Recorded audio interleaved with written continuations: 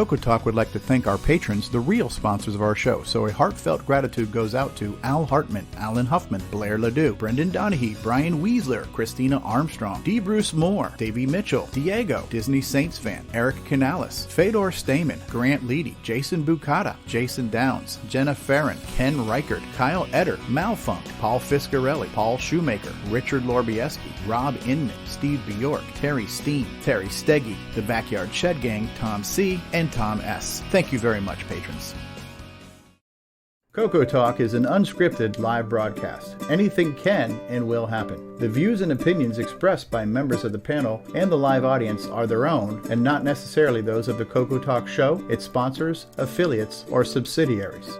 Open minds encouraged, sense of humor recommended. If any off-color comments were made, we're sorry. Hi, this is Dale Lear, designer of TRS 80 Color Baseball, and you're listening to CoCoTALK.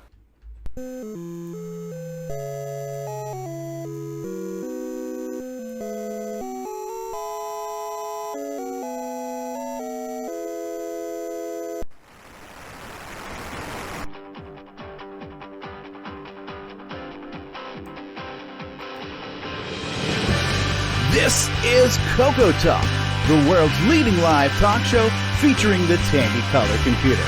It's time to drop your socks and grab your real-time clocks, and let's rock. CoCoTALK is rocking the 8-bit world, keeping the Tandy flame alive. We may be mocked, but we'll never stop, 'cause CoCoTALK is rocking the 8-bit world.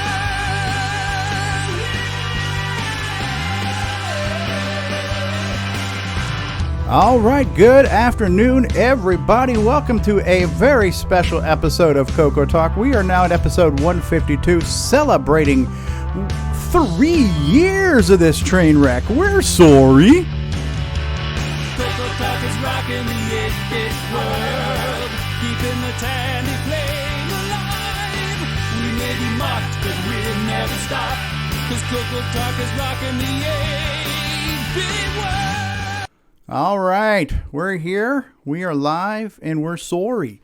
Welcome to CoCoTALK episode 152. The main thrust of today's show is going to be to celebrate the fact that we've been doing this for 3 years now, so we'll have lots of memories to share, lots of things to talk about, and so on. But we also have a bunch of special guests, and we've got some people on the panel who aren't on the panel all the time that we want to get to and say hi to.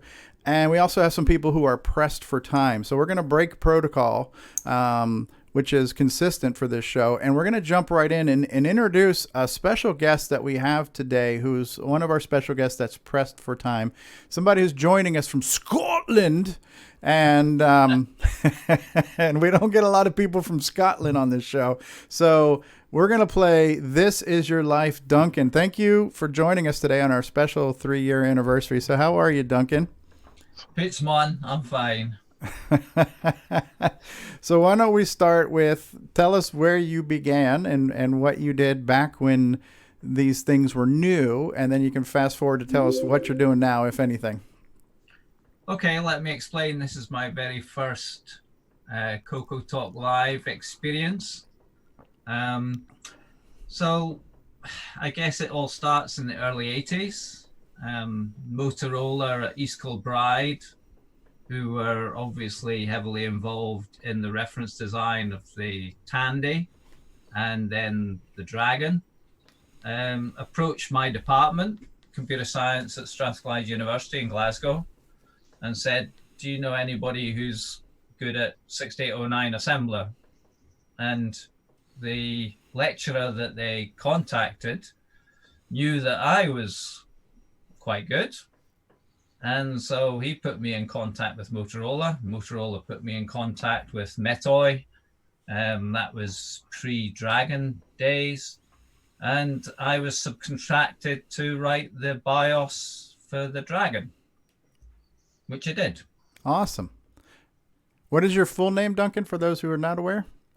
Duncan Smead. Smead, and you're in the Dragon group on Facebook, I take it? Yes, I am. Yeah. Yes. So That's how I came across the link, and I thought, well, let's see what's going on, and didn't expect to get the guessed. The red carpet treatment, huh? Yeah. So I'm not prepared. Where's my, I where's didn't. my, We didn't tell you it was a I- black tie event or anything, huh? yeah, So. I do actually I'm wearing my Maker Fair UK. Excellent, Yeah. excellent, So, excellent. Well, thanks for joining us, especially if this is your Okay. first time and you joined us on a very special day for us. So you made the BIOS for the Dragon. Is the BIOS different than the basic ROM, or is that one and the same, or is this something that boots up before it goes to basic, or? the BIOS is the interface between the hardware and the basic and the operating system. Okay. So they flew me across for one day to Seattle to actually pick up the basic ROM image and so on. Merge that really with the BIOS image. And because I wanted an Easter egg in there, my initials are in the BIOS, but I patched those in by hand before giving the image to Motorola. Oh, that's awesome. So if you actually, there's a poke at the, I can't remember the location. It's mentioned, I think, inside the Dragon, that and that's the end of line sequence for a printer. So at the moment, it's just carriage return line feed. So it's a count, the 2. If you change that to something like 6, then you get my initials at the end of every single line. Which I thought was quite a nice way to get a Easter egg in the system. Excellent, Cool. excellent. I'm sure you're familiar with Karen, who Sixy, as he goes by, who made the XROAR emulator. He's in a live chat. It says, "Thanks for signing the inside of my Dragon last year, along with everyone else's." I'm sure I wasn't annoying at all. Or was it the year before? He says. I was the year before. The year before. I did big Okay. last year. It's the year before. Where did that time go? I know. So I devalued the value of the book. Well, that's great. So how long were you involved with the Dragon after you made the BIOS for it? I was a consultant to Metoy, latterly Dragon. Kept my job as a lecturer for a year or so. And then, of course, when Dragon spun out of Metoy, they really wanted a technical lead on the software. And so they made me an offer I couldn't refuse. So literally doubled my salary. Wow. So I moved down with my wife to Wales. My first child, a daughter, was born in Wales, not long after moving down there. And so I led the technical software department.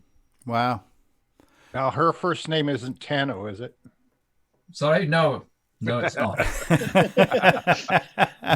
So obviously you had a background in computer science before. You didn't just wake up one day and say, "Hey, let me try making a BIOS." What were you doing that led up to that point where they reached out to you? Okay, I was a student at Strathclyde, started in 73, graduated in 77, started a PhD, didn't submit the PhD, but still got a job as an academic lecturer, a professor at Strathclyde. And about 3 years into that job, I was offered the opportunity to work on the BIOS. That's awesome. What was the first system you started working on? PDP-1110, I think. Wow. No, we have a few other people here who've used PDPs as well. So, Very cool. Very cool. Yeah. And when did you when did the kind of train ride sort of end before the retro movement came up again? When did you kind of move on to quote unquote real life? What, you mean real life after Dragon? After Dragon, yeah. When did you move on? Like when did the Dragon when did the Dragon bubble burst for you initially? Well, pretty much once the commercial director predicted the pre-Christmas sales would continue to accelerate post-Christmas. So the sales curve was upward all the time. And of course, that meant that after Christmas, once everybody bought the Christmas presents, the sales dipped significantly and they were oversupplied with components and what have you. So basically it was self-imposed. did you do updates for like the Dragon 64 or some of the prototype Dragons when they started working on these dual CPU units and stuff? We were working on things like the Dragon Beta, Okay. OS 9, and so on. So yeah. No, neat. I think one of the nice things, I don't want to monopolize, so we can move on. Otherwise, okay, no, that's fine. This is interesting. It's gonna be all right. me. So at some point in time, the Dragon glory faded. Yeah. And when did you get back into this as kind of a retro hobby to kind of get back, join the communities? Not really back into it. I went to the Computer Museum in Cambridge for a Dragon meetup a couple of years ago. And that's why I think I'm an imposter, because I don't have a retro setup. It's something that I want to do. I only got in to find out what was. To be honest, that's fine. As we were talking in the pre-show, I mean, we just had Greg Zumwalt on last week as our special guest, and he doesn't have a Coco actively set up either. So it's the fact that you guys were part of the original history of the platform is just fascinating to most of us. Well, I don't want to brag. What I might do. Sorry. As I say, I don't want to brag, but I'm on first name, personal friends basis with the guy who made the X-Roar emulator. I could put in a good word for you and get you a free copy if you'd like of that. So, what a deal! Yeah. I'm not gonna swap the very first Dragon that breathed fire for that, though. True. That's awesome. Have serial number one then, or? Yeah, I've got Dragon number 1. Wow. That's cool. Wow. That is cool. Wow, that is awesome. One of these days, I maybe should get it. I don't think I want to fire it up without it getting, very carefully checked over. Oh, yeah. Get it fired up. That is, you don't want it breathing the wrong kind of fire at this point. No. Yeah. Don't let the magic smoke out. Most Cocos that have sat for 20, 30 years fire up without any event. Yeah, that's true. Okay. Mine did. But you still want to check those capacitors before you turn on after 30 years. Yeah. That's a pretty good idea. Yeah. Well, I know you're pressed for time, Duncan, and we won't press you too hard, but we're glad you're here, and hopefully you can stay for a while. But another person we want to get to who might be pressed for time, who's been a big part of our community and our show too, legendary game designer, creator of Audio Spectrum Analyzer, and bringing us solid gold hits like popcorn. We have none other than, I might have a soundbite here somewhere. Let's see if I have a soundbite here that might clue you into one of the 2 or 3 games this guy made for us. How about this one right here? Do you guys recognize this? Oh, great. It wouldn't be an episode of CoCoTALK without the soundboard not working. Let's try this I've been again. really looking forward to the soundboard not working for Let's quite some time. see if you can hear now. this. Did you hear that? Oh, yeah. All right. So Steve Bjork is here with us. I think his resume is a little too long to list, so we will try to not go through his portfolio. But Steve, thanks for being here today, and thank you for being a part of this show and definitely helping us raise the bar high enough where we could trip over it. Well, thank you. Thank you for that. Yeah, I've kind of been busy with life for a little while, and like a lot of folks, we're spending a lot more time at home, so maybe I can get some Coco stuff done. Also, I want to get back going on that assembly language lesson system.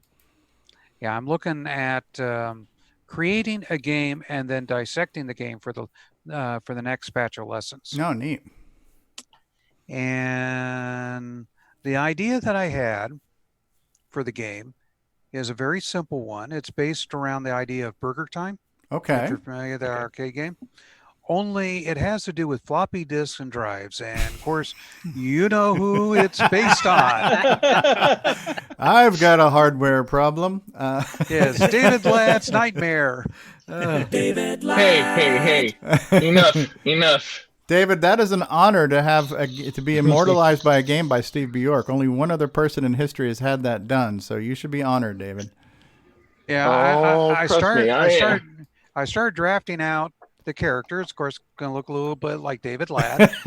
So that does not get really look like David Ladd. You're going to see light coming off the top of his head. Okay. He's got a full head of scalp. One of the things in the game that's a pick-me-up is a bottle of Dr. Pepper, Diet Dr.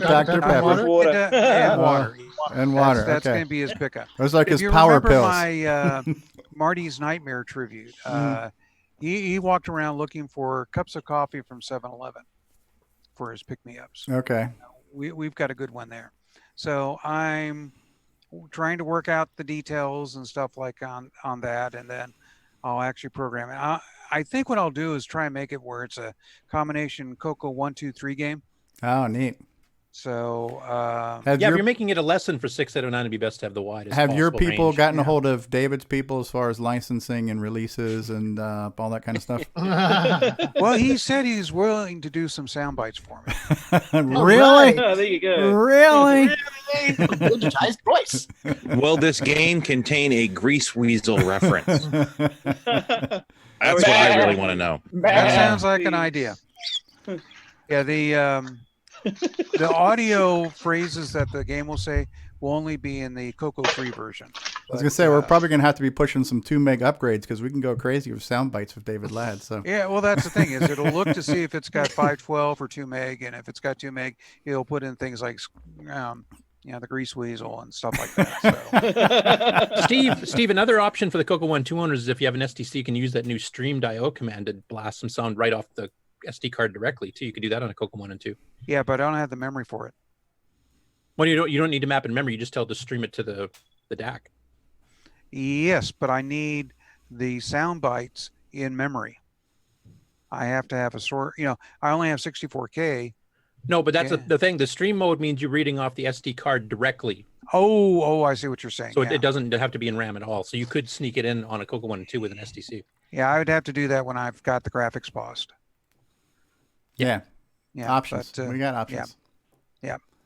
So yeah, it's just that the Coco 3 lends itself for doing digital audio streams because not only because of the extra memory, but also that programmable timer. Yeah. I still remember back in the days, I kept yelling and screaming to Tandy, "We need a sound chip. You're going to put one in the Deluxe. Why can't you put it in the Coco 3?" Well, we're giving you a programmable timer, and you can use that to do digital sound. I'm going, great. Really? Why did Tandy do that? No corner left uncut. I was just looking back through our catalog of shows, and it was episode 13 was the first time you made a surprise guest in our live chat, Steve Bjork. So that's definitely one of the turning points in our show reaching. It went downhill after that. I understand that. Reaching celebrity status. Yeah. Fade into the dumpster. Yeah. So you joined our live chat one time, and I'm thinking, oh, well, he's seen the show. Because we had asked you on Facebook, would you come on and do an interview? And you're like, well, my schedule's busy. And then you watch our show. I'm like, oh, he's seen our show. He'll never be on it now. So I do have to apologize to the folks that when it comes to my picture, I was trying to get the video working this morning, but for some reason my camera just died.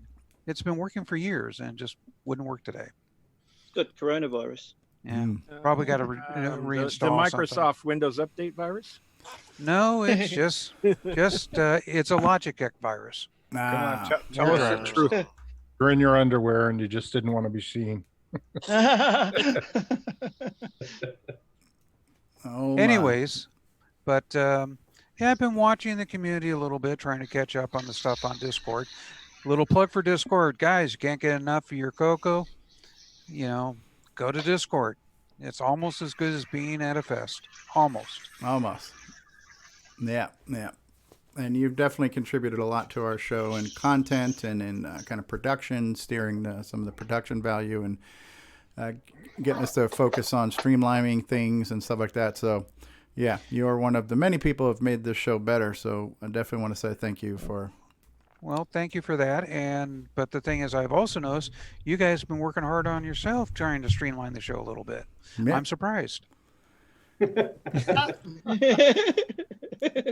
Wow. Yeah. I don't know if I'd call 4.5-hour episodes streamlined, but sure. Yeah. It's a smooth 4.5 hours. It is. It is. It's like butter the whole time. It's a dry heat. The only way you can get through a 4.5-hour show like that is to have your favorite brew next to you. Yeah. Jason, did you say dry heave?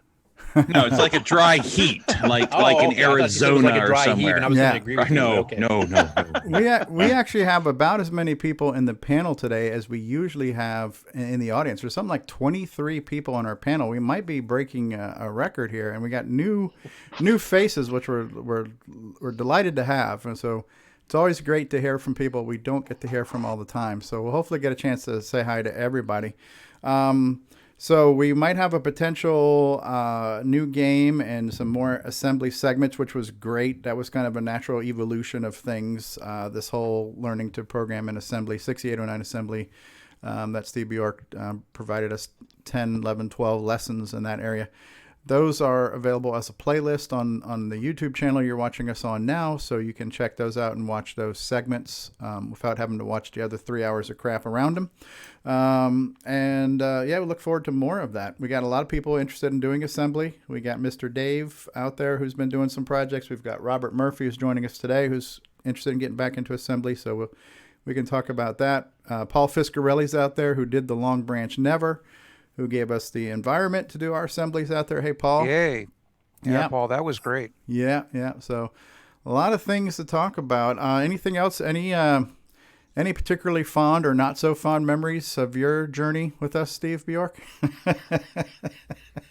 Oh, That's a loaded gee, I question. don't know. People misinterpreting things that I say. Okay. What about meeting David Ladd in person? Every time I see him in person, I just want to buff that head. I will tell you one fond memory that I am Get me kind off of here. a fond memory I have that I'm kind of vicariously doing because I didn't actually get to experience it with you. But obviously, a lot of us who were kids on our Coco played games like Zaxxon and on all the other games that Steve Bjork brought to us. I thought it was really cool because a year or two ago at Coco Fest that Bruce Moore's son Jacob got to play Rampage with you in the arcade. So, if I was a kid, I never would have imagined in my lifetime that I would get to play a video game with the guy who made the video games I played when I was a kid. So here we have a kid of a guy who had a Coco who's playing with the guy who made the games that he played when he was a kid. So it was this whole big mind is blown thing. So that to me was a real special thing, even though it wasn't me, it was Jacob. I just thought that was so cool that we got a chance to do that, Yeah, that was definitely a fun afternoon or evening in the arcade. Though I have to say, if I ever go to another Coco Fest and we go back to that large arcade in Chicago, I want to do it on Friday before the Coco Fest, before I get tired out. Yeah, that was kind of my problem. It was Sunday night and I was tuckered out. I keep saying that, but it never happens. Yeah. It's always so. I'm gonna get there Friday. We're gonna do it, and I don't get until this time, and people need to get there early for that. I think that's the whole problem. We did do it last year at VCF, right? So we did manage to make it there. VCF Midwest. We went to Galloping Ghost. I think it was still in the evening, though, wasn't it? Yeah, but we made it. We made it. Like I didn't make it. I didn't make it to Galloping Ghost at Coco Fest because I was too tuckered out. So. Oh, I've been there 3 times now. So. Yeah. And tuckered out every time, but it was still fun. I had a business trip the next morning I had to drive, so I wasn't able to make it either. So. Yeah, of course, I will warn you one thing about that arcade. It is tight in there. The machines are so close that your butt is hitting the butt of the person that's playing the game behind you. Yeah, Not that is social true. distancing. No, it is not. Yep, definitely not. And I'm pretty sure they were not wiping down all those cabinets and buttons and controllers in between plays either. So, Someone who's never been to the Galloping Ghost, the fire marshal. You have to wonder. Not a California fire marshal, that's for sure. There's a game in there somewhere. Oh, there is a firefighter, a big stand-up like firefighter game where you have like a virtual fire hose and something. And I think I played it once. Somebody, I don't know if that was you, Stevie, or if it was Tom C. Someone else and I played that game. I don't remember now. I don't remember playing with a hose. No, so. And then there was an old Atari game that they had there where the old black and white one. drove around a fire truck. Oh, neat. I remember playing that one. Neat. This is familiar.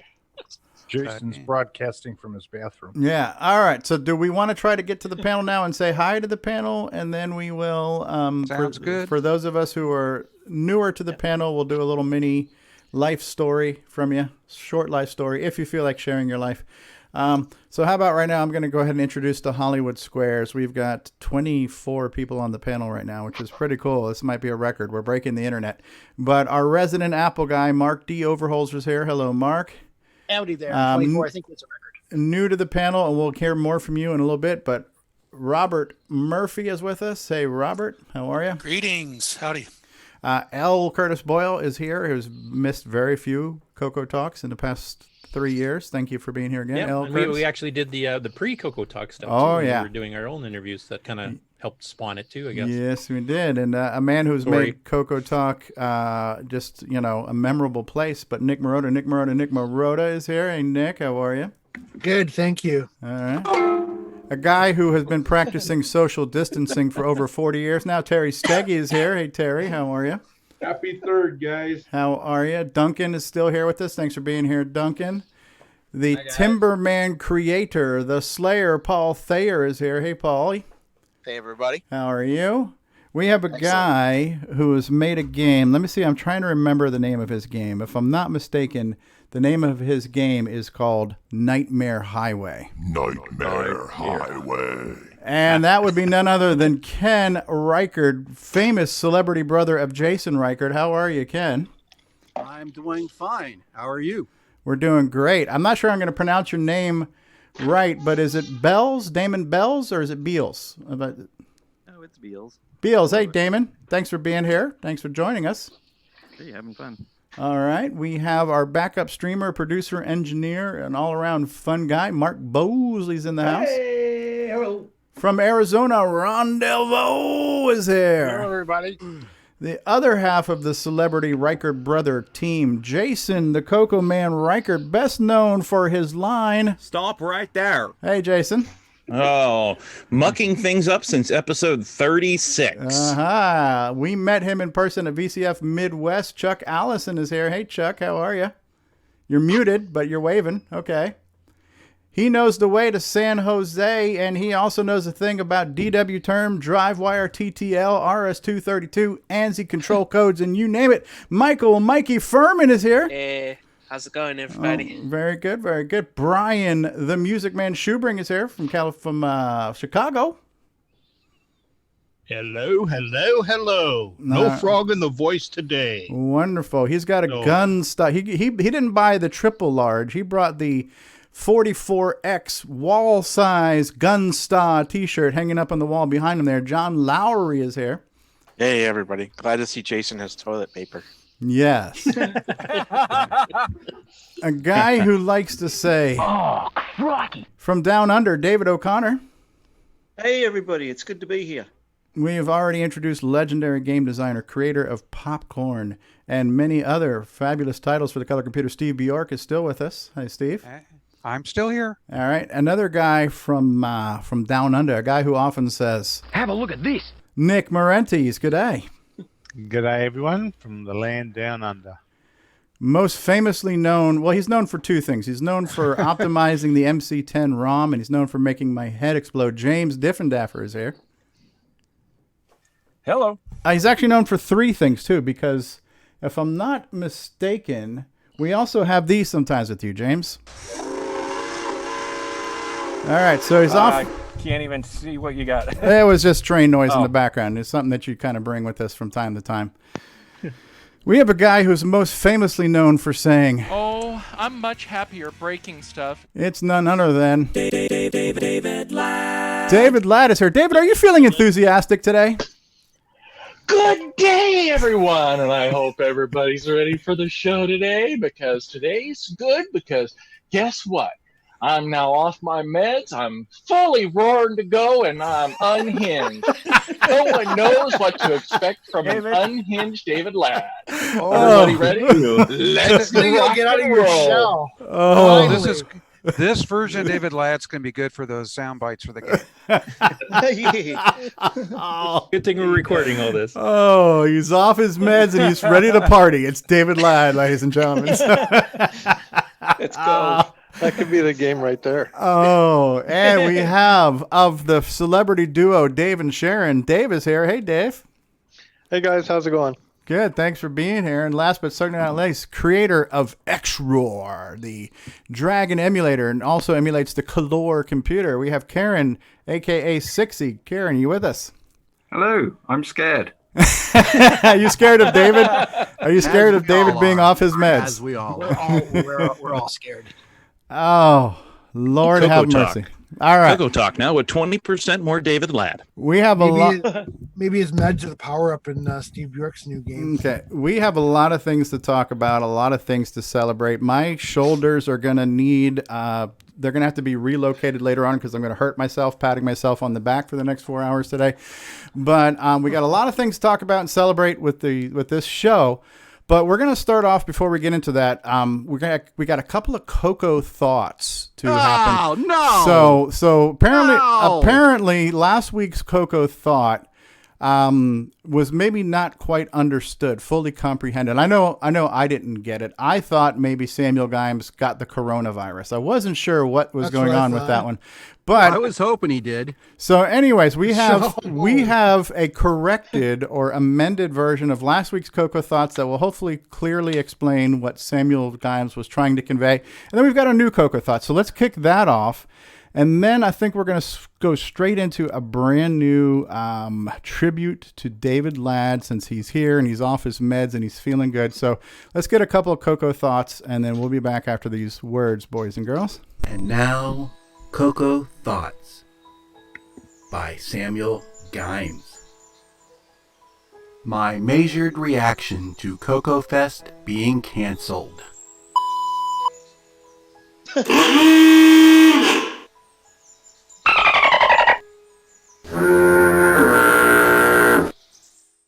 And now, Coco Thoughts by Samuel Gimes. I wonder a Starship Chameleon was Boy George's favorite Dragon 32 game. And now these messages. Radio Shack, America's technology store. Computer shopping has never been better at Radio Shack. Here's proof. Our new ultra-high-performance 386SX 20 MHz computer with 85 megabyte hard drive, only $12.99. And it's from Tandy, manufacturer of the best-selling PC compatibles in America. Or get a 286-based Tandy home office computer with color monitor and hard drive, only $899.95. Shop your friendly nearby Radio Shack. Great selection, superior service. Nobody compares.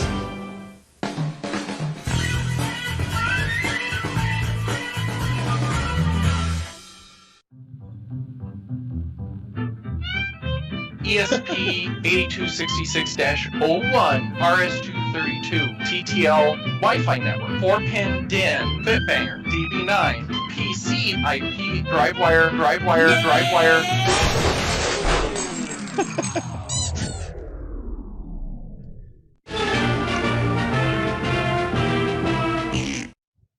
G'day, this is Nick Marionettes. Crikey, after you buy Gunstar... Stop right there.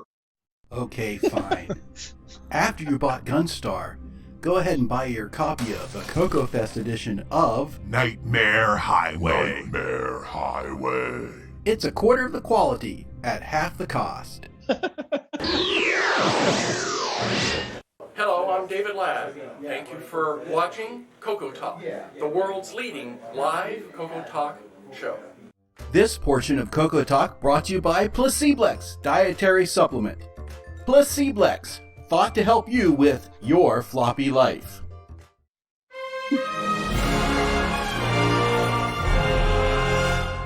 In a world where hard drives rule and floppies are superfluous, one man, one legend, one old fart dared to learn the floppy and took the brunt of jokes. Then...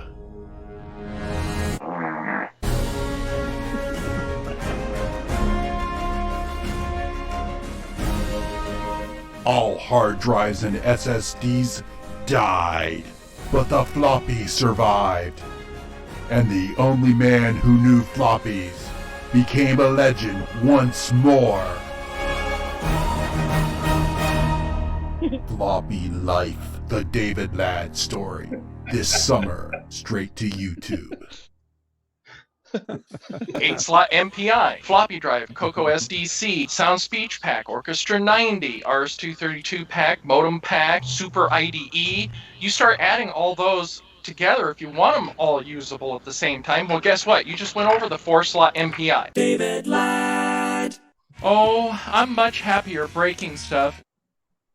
All right, there you have it. There was our tribute to David Ladd, everybody. And people wonder why I want to make a game based on him. I'm in so much trouble. Make sure you have him pick up pills so that he doesn't lose it. Like there's kind of like power pills and Pac-Man. Remember, this is like Burger Time. So basically, okay. What he has to do is take floppy disk and put them in drives at the bottom.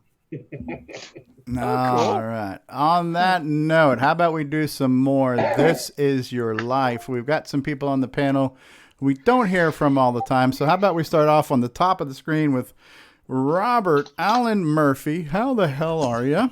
And thanks for being here today. And how about we do a real quick, what did you do back in the day and what are you doing now these days in the retro hobby? Well, so back in the day, started with the Atari 2600. My dad got one. And I really liked the whole computers and video games as that was blowing up.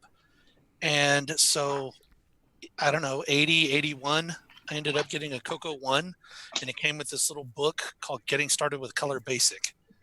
And I went through that in like 3 days. And frankly, that pretty much launched me into computers for the rest of my life. Ended up with the Coco 2, never got into the Coco 3 when it came out.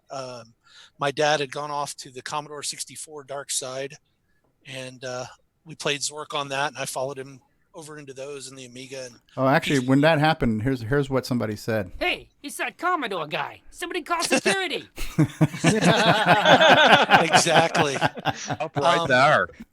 And a few years ago, I was programming assembly stuff on the ARM, and I thought, I never made it through the Barden book on the 6809. So I'm going to get a Coco 2 and try that again. Retro Innovation says, I like his dad already. That's Jim, our 6502 troll. So I still have my C64 as well. And I've got a couple of Cocos now. And I'm picking up all the 6809 and now 6309 assembly I didn't get back in the day.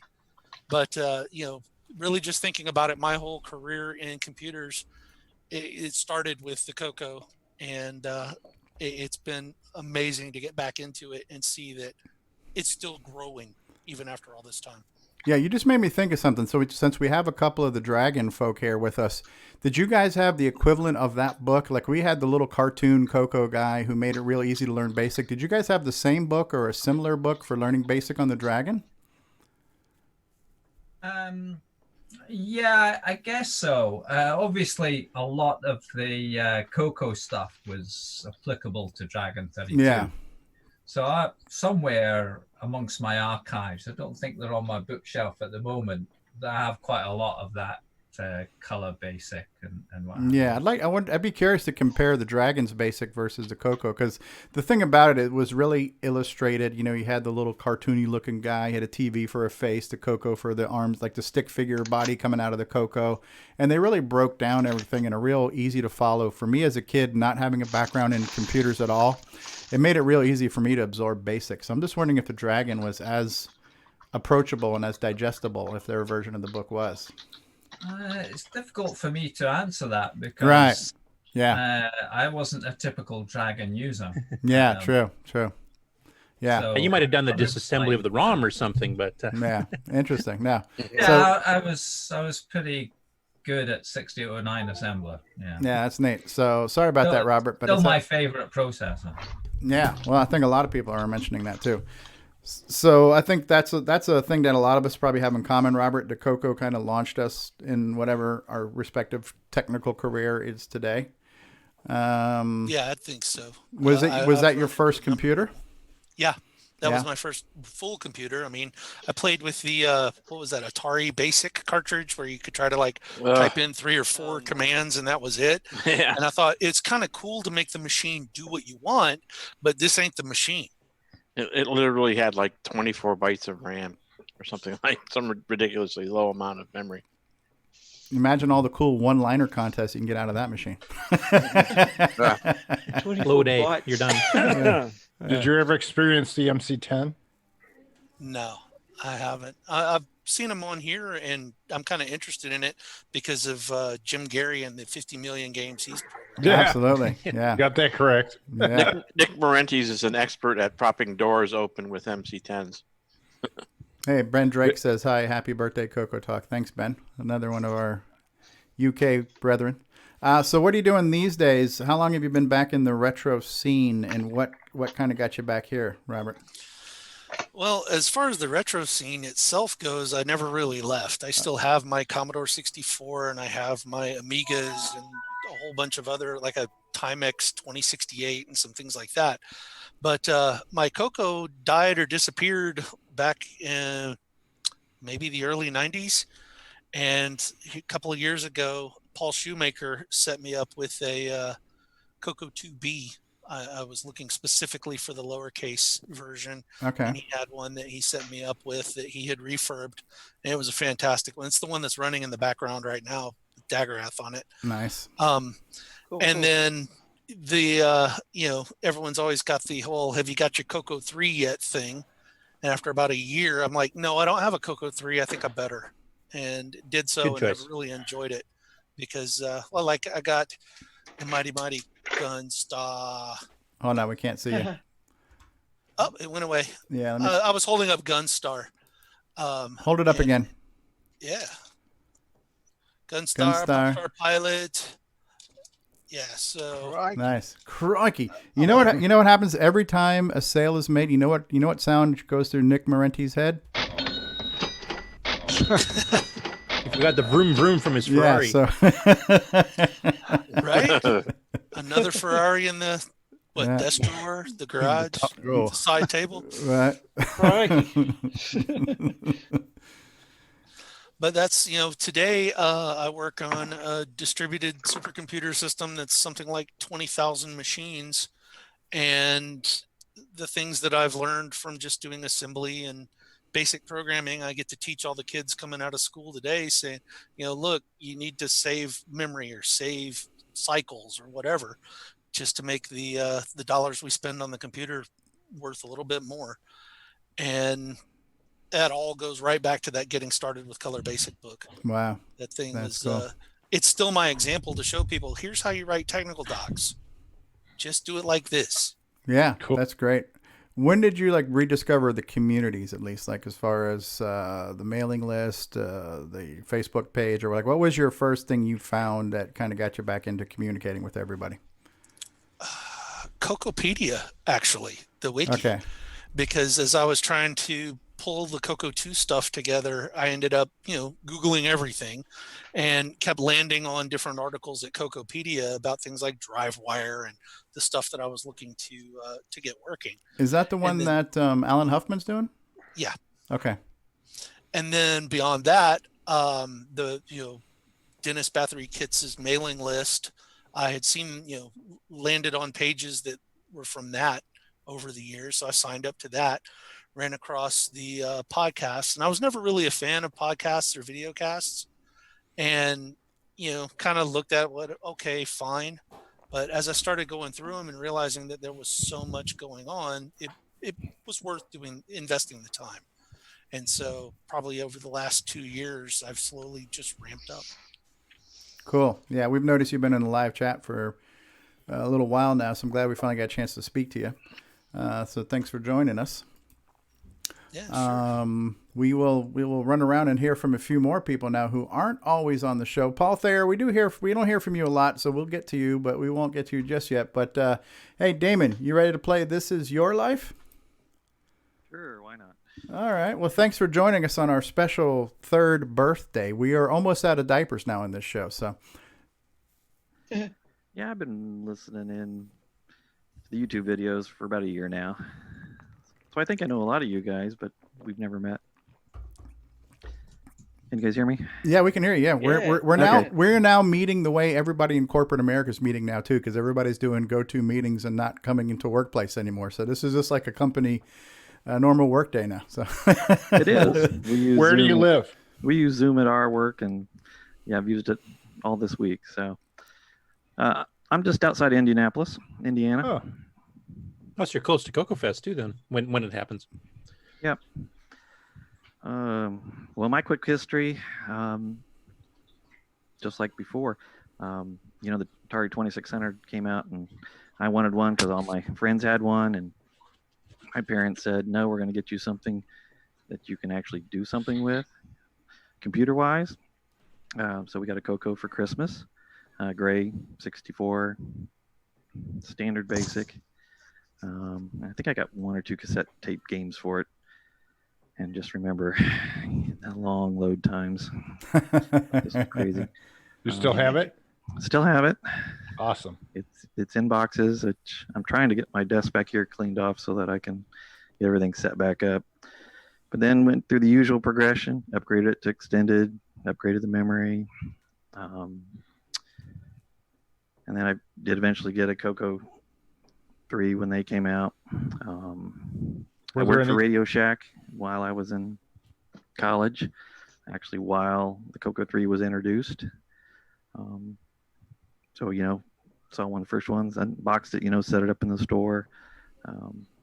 Couldn't take it home, but at least I got to do something with it. And was a member of the Indianapolis Color Computer Group, which, saw an ad in the paper for it.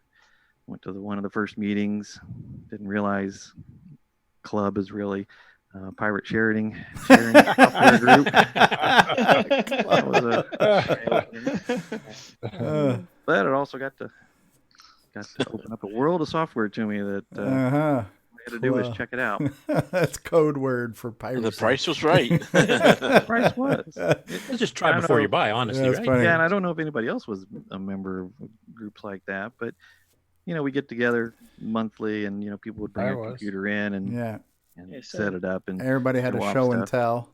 Yeah, we had our own bulletin board. And, and then we would vote on, okay, we got this much in the bank. What software does the club want to buy this month? Yeah, everybody would put their vote in, and then next month, here it is. Yeah. So Steve Bjork had an interesting story how he would come to club meetings and people would say, "Hey, can you help me patch my pirated version of Sans Beach for me?" Oh, that is so funny. But Coco got me into the computer career. I ended up doing electrical engineering in high school with a lot of programming involved, and currently, and have been for the past 30 years, network engineer for Indiana University. Oh, neat. So I've always kind of been, I won't say on a bleeding edge, but the leading edge of technology, which is part of the thing I like about the job. That's cool. When did you get back into rediscovering the whole community and all these crazy people who are still playing with their Cocos? It was a Facebook group. Yeah. And then, saw the podcast and this thing pop up, and I've just been listening in. Have you been to a CoCoFest in the past? Yes. Okay. Attended a couple. Actually, I posted on Facebook this week that I found my badges from. Oh, that was from the Rainbow 87. Fest. Oh, yeah. Oh, okay. Okay. Rainbow So you were Fest, you were in the original ones. Yeah. Okay. That was the one I was speculating we might have accidentally met or something at the time, because I was at the same show. Yeah. So no, I haven't been to any recent CoCoFest now.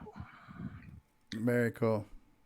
We got a lot of people in chat. I'm sorry for everybody in the chat. It's kind of hard to keep up with that. We're going to have to probably go back and reread some of the chats. So sorry, chatters. Thanks for being here, and feel free to chime in at any given time. But let's go around and let's say hi to a few more people, especially those who we don't speak too frequently. Chuck Allison, you feel like playing This Is Your Life? You have to unmute yourself. Well, I'm kind of the Coco guy from way back too. I've had Cocos, and I've got Model 3, Model 4, and a whole bunch of other things out there. It's been a lot of fun. Cool. I've had Cocos for a very long time. I now work for an electric utility making company called S&C Electric, and I haven't done much in the programming realm yet. I hope to do more soon, though. Where are you at? I live in Racine, Wisconsin. Cool. So That's where Brother Jeremy used to live. Was an active Coco guy. He's now in the UK, actually, ironically enough. All right. But no, I've been playing with computers and working with computers since I was 10.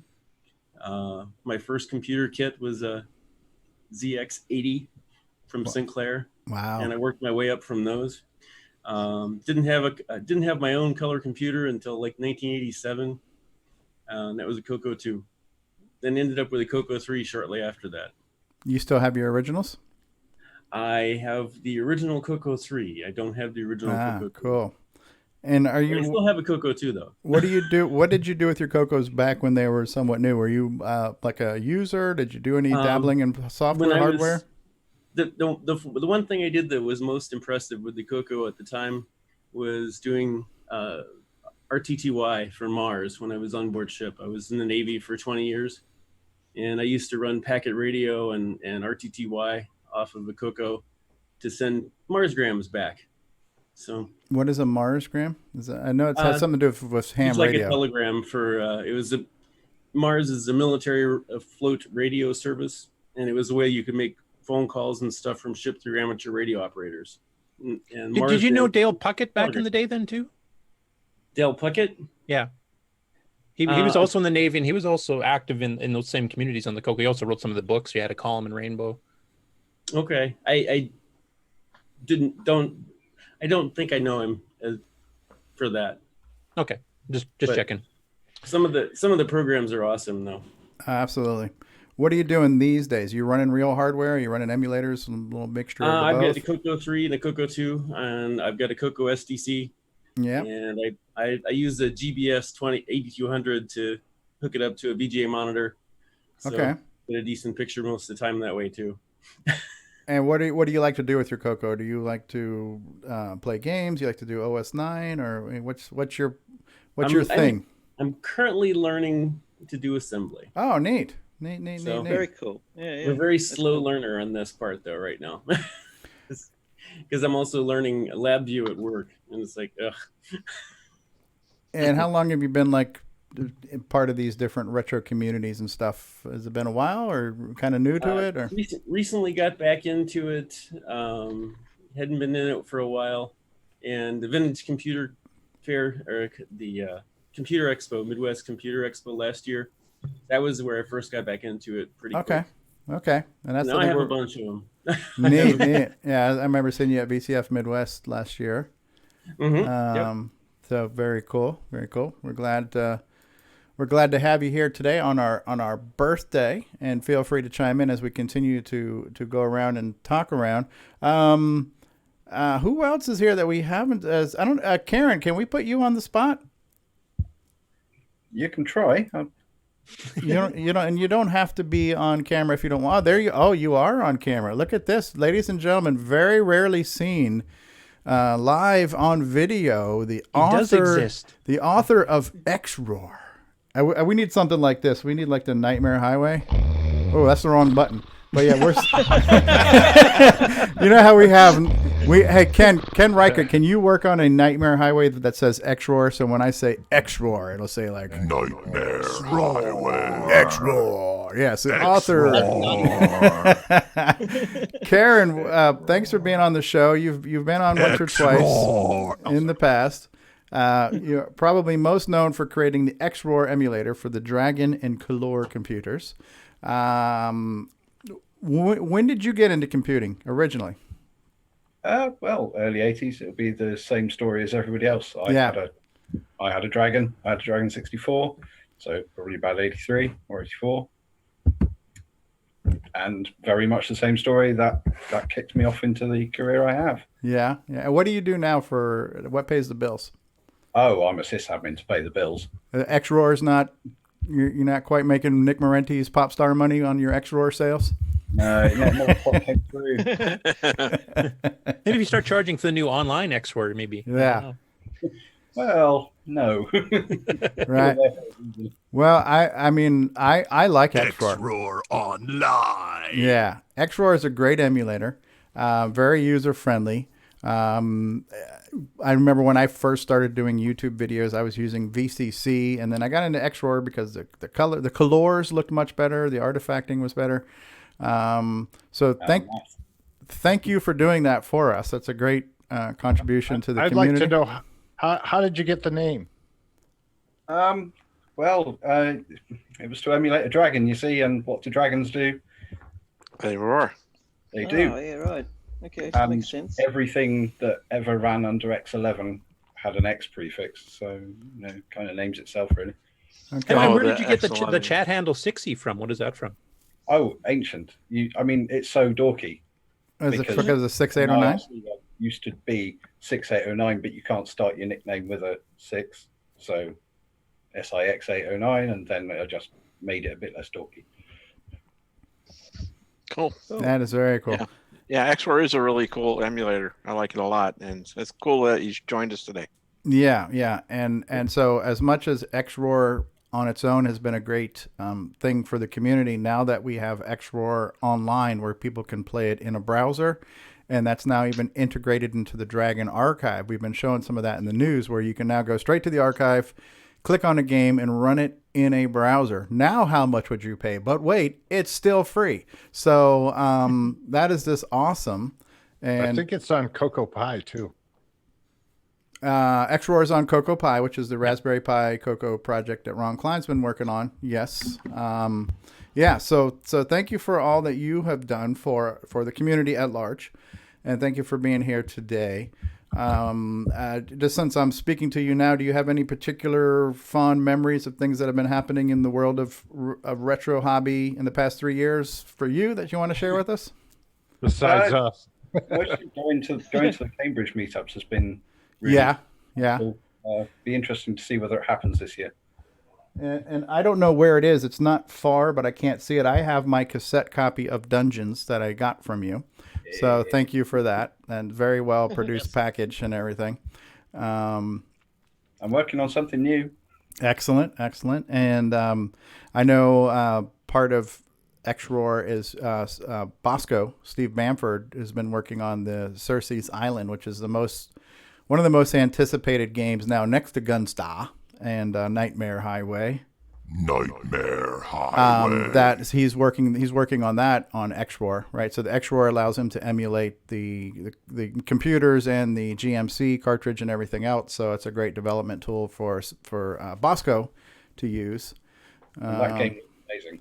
Yeah. Oh yeah, it looks great. That's the game itself. If it was silent, it would still be amazing. But the fact it's going to have that chip tunes to go with it, it's just like the perfect marriage, of sight and sound. So really looking forward to that. So Dragon Meetup, which we also heard that might be postponed this year. All right. We don't know yet. I think. Oh, okay. Okay. So that was originally supposed to take place in July, right? Sometime in July. Yeah. Yeah. So we'll have to wait and see how that goes. Fingers crossed there. And so obviously you're in the Dragon community. You're creating XRoar. Anything else you're doing that you want to share with us? And you said you're working on something. So if that's a teaser, you don't have to tell us. But any other updates? I'm posting a blog thing about it. It's investigating the vertical hardware scrolling of a Dragon Coco 1 and 2. Vertical hardware scrolling. Yeah. Okay. With i4. All right. Well, that's It's actually in the news, but since we're holding off news to next week, we'll leave that as a teaser for everybody. okay. That'll be a teaser for next week. Okay, very, very good. So who else can we pick on now before we get into the general? Thank you, Karen, for joining us and for that. Ken Reichert, we've had you on before, but you want to give us a little bit of what you've been up to since you're not on all the time, and thank you for celebrating our birthday with us today. Well, haven't done much lately except the CoCoFest version of Nightmare Highway. Nightmare Highway. And of course, I was going to have our little contest at CoCoFest, and the winner would get, well, this mug. That still hopefully will happen at some day in the future. Okay. Make sure you sanitize that mug before you give it to anybody.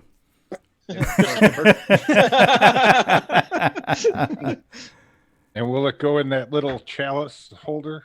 It will. It will. I have plenty of time to fix it up now. So okay. And also, I'm really throwing caution to wind because I was going to sell some Nightmare Highway CoCoFest editions at CoCoFest. Yes.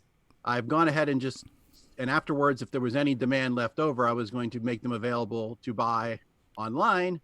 But since CoCoFest is canceled until after the zombie apocalypse. It's postponed. Don't use the C word. It's not canceled. It's postponed. Postponed until after we all get back from the Winchester, having it all blown over. Yes. They are available now, and you can get them, shameless plug, either on a DVD-ROM or an electronic version. So now Very you've cool. really paid too much. End of commercial. Other than that, I'm going to be sequestered at home for this near future and working from home. So, well, you have definitely contributed a lot to this show in the way of segments and everything else. So you've added a lot of polish to this turd. So I want to thank you for that. And Well, that's something to be. Yes, yes. It's really something. It is. You know, the old saying is you can't polish a turd, but somehow Ken Reichert found a way to polish it. So thank you. Well, it depends on what kind of poo you use, according to the Mythbusters. Yeah, But you can polish your friend's turd, isn't that how it goes? Yeah, to quote pick your friends and you can pick your nose, but you can't pick your friends' noses. Yes, yes. So it looks like Jason's that ready. goes for turds as well. Yes.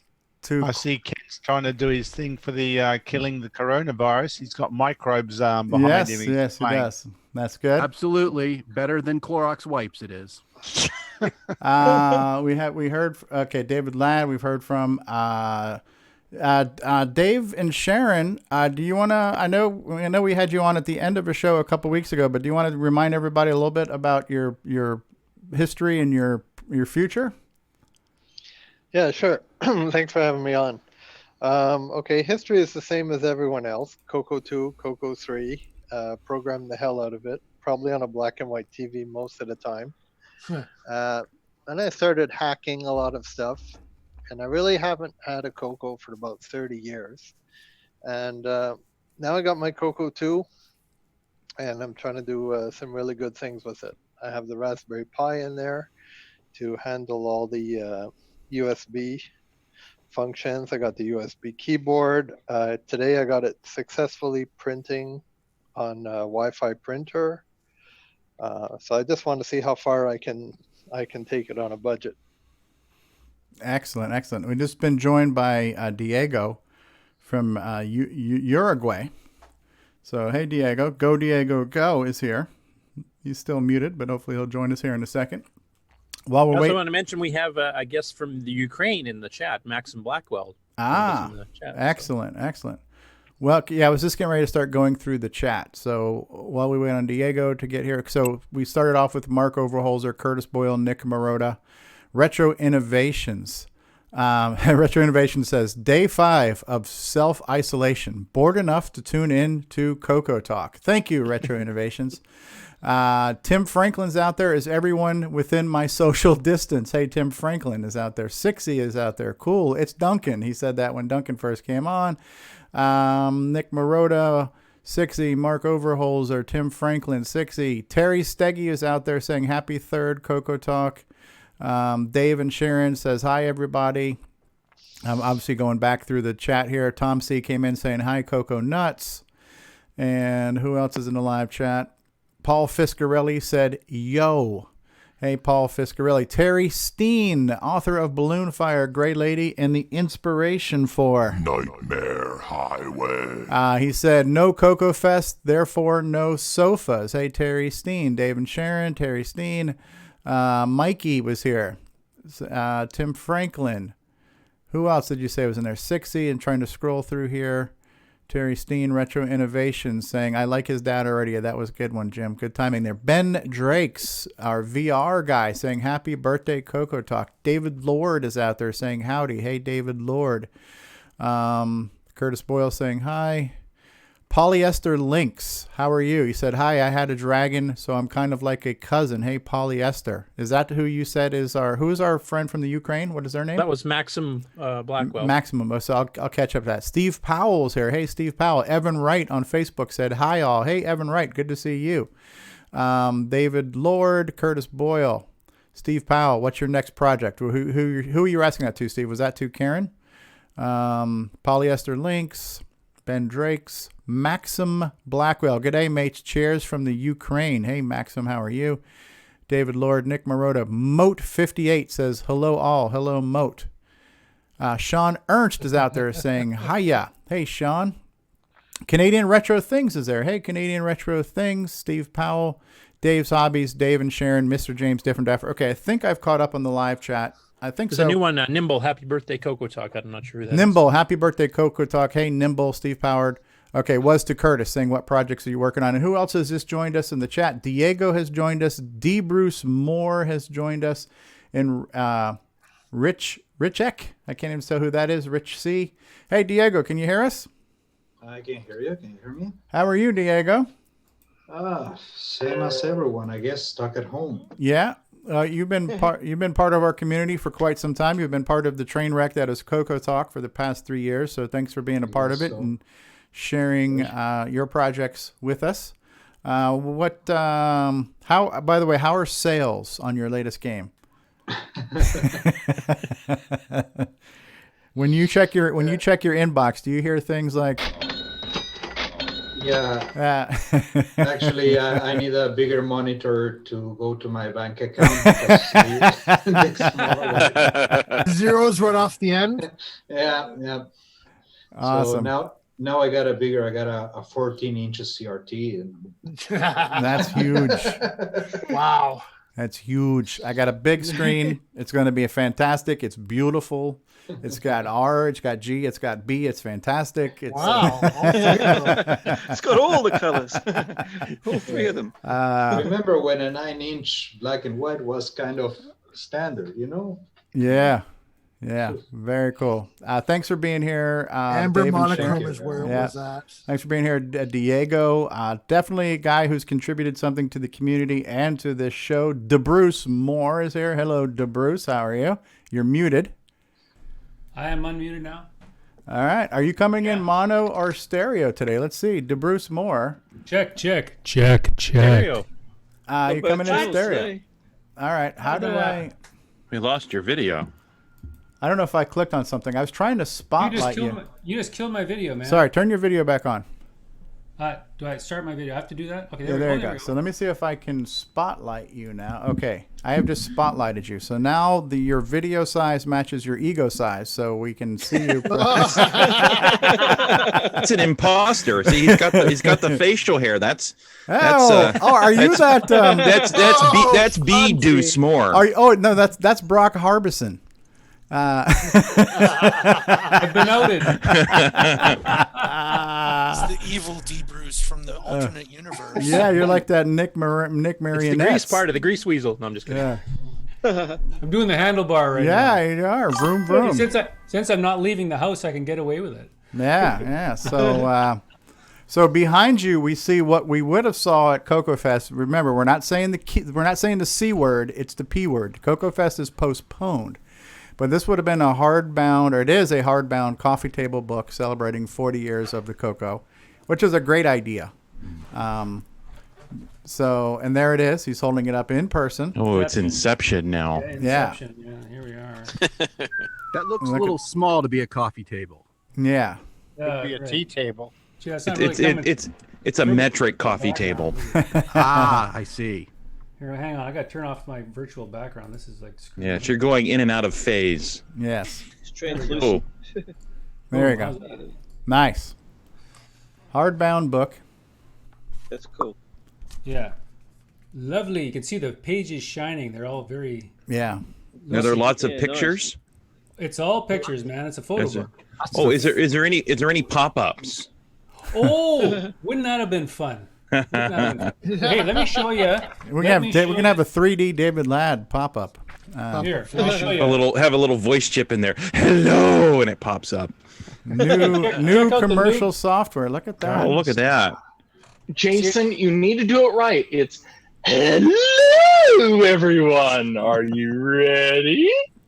Well, my impression there is pre off meds. Yeah, it was still Yeah, he was doing subdued. medicated David Ladd. So yeah. Hey, you see any games you recognize here? I do. I see Bomb Threat and Popstar and Nightmare Highway. Nightmare Highway. And Flood It, Bomb Squad, Timberman, Gunstar. You name them, they're there. All kinds of games. Yeah. What's between Bomb Threat and Popstar? What is that? Flood It. Flood It, Evan Wright. Yeah. Oh, that black and white picture? Okay. No, that's the new commercial software is what he's saying. What a game. Oh, no. across Between the bottom. across the bottom, between Bomb Threat and Popstar, there's a black and white. Dungeon Crawl. Yeah, that's Dungeon Crawl. Okay, Dungeon Crawl. Oh, Okay. Oh, yeah. Sorry, yeah. I didn't recognize it. Hey, Bruce. Yeah. I got something that you just showed a little bit ago. What's that? Terry, hold on, Terry. We gotta switch things around so Terry can show his thing. Hold on, where are you, Terry Steggy? Book. I think you just showed that. Hold on. Oh, there's the Tandy. Let me spotlight you for a truck. second. Hey, you've got that? Yeah, No that's the way. Tandy truck. Look at that. Here, I'll put it back up. Yeah. Oh no, that one says Tandy, so that's a newer model. This one has Radio Shack on it. There's if you turn it around in the box, it says Radio Shack. Ah, okay. No So way. it depends on what side you're looking at, huh? Okay. $10. I was supposed to get one of those from eBay and it fell, or from Kijiji and it fell through. Ah. Yeah, silly me. I only have the Hess gas tank truck from my childhood. I don't have my Tandy. Yeah. What a I got a loser I rock. am. So, very, very cool. So I got another picture for you here. Oh, hold on. Let me maximize that 1 second here. Spotlight video. bring your biggest bang for Okay, your Coco CoCoTALK community buck. stronger than ever, right? Look at that. We got Facebook, we got Discord, we got the archive, we got Glenside, we got CoCoTALk, Coco Show, Coco Crew. Yeah, we got lots of media coverage for this little machine, which is amazing when you think about it. Yeah, it's pretty amazing what we got now. Yeah. That's a really cool looking book. I like that. Like one of the more recent people we had on was Reverend Fuzzy, Chris, who did the original public access Coco tutorial videos back in the '80s, right? Oh, those are awesome. So can you there's no way he or any of us would have imagined back then that 40 years later we'd still be using this machine and passionate about this machine, so that's so cool. Cool stuff. Who else have we not spoken to? There was somebody. Oh, Rich. There he goes. It's Richard Chrislip. Hey, Richard. How are you? A member of Glenside. How you doing? I'm good. I finally figured out how to operate my equipment. It's been All right. so long since I did it. Hey, welcome. My camera and mic are well over 10 years old. Okay. It's been long since I used them. Looking good. Yeah, it's good to see you. So you're still in the Chicago area. I know I've met you at CoCoFest. You are a Glenside member, longtime member in good standing. We lost you. You're muted. Just west of Akron. Oh, just west of Akron. Okay, so you're not in Ohio or not? Where the hell is Chicago? Illinois. Yeah, whatever. Shows you what He's I in know. Ohio. Yeah. He's in Ohio. Listen, He's kind of centrally located between myself and John. There you go. All right. Yeah, Akron's just. For the Candy Assembly. Unfortunately, that's not happening this year either. Or postponed, or when was it supposed to happen? November? Do it in November, but maybe it'll still happen. It depends on how this crap. Yep. Yeah, we're hoping. We want to remain optimistic, but we also have to play it safe. So as much as we'd like to get together, we kind of want to make sure we do it in a way that's not going to jeopardize anyone's health or well-being. So so thanks for being here, Richard. Glad to have you. Have we said hello to everybody on the panel? I think we have. We got a pretty big panel today.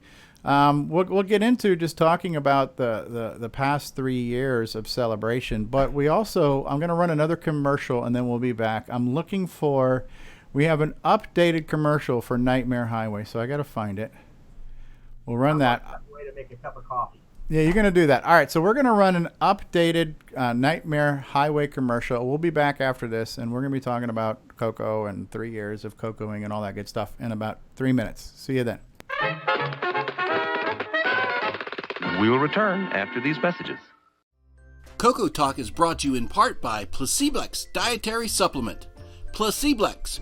We think it works, so will you. It's a Radio Shack Merry Christmas. Oh, I remember that Christmas. Dad gave me my first shortwave radio from Radio Shack. What memories. This Christmas, we got our son's Color Computer 3 from Radio Shack. It hooks right up to our TV and was on sale for less than $130. The Color Computer 3 makes learning fun. Jimmy even lets me use it for word process when he isn't playing computer games. Lucky I still got my shortwave. Save $70 on the sale-priced Color Computer 3, only at Radio Shack. Hey, this is Bruce Moore, author of Force of Doom, and you're watching The Original Gamer's Stevie Stroke. Only the bravest souls enter. Only the most cunning return. Defeat innumerable monsters to ransom the king's scepter, stolen by the evil wizard. Your sword, shield, and wits are your only allies. Pray you find a magical inn as your only respite in the forest of doom. For the tiny color computer 1, 2, and 3. November 2017, if you dare.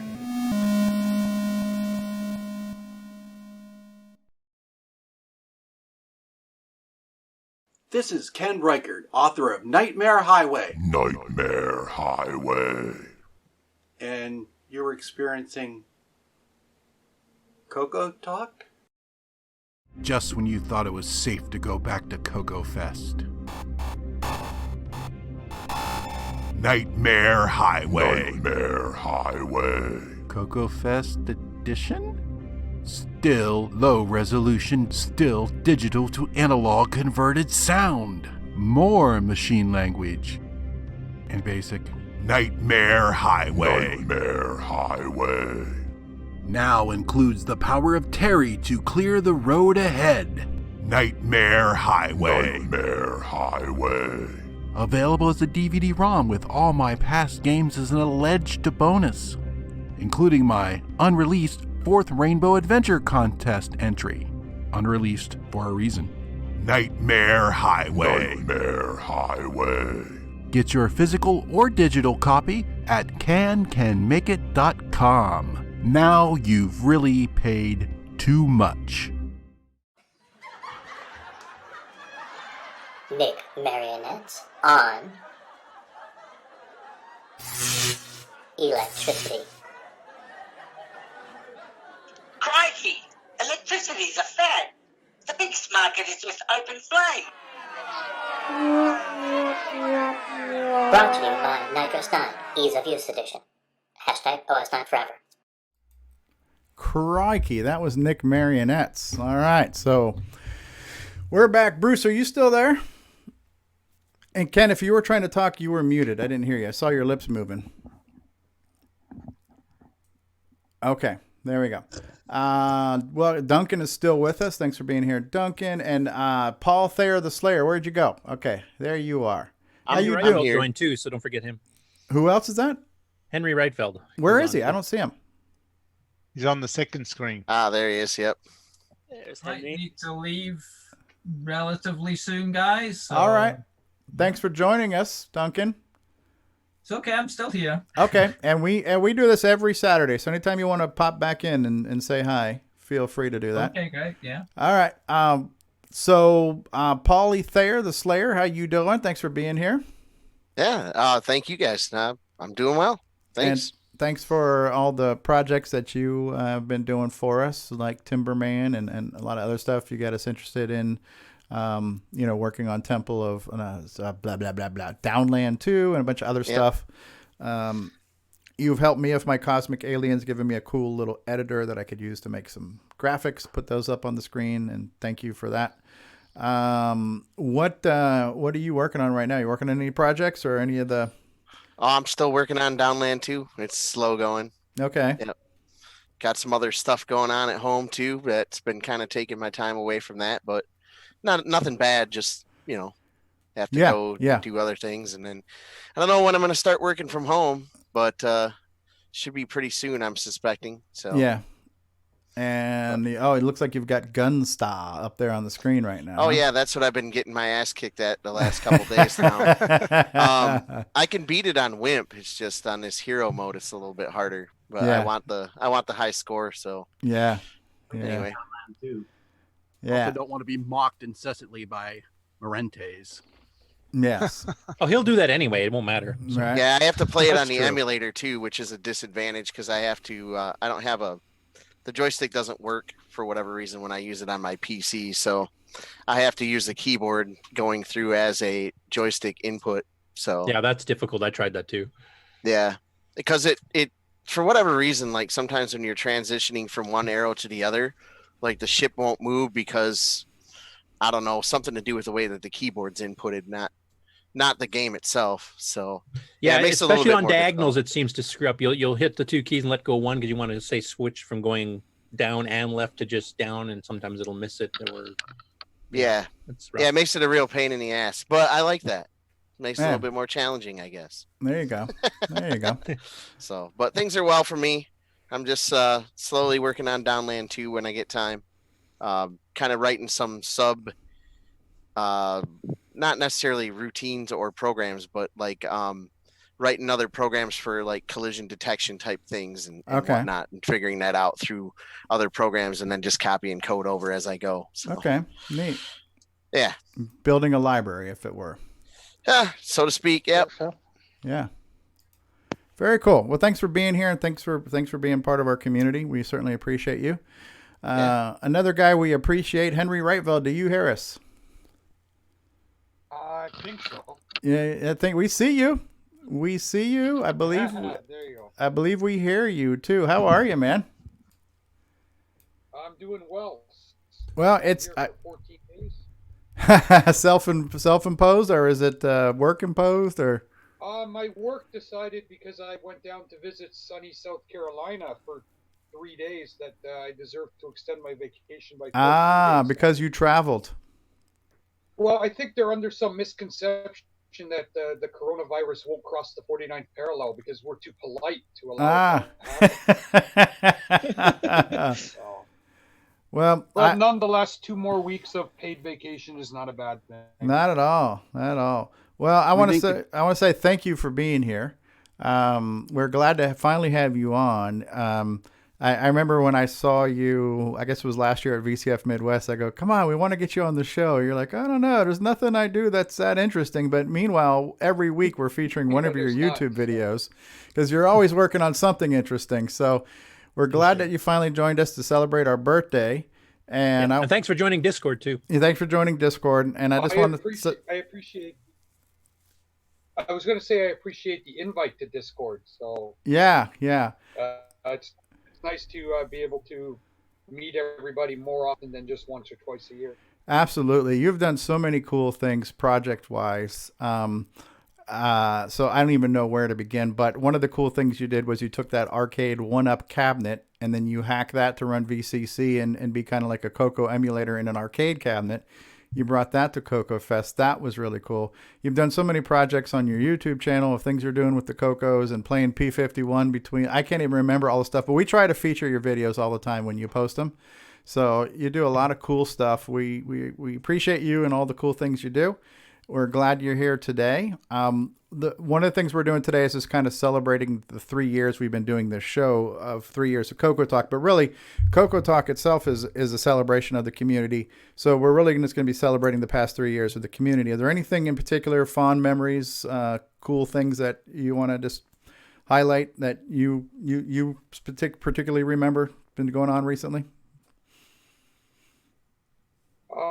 I think probably the first modern Coco Fest that I went back to in 2016. I had gone back in the day, and then life gets in the way and you get sidetracked. And then it was really neat to go to my first one and see how active the community was. And then when you started to put together your videos and the community the way you did, I was just amazed to see how much support there was out there for this little machine. So it prompted me to dust off some of my equipment and play with it again. And as a result of that, I just made some videos because it was stuff that just interested me, and I had no idea that it would be of interest to anyone else. Oh yeah, absolutely. Yeah. So I know you're probably busy, and then Saturday's not the best day for you, but whenever you have time, we would love to have you on any given time. You don't need a reason. You don't have to have anything to show or tell, but we just love to have you on when you can. I'm just trying to remember half of the insane things you've done. I remember one of the things you did is you did a demo of using the koala pad to play games. you made a video on that. You then P51 between two different computers. I think you've showed off some of the games on the Atom, the Coleco Atom computer, that were games for the Atom that we didn't even know that were Coco games that are on the Atom. So you've done a lot of cool tie-ins on things that are, retro related and Tandy related. VCF Midwest last year, you brought down the Tandy Vision, which was Radio Shack's cloned Intellivision that not everybody has probably seen. That's on my wish list. And I think you had the musical keyboard for that too. The synthesizer keyboard for the Intellivision. Yeah. That's so. And your latest video, which we normally would have been covering in news, but we'll be postponing most of their news stories till next week, was the one where you're doing the speed test loading Gunstar, because you just received it between a real floppy drive, the Coco SDC, and HDB DOS, I believe it was, hard drive controller. I did the physical disc just because I'm a sucker for physical media. Excellent! Yeah. Oh yeah. Oh, you know what, Henry? You know, one of the things I was thinking, Henry, is that we could try changing interleaves to see if we could increase the transfer rate even more. Oh yeah. Hashtag David Ladd floppygasm. There you go. Well, like I said, I'm a sucker for physical media. I just, as much as the sound effects in the game are brilliant, I just thought they were lacking that physical sound of the drive at the beginning of the game. Yeah. And then I just started thinking about whether it was faster with the SDC or with a hard drive. So the only way to do that is to just try it, right? And I think more than a few people, myself included, were surprised to see that the IDE hard drive was actually faster than the SDC by a few seconds. Wow. And I didn't include this in the video, but I actually did the test with both the Super IDE using the CF card and the Super IDE using a physical Fireball hard drive, and both were at 24 seconds. So even the physical platters of the IDE hard drive were slightly faster than the SDC. Wow. The SDC, I will mention, it when it's doing floppies, if it's doing anything under a certain size, it actually emulates the floppy controller at a hardware level with the halt line and everything else. So if it was actually emulating the hard drive, I wonder if it would be faster then, because then it doesn't have those limitations. Yeah, that's true. I'm not sure how to implement that to try that, but if somebody had a few ideas, it would be neat to try for sure. Create a hard disk size image and then copy the files onto it. Cool stuff. We're definitely glad to have you here. And feel free to chime in. Thank you very much for the invite. Oh yeah, absolutely. Feel free to chime in at any time. Bruce, we're getting a request in the chat room that David start taking his meds again. We need David. You need to open up a Patreon account for medication. I just want to know if I hate to say it, but the way I've been feeling and the fact that I'm getting stuff done again There is no way in hell I'm going back on those meds because I've gotten more stuff done in the last week than I have in a year and a half. All So right. anybody that wants me to go back on those meds, you can just stuff it. It was just a joke. Are you off the meds or you're on the meds now? I'm just a bit confused by he's on Placeblex. Placeblex, yes. So David, It really have you works. slept? David, the question was, have you slept today? He's sleeping now. I think it was nap time. There we go. No, I was in the other room and I had muted before I left the room because I'm on Bluetooth. Have you slept this morning or this afternoon? I think I caught in about an hour this morning when I sent Ron Klein his grease weasel. Not a euphemism. Hey, take a drink. That sounds personal, David. Yeah. That should be the drinking game. Every time David Ladd says grease weasel, we all got to take a drink. Grease weasel, grease weasel, grease weasel, grease weasel, grease weasel, grease weasel, grease weasel. Okay, you're drunk. I don't have that much Diet Dr. Pepper, David. Bruce Moore, are you still there? He might have stepped away. I don't. Do we even need to, or do we want to talk about the past 3 years, things that we have, fond memories, not so fond memories? Anybody want to kick that off, or does it even matter at this point? Has this whole show gone to hell? Well, there's still the unanswered question of, does Gunstar work with DriveWire? DriveWire. Gunstar. Have you tried it? It's fine. Okay. Have you tried it yourself, Nick Morentis? Yeah, I mean, you can load it from DriveWire, so that's no problem. Yeah, and I think it also saves your high scores to DriveWire. So yes, it does. Yeah.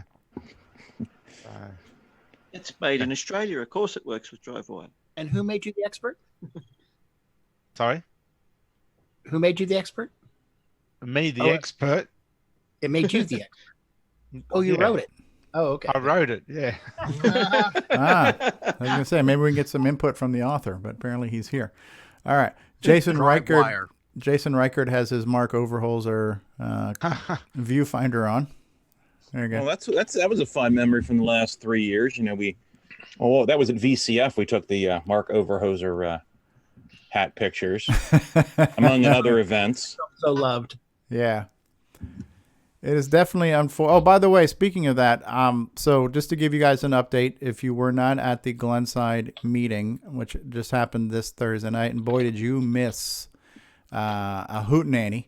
It was. Oh boy. It was a hootenanny, I tell you what. But right now, so as you all know, Coco Fest is not canceled, but it is postponed. Right now, they're canceled. Don't say the C word. So we are hopefully going to try to move it out to July. So the date that we've come up with is July 25th. That's a tentative date. There is not a venue yet. Eric Canales, the president of Glenside, will be looking for a venue. And hopefully they'll be taking reservations, because just the way things are right now, these places might even say, listen, we can't book you because of uncertainty. But we're looking at dates right now. That date, tentatively, Lord willing, will be July 25th. We don't want it to be too far out to where it's too close to the next Coco Fest, as well as trying not to collide with lots of other events like K-Fest and other VCFs and whatnot. So as details become available, we'll keep you updated on that. But that's kind of what we're hoping for right now, is July 25th will be the date for Coco Fest, Lord willing, and location to be determined. Are those meetings conducted via Zoom? What's that, Richard? Can we attend those meetings with Zoom? It's not Zoom. They're using Blue Jeans. It's the similar thing. Do you get the emails, the invites to the meetings from John Mark? Right, but the trick is I got to read them. Okay, well, in the body of that email is the link to launch Blue Jeans, which you can launch in a browser, which is what I did. And it's just like Zoom. It's an audio video client that you can run in a browser, and that's how I joined. You can install Blue Jeans just like you can install Zoom, but I just ran it from the web. Okay, thank you. Yep, it's in there. And if you don't have it, we can get that to you. All right, fond memories of the Coco community at large and things that have happened the past 3 years. Anyone? Well, I can say a few things. Please. I started with the MC10, and then I got a Model 1 Coco, and then a Coco 2 and a Coco 3, and then I collected a whole bunch of stuff. And I've done the DS69. I did WeFax. I used to go online with my Coco. I was on CompuServe. I was going to BBS's, and then later on I did Telnet. Now, recently, I do the show. I belonged at one time to a color computer club. I was vice president. We had outings. We went to a mall and had a computer fest. I've done all kinds of stuff and never once made a program. Awesome. So the ultimate user. If you guys do that kind of thing, I've had a lot of enjoyment from my machines over the years. I've used a multi-pack on my Coco 3 for 30 years and never blew it up. I've actually used more than one, but I did get them repaired since then, or upgraded. So it's been loads of fun. I've had lots of a heck of a lot of friends that have gotten the machine because of me, and have either gave it away or left it. But I have a brother-in-law that's currently back into it, and cool. Yeah, it's been a lot of fun meeting with you guys. Absolutely. And having a couple of Facebook groups that I've authored, and to have a whole bunch of people on them, and it's cool. Yeah. How many Cocos does Pearl have? Pearl does not. Pearl is a sleeper right now. In her lifetime, she's mostly always sleeping. She at 13, I can understand why. Just turned 13, and now I got another dog because a friend of mine passed away. So this dog here does not like me to stay at the computer very long without bringing a toy and wanting me to tug at it. Thanks, guys, for being here and having the thing. It's been a great thing, and I've even enjoyed the other guys, Coco Crew. Absolutely. I've been on that at times, and I know those people, and they're nice, and that's a great community, and we're all over the world, aren't we? Absolutely. Yeah. Yep. Even on the panel today. Yeah. And you're a great you're a great part of it, Ron. I mean, having you be part of this with us has been really great. You bring a lot of enthusiasm and just positive energy. And we had a bunch of guys come on that I brought in. Oh yeah, you've been our celebrity booking agent. Yeah. So and it's cool to beg these people, and come on, come on the show. How many lunches have you held for lunch? Yeah. Don't make us have Ron have lunch with you. Just come on the show already. Absolutely, yeah. Just come on. So we definitely appreciate having you, Ron. You've been a great addition to the show and to this community. Thanks, guys. You are a shining light. You're a beacon. Anybody else want to just chime in on things that fond memories of the past couple of years being in the community and what's been going on, things you've seen that have changed and gotten better, gotten worse, anything like that? My fond memory extends a little bit further than the past 3 years. I went to a Pin Fest in 2000 and met Nick for the first time, and we've both gotten a lot grayer, Nick. I'm talking about Nick Marness. Yes. When you met him, did he say, "Oh, crikey"? He assured me the Outback is not a true Australian restaurant. No, when I heard about that the next day, I thought that was hilarious. You took him where? You took Nick to the Outback? Yeah. It was about time he tried some authentic Australian food, right? Yeah. Australian American food. that as crap Australian as Outback Steakhouse. Are you having a blooming onion tonight, Nick? Foster's. Those It's are a awesome. Foster's. First time I went to one of those, I looked at the menu. I said, "What are these? I've never seen these." Even in Australia." I thought they grew in the Outback. The blooming onions is like a tumbleweed. It just rolls on by. So yeah, it's authentically Australian if you pour Vegemite on it. I think. Yeah. So. But not too much. And I had a friend of mine. I had a friend of mine go to China. He goes, "You know what? They don't have egg rolls. They don't have fortune cookies. They got crap food in China." No fortune cookie. Would you like some bat? Would you like to eat some bat? I got some wild bat. Would you like to eat that? Snake on a Corona stick. Yeah. So. Yeah, it's Chinese food is very Americanized. Oh, yeah. That's true even to a degree. Like I'm of Italian descent, and my grandmother, cooked a lot of great Italian foods. But I can't hear you. Can you lift your hands up a little higher? You're Italian. Hey.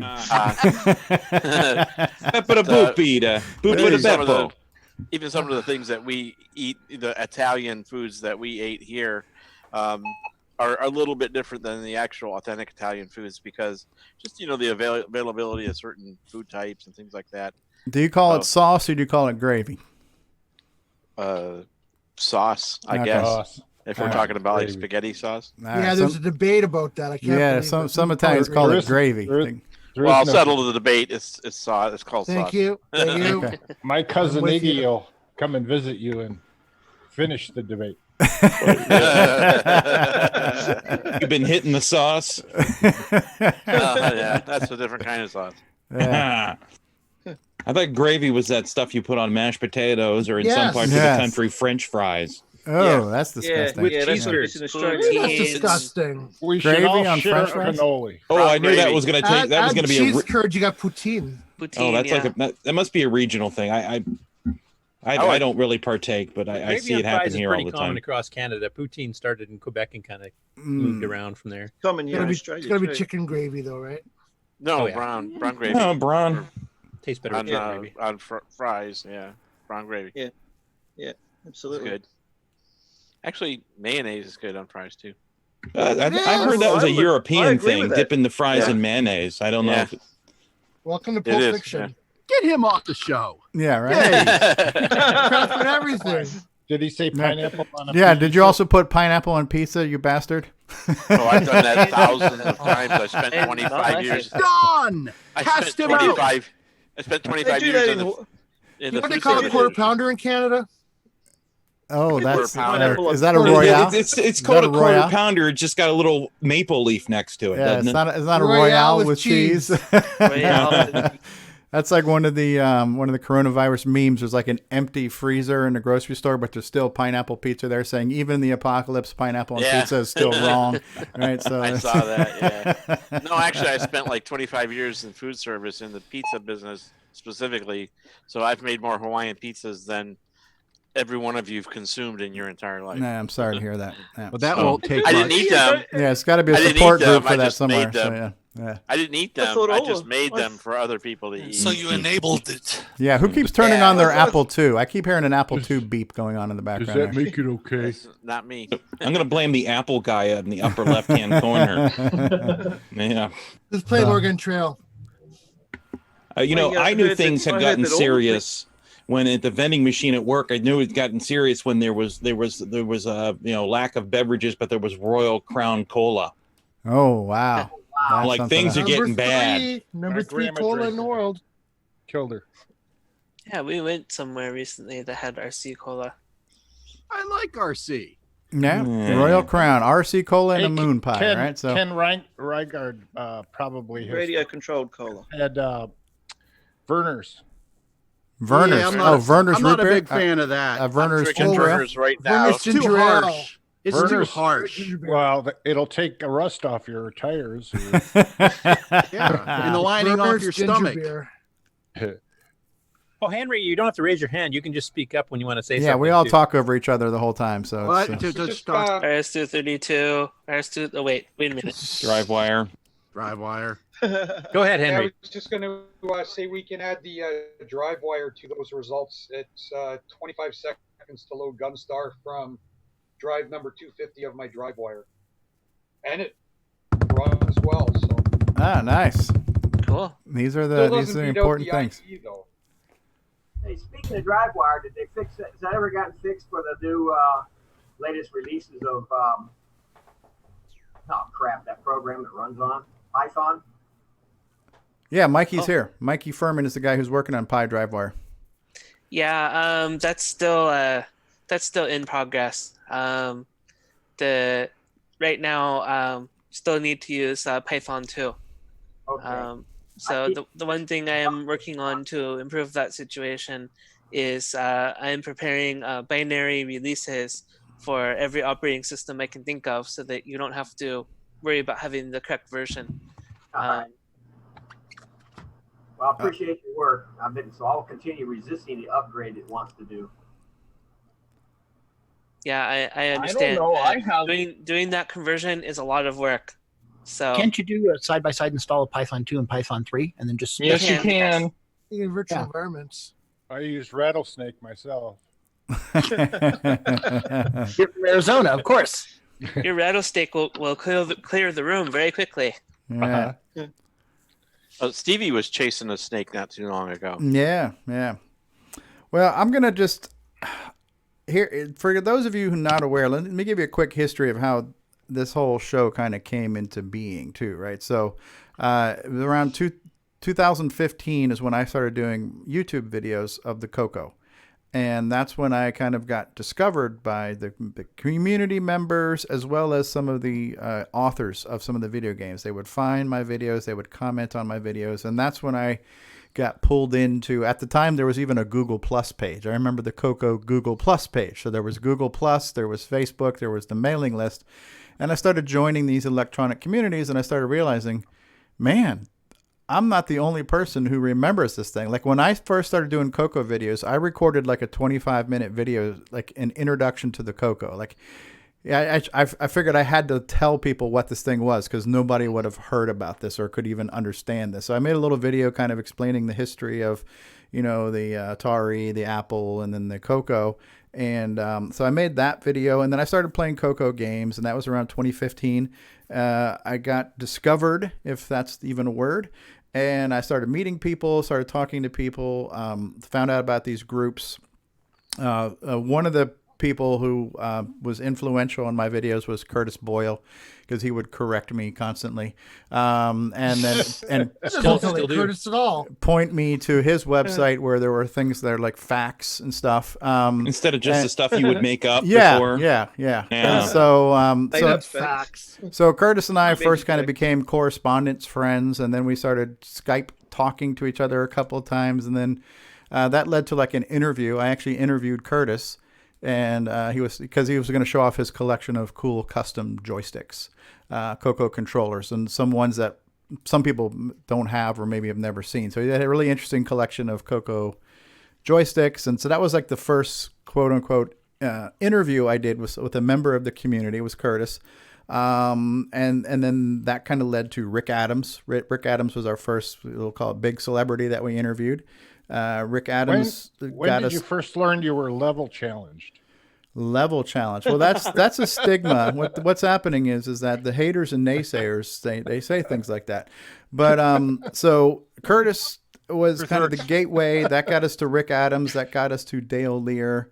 I did a couple live streams where I was just playing random Coco games, and in the live stream you had people like John Strong join and Nick Marentes join, and I'm like, wait a second, I'm playing a game and the people who made the games are out here in the live chat talking to me. This is a pinch me moment, you know, and it made me realize that all these people are here, and all those things were kind of happening like kind of behind the scenes, I guess, or like they weren't really a big thing. It was just these random things that happened, and that kind of led up to, since I had done some live streams playing games, since we had done a handful of interviews, one day we were about 4 or 5 weeks away from Coco Fest back in 2017. I said, hey, why don't we just get together spontaneously? Let's have a live stream and let's just talk about this year's Coco Fest. What are we excited about for Coco Fest this year?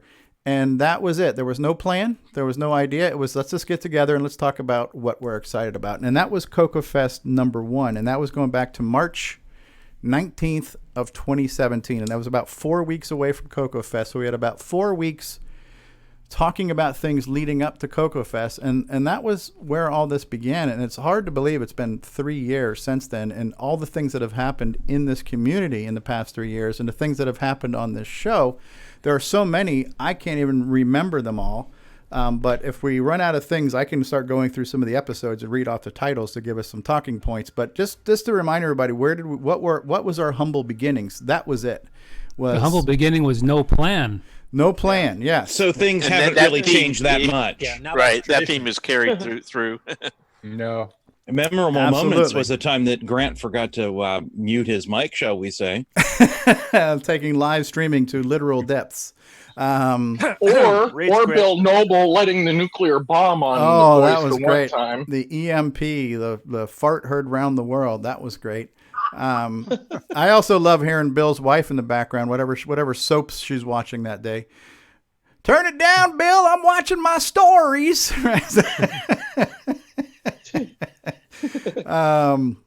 But for me, my personal favorite moments are stuff like, product announcements where we get to announce a new game or an update to something or whatever. Also the interviews. That's probably my favorite part of it. And we've had some awesome interviews over the years, including some people that are on the panel today, like Bruce Moore and Steve Bjork and Nick Morentis, like Morentis. Rick before he passed away. And then we also got to talk to like Glenn Soggy, who was one of the people that had the original prototype Coco 1s, 6 months before they were released. And just some of the stories we've heard. Greg Zumwalt last week was another great one. Yeah. And just getting some of that original history before it's lost type thing. Yeah. And actually having it preserved on YouTube so that you can follow up on it years later. That to me is just awesome. It's like we're making an archive of history. Yeah. Our celebrities stuck in an elevator. Come on. Yeah, right. Yeah, let's talk about, like, I'm going to give my little story on Dale Lear here real quick, because I only spoke to Dale Lear one time, and that was during our interview. But I had heard about Dale Lear forever through Rick Adams. And if you guys know, when you listen to Rick, he's very dynamic. He's very, he's a very larger than life kind of persona, and how his enthusiasm and stuff, right? So Rick Adams just immortalized Dale Lear. Thought Dale Lear was the coolest guy in the world, and almost basically hero worship Dale Lear. So to hear one of your heroes talk about his hero, so in my mind, Dale Lear was always larger than life too, before I got to meet him that one time on that meeting. And we had a really great interview, and Dale had mentioned, he was a cancer survivor and everything else. And that was actually when he made the double back for the iOS, was when he was recovering from cancer. He had some downtime and he ported double back to the iOS. And so we got to speak to him, and luckily, like Curtis was saying, to preserve history, we didn't know we were going to lose him, that he was going to pass away. I mean, obviously it's going to happen to all of us eventually, but we got a chance to get that interview. And what had happened was he was supposed to come to CoCoFest that one year. And he was saying something like, yeah, well, I had remission. There's something going on. I got to get this treated. So I have to get this treatment. I can't make it to CoCoFest this year because of the treatment. And then unfortunately we lost him that year. And if I'm not mistaken, I think it was it September 1st or September 30th? I think it was sometime in September when he passed. But because of the one time I had spoken to him, and because of how Rick Adams had just, kept this guy's balloon in the air all this time, I really felt like I knew him more than I did. And I really felt a close personal loss to somebody when that had happened, just because of just the combination of things. So maybe we have a quick moment of silence for Dale Lear. Okay. So maybe not a moment. But yeah, that was one thing that happened, that we're lucky, that we're thankful that happened, Yeah.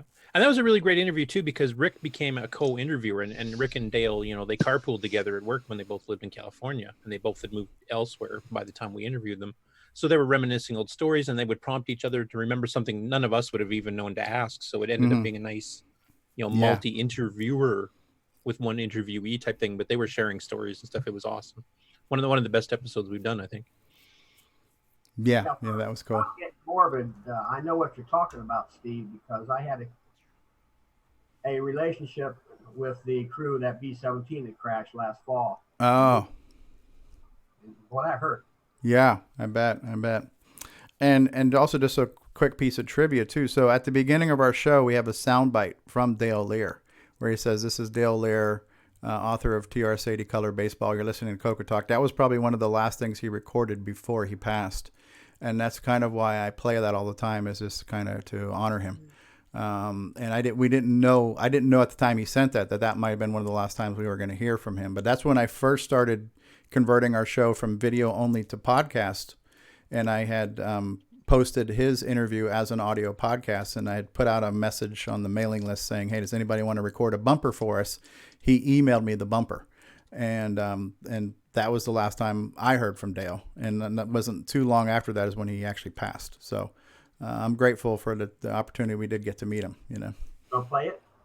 Well, it's at the beginning of the show. I don't have it now. It was at the very top of the show. Okay. So it's at the beginning of all of our shows. So I start off every episode with Dale there. And the national anthem. So as far as CoCoTALK and what it means to me and the community is, CoCoTALK for me is like a big gathering of the brotherhood of Coco. One big family working to help better each other, learn new things, share ideas, and grow. Cool. I would agree with that. Yeah, absolutely. I really enjoyed the episode we did it was a reasonably recent one, when we were all talking about Nitrous 9. That was a really good episode. Going into the nitty gritty of it. And it was all, Man, I'm really glad I was out of town that weekend. Man. So I think one of the things for CoCoTALK with me, can you guys hear me? Yeah, we can hear you, Paul. All right, cool. So I got back into the retro scene probably like 2010-ish. And back then there used to be a website, I think it's still around, but it's not actively used, like coco3.com. And I remember, posting some comments on that, reading things, and there's a bunch of people who are active in this community that were on that website that I now know faces of because of this show. And that's super cool to me. So yeah, that site was originally ran by Marcus Bloomrich, who's actually used to live literally a block from me in Saskatoon when we were growing up. And then I think Roger Taylor took it over after Marcus got too busy with real life and kids and stuff. So gotcha. Yeah, it was a cool website. That was the main focal point for the Coco, actually, and then probably the late 90s, I would say, besides the fest itself. Cool. I went there. You're doing good, Paul. There, I'm watching you. Yeah, he's on level 3. Yeah, well, 3 is okay. It's when I get to 4 that I start having a lot of trouble. So, but we'll see. Maybe this is the one. CoCoTALK is behind me. Yeah. There's been so many things. So our first 5 episodes were leading up to Coco Fest, and then episode 6 was like the wrap-up show, and this was Coco Fest 26. The 26th annual last Chicago Coco Fest was in 2017. So that was episode 6. Episode 7, we had a beginners and newbie edition because we realized that maybe we're talking too technical. We assume everybody knows the words we're saying. And so we did a newbie section saying, hey, if you're not too technical at the Coco, ask your questions and stuff like that. So we did that. That was episode 7. Episode 8 was called Coco Sprites, because there was a lot of discussion going on about compiled sprites. We talked about embarrassing moments because I think that was a topic in the mailing list or the Facebook group that week. Has hardware gone too far? That was one of the early discussion topics we got into. Like, this has come up time and time again. When is a Coco not a Coco? Too many real-time clocks. So everybody has their own opinion on what makes a Coco, and unless it's my opinion, you're wrong. So that's just kind of how we look at it, right? We all have our own definition of what makes a Coco. So that's going back to episode 8. We had that discussion. Episode 9, we did DriveWire, and we showed you how to boot up VCC and get VCC talking to DriveWire. That was back in episode 9. That goes way back. Forgot everything, right, Steve? Yeah. Oh, yeah, absolutely. You mean in one ear, not the other? Yes, exactly. Did you say episode 9? 9, episode 9. Episode 10, what is your favorite Coco game? Episode 11 happened around the time that this is when the speech and sound pack just got emulated in MAME. And so we talked about that on episode 11. We were going to try to get Tim Lindner on that day. We couldn't get him on Saturday, but he came back on Sunday. So we had a follow-up two-parter where we had Tim Lindner go into great detail on how to run MAME and how to get MAME to boot up with emulation and multi-packs and speech sound cartridges, things like that. Then we got episode 12 was how to set up MAME to be a CoCo and how to develop on it. Episode 13 was called Jim Gary Goodies, surprise guest Steve Bjork and Neil Brookings. And so there's a lot of insider humor that's been happened over the years. And so one of them was Neil Brookings, right? Because this was happening at an auction one year at Coco Fest where Tony Pedraza referred to Neil Blanchard as Neil Brookins, and we thought he was just having a senior moment, like he forgot the guy's name. But it turns out there is actually a community member by the name of Neil Brookins, too, who is also a member, so it was just a faux pas, or a fox po, depending on what country you're in, right? So that was kind of the running gag for a while, is we were calling Neil Blanchard Neil Brookins because of that time that Tony called him that by mistake, and that was a running gag for a while. But we had the real Neil Brookins join us in the live chat. He goes, no, I'm a real person. I'm not an impersonator. I'm not Neil Blanchard's evil twin. So, so that was back in episode 13. Episode 14, we had Dungeons. We talked about Dungeons with Karen, and we talked about X-Roar. So, yeah, even from our humble beginnings, we started to evolve into having some information premiere through this show, kind of being a conduit to revealing things. I think one of the benefits of having video over just an audio podcast is it's easy to show you something when you're doing it via video. It's harder to reveal things audibly sometimes. So that's really been a great asset to us to have people come on and show things to the world. And hardware projects, games, all kinds of stuff. It's much better to show in video. So it's been a great honor to have this platform to allow people to give those premieres, and when things premiere here first, it's great. It's really cool. We've had a lot of those. The Pac-Man transcode we talked about. That's when I don't remember if we got Glenn Hewlett on, but the Pac-Man transcode was a thing that was happening at the time. That was around episode 15. I know you got him on at one point. And I don't. Oh yeah, he's been on before. Yeah. Episode 17 was the world premiere of Rick Adams' Bomb Threat. And that was a great, talking about the community coming together. When we first started CoCoTALK, we were doing it through Skype. And the Skype group that we met with became this long-running chat thread. And in that chat thread is how Rick Adams started talking about Bomb Threat and how he needed to recreate it from scratch, and started enlisting some help from people. And that kind of snowballed. Based on an old VHS tape of the game that he had made for his kids way back when. And so that literally got started because of him being on our show talking about it, and then talking about it offline in chat before there was Discord. Yeah, I had to convince people to move to Discord because having this if people are complaining about how disorganized Discord is, imagine everything that's going on in Discord being in one long chat thread through Skype. Yeah, imagine, if you will, because we had that for a while, and I tried forever, dude. We got to get something. We've got to get a little bit more organized, and there was a lot of resistance. I don't want to install something new on my computer. I don't need this. I don't want to do that. Rah rah rah. And I was one of those resistors because I thought, it breaks the human flow of conversation, which can go all over the place. But now there's so much talk going on all the time. Yeah. It was a very good idea to switch. So I was wrong. Wow. Hashtag why you were not wrong. Not a Lancer Buzzard, babe, but I was wrong. And I want to ask, who was the instigator of this move? Is someone patting themselves on the back? Well, again? David and I both were. David and I were using Discord for our gaming chat. We had our own little community for our PC gaming stuff going on. So we were pushing for it, and we were getting a lot of resistance. Is that what Including it is? me. Gaming site? What's that?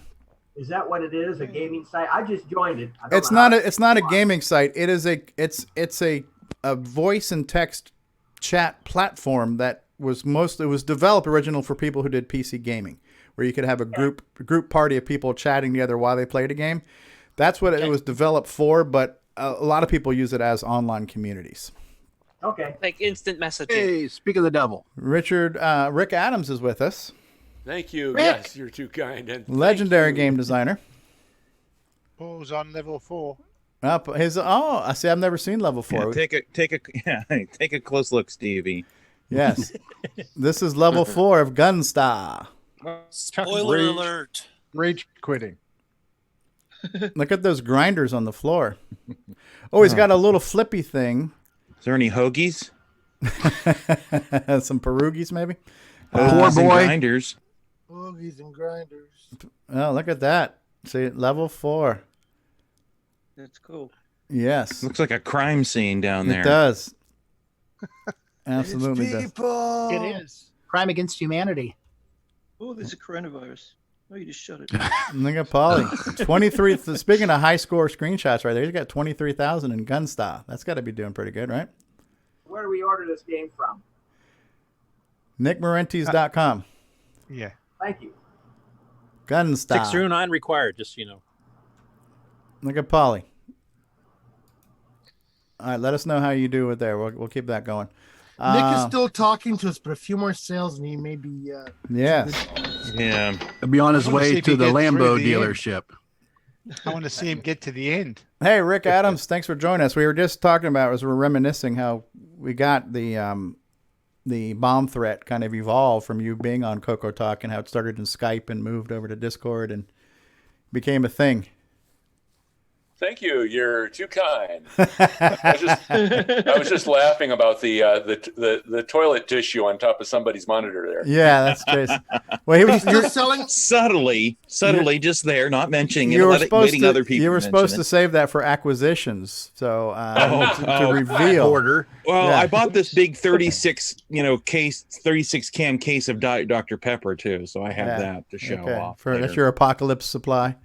And, Rick, and some SpaghettiOs. We're good. Rick, are you still selling Bomb Threat? Yeah. Because I recommend it. It's a really good game for those of you who don't know about it. It's RickAdams.org. 80s retro style game. So, Nick Marotta, you're insinuating that Rick Adams is still making bomb threats? I plead the fifth if I can. Watch it now. Watch it now. One more hit. What is the fifth in Canadian? One more hit. Yeah, I don't think you can do that in we Canada. have that. I think that has something to do with. We love self-incriminating ourselves, if that's sort of redundant enough. I think the fifth in Canada has to do something with Tim Hortons. Oh no! Look at Paul. Oh, he just blew it. There he goes. He blowed up real good. Blowed up real good. Good job there, Paulie. Blowed up real good. Yeah. Yeah. That last level is brutal, man. It's all good. You haven't seen the boss after this.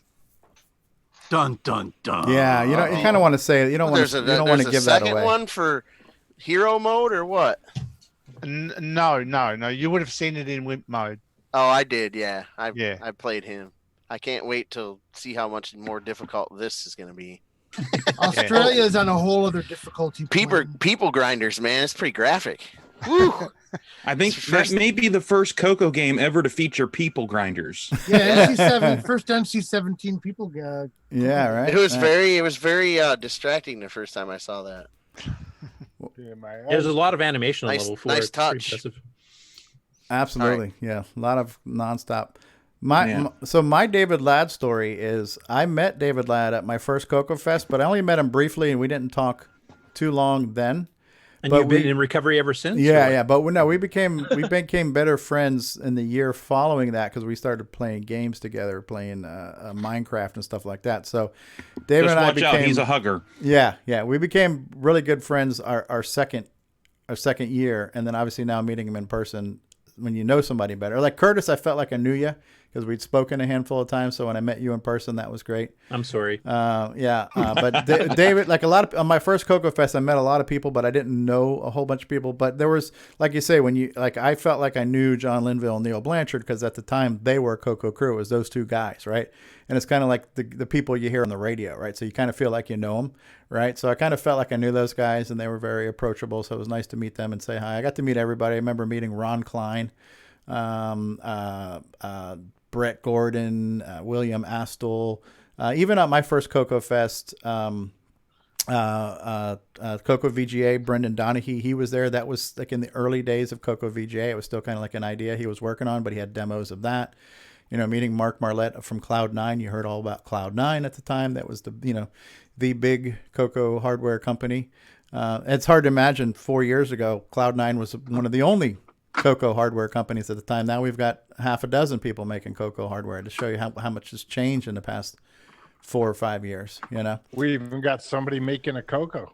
Yeah. So I mean, a lot has happened. There's like this critical mass, right, where it's just the snowball keeps growing. This community keeps growing. It's moving so fast that even I never would imagine we can still have something to talk about on a weekly basis, but we do. Every week we've got something to talk about in the news and just things to talk about in general, and that's been going on. You know, I honestly, I hope it doesn't stop, and I can't even imagine it stopping right now, just based on what's going on. You know, how many can we mention that are like Ed Snyder, that contribute and do things but never come on the show? Well, Mark Marlette doesn't really come out too much. He's kind of like a groundhog. He only if he sees his shadow, he goes back for the year. But Mark Marlette only shows up at Cocoa Fest. Yeah, he shows up at Cocoa Fest and Tandy Assembly. And Tandy Assembly. And Jim Brain is pretty much sound, or he doesn't really put his face on, does he? Not too much. He's been on a few times with video, but he's usually if he's showing some hardware. And Brendan Donahue as well, although he's been on a couple of times now, hasn't he? Yeah, but no, Ed Snyder, and that's the interesting thing about Ed Snyder. Everybody would love to hear from him and see him live or see him in person, but the fact that you don't hasn't hampered his sales at all. You know what I mean? He kind of doesn't need to do media, but it would be nice if he did. I honestly think he's one who spends all of his time being productive, because he's just cranking out hardware and new designs, and he's making more batches of this and that and the other thing. And it keeps selling out, so he's just constantly busy. Right. I ordered a whole bunch of stuff actually when we get to updates and acquisitions here. I didn't bring everything in here, but I ordered a whole whackload of stuff from I got just this last week. So wow, yeah, Ed Snyder is productive, unlike this show. Exactly. Yeah, well, I've got four Cocos here. I've got my original Coco one and another Coco one, and I've got 2 Coco 3s, and 3 out of 4 of those are chock full of Ed Snyder's work. Wow, that's something. You know, an opportunity can't go by without me saying how much. Mine isn't opened yet. Ooh, Mikey got his, huh? Yeah, I haven't even opened it yet. Nice. I opened Mine's my on the bubble way. wrap. I opened my I'll do bubble it. wrap, I'll but do I it haven't right now. broken the seal. Live unwrapping. Enveloping. I can't be believe. Careful. All right, everybody, let's There watch it is. Mike Ta-da. Gunstar. Oh, look at that. Look at that. It's all shiny. Gunstar. Well, how long did it take to get there? Hey, that's something else we've had on our show is openings on occasion, where somebody would get a shipment of stuff and open it up. The unboxing, yeah. Yes, that was fun. Yeah, the And one sometimes that, people open up a little too much. Or sometimes we'd see things at a show live on the camera. Yeah. Oh, look at those temples. Oh, Terry, are you there? Yeah, I was really glad to see. Ooh. Let's see here. Okay, so those are the production samples, and Rick Adams is here too. Ooh. So he's here. Yeah, I was so glad to see Rick come on. So yeah, it's got the production of that. And Rick, I would love to have you sign maybe sometime these guys. That could happen. You'll have to have like an armored truck deliver them to my house. And then I can sign them. And they need to be in a TDP 100, a hermetically sealed bag too. Be delivered by a representative of the U.S. government. Yeah. Best space game ever. Yeah, Temple of It's Ron. a temple in space. Yes. Hey, one of Yeah, you, but- that silver cocoa is missing a key. That's awesome. Terry, there's silver cocoa back there is missing a key. You want to work on that. Yeah, I saw that. Oh my goodness, that's right. Oh, you're gonna have to fix that. Yeah. It's from West Virginia. I'm waiting for Ed to send me a new keyboard for it, apparently. Yeah, yeah. And I'm not going to take a lot of time, but I also got production ones of Dino War. Oh, neat. Neat. That's Robert Kilgus. Yeah. Space Assault. Nice. That's Image Producers. Any TDP 100 version? Bust out. Nice. Bust out. Bust out. It's Bust Now, out. Jason and I's Monster first Maze. Coco game. It was. I think it came with the Coco too. Yeah. Yes. I want to know if you have do you have the production sample, since you got the other Kilgus program there? Do you have the production sample of Color Script Set? I do not, but I got one other cool. Script set. Hold on one second. 7-card stud. In the box. So wait a minute. Let me think about this now. You've got a production sample of Temple of Ram, all pristine, and you want me to scribble on it? I really do, sir. Yeah, neat. Actually, he wants you to go in and fix the bug in it. Two different labels funny. there, huh? You got the Radio Shack and the Tandy label. That's neat. What? No TDP one? That's what I was Well, saying. one actually came, the bust out came with the TDP, but it didn't have the production sticker, but I was happy to get it. That's cool. And Dave says, looks Now you like got your me Coco feeling got in a fight nostalgia with a now. Commodore. Yeah. You should see the Commodore. Yeah, I was just going to say that. Hey, Terry. The Coco one. Hey, Terry, just out of curiosity, what did you use to render that Oh yeah, ship can you from can Gunstar? you show us that? Have you got a model you can hold up and let us see? Oh, yeah, I yeah, don't yeah. have one with me here. I'm sorry. Your 3D printed Gunstar. I don't have it with. I'm actually at work today. Ah. I'm sorry. I don't have that with me. All right. Well, just What did you use to render it?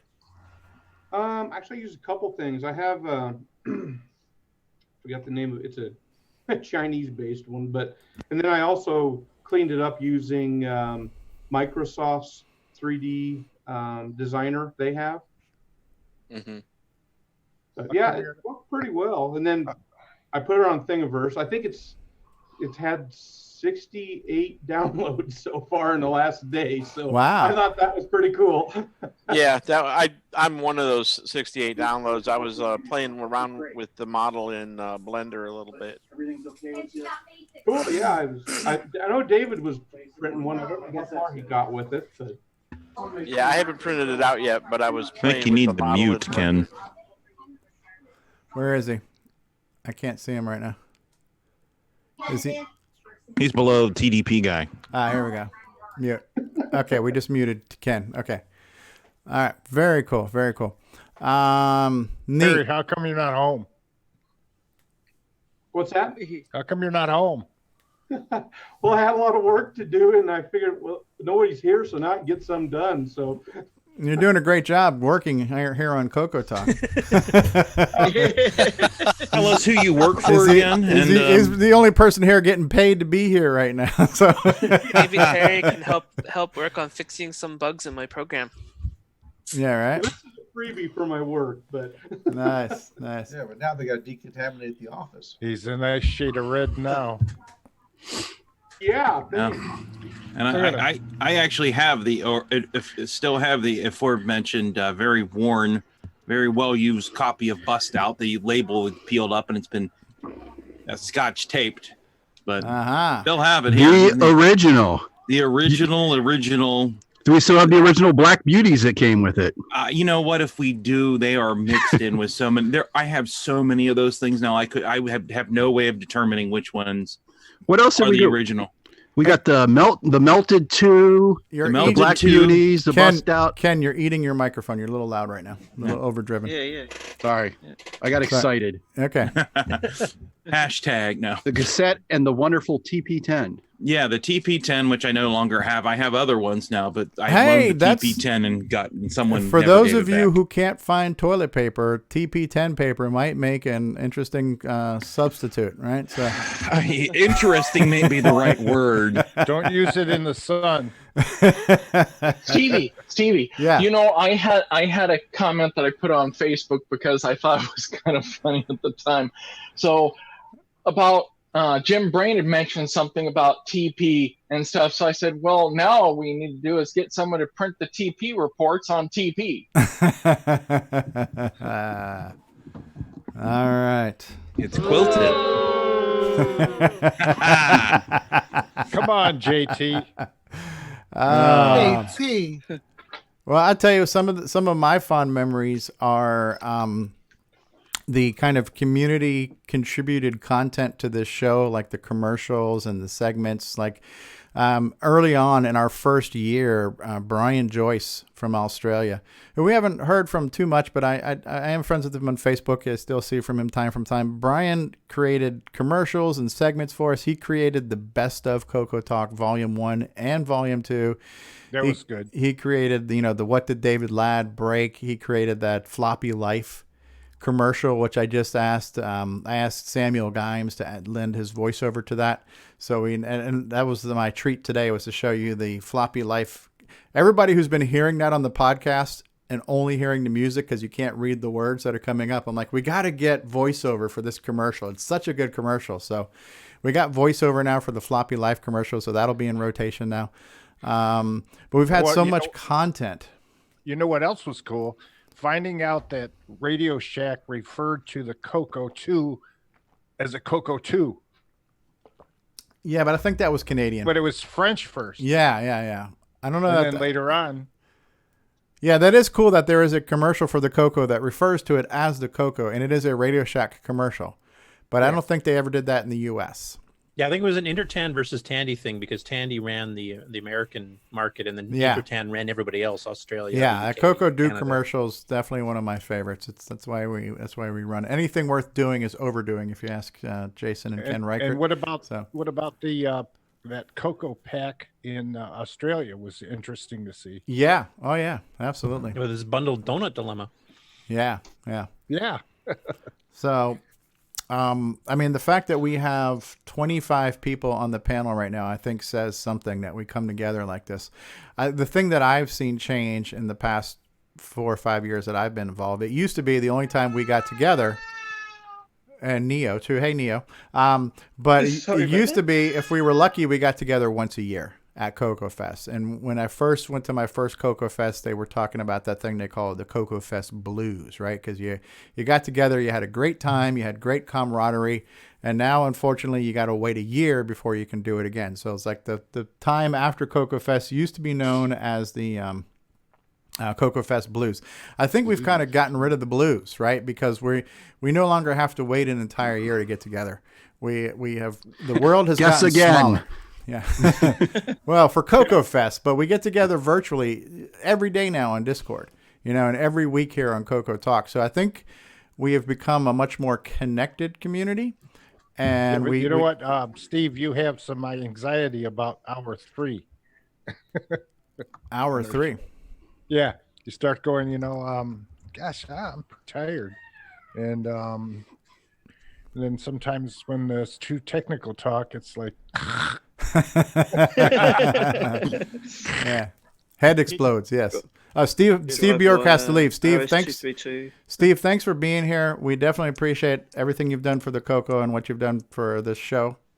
So thanks for being here, And Steve. look forward to the new assembly Absolutely. language tutorial stuff there. I'm really looking forward to that. Yeah, absolutely, And for sure. I'm definitely drafting it up now, and when I get 2 hands again, I'll start typing. Nice. Very Okay. cool. Thank you. Catch you later, guys. Thanks for being here, Take Steve. care, Thank Steve. you. Yeah. Bye. Yeah. But I feel like we've definitely become a more connected community. So we're definitely communicating more. We've become, friendlier with each other. We're sharing ideas at the speed of thought now between Discord and everything else. So that's why I think things are happening more exponentially than previously. Yeah, I agree. Discord, as much as I poo-pooed it at the beginning, has actually been a great asset for the community as a whole.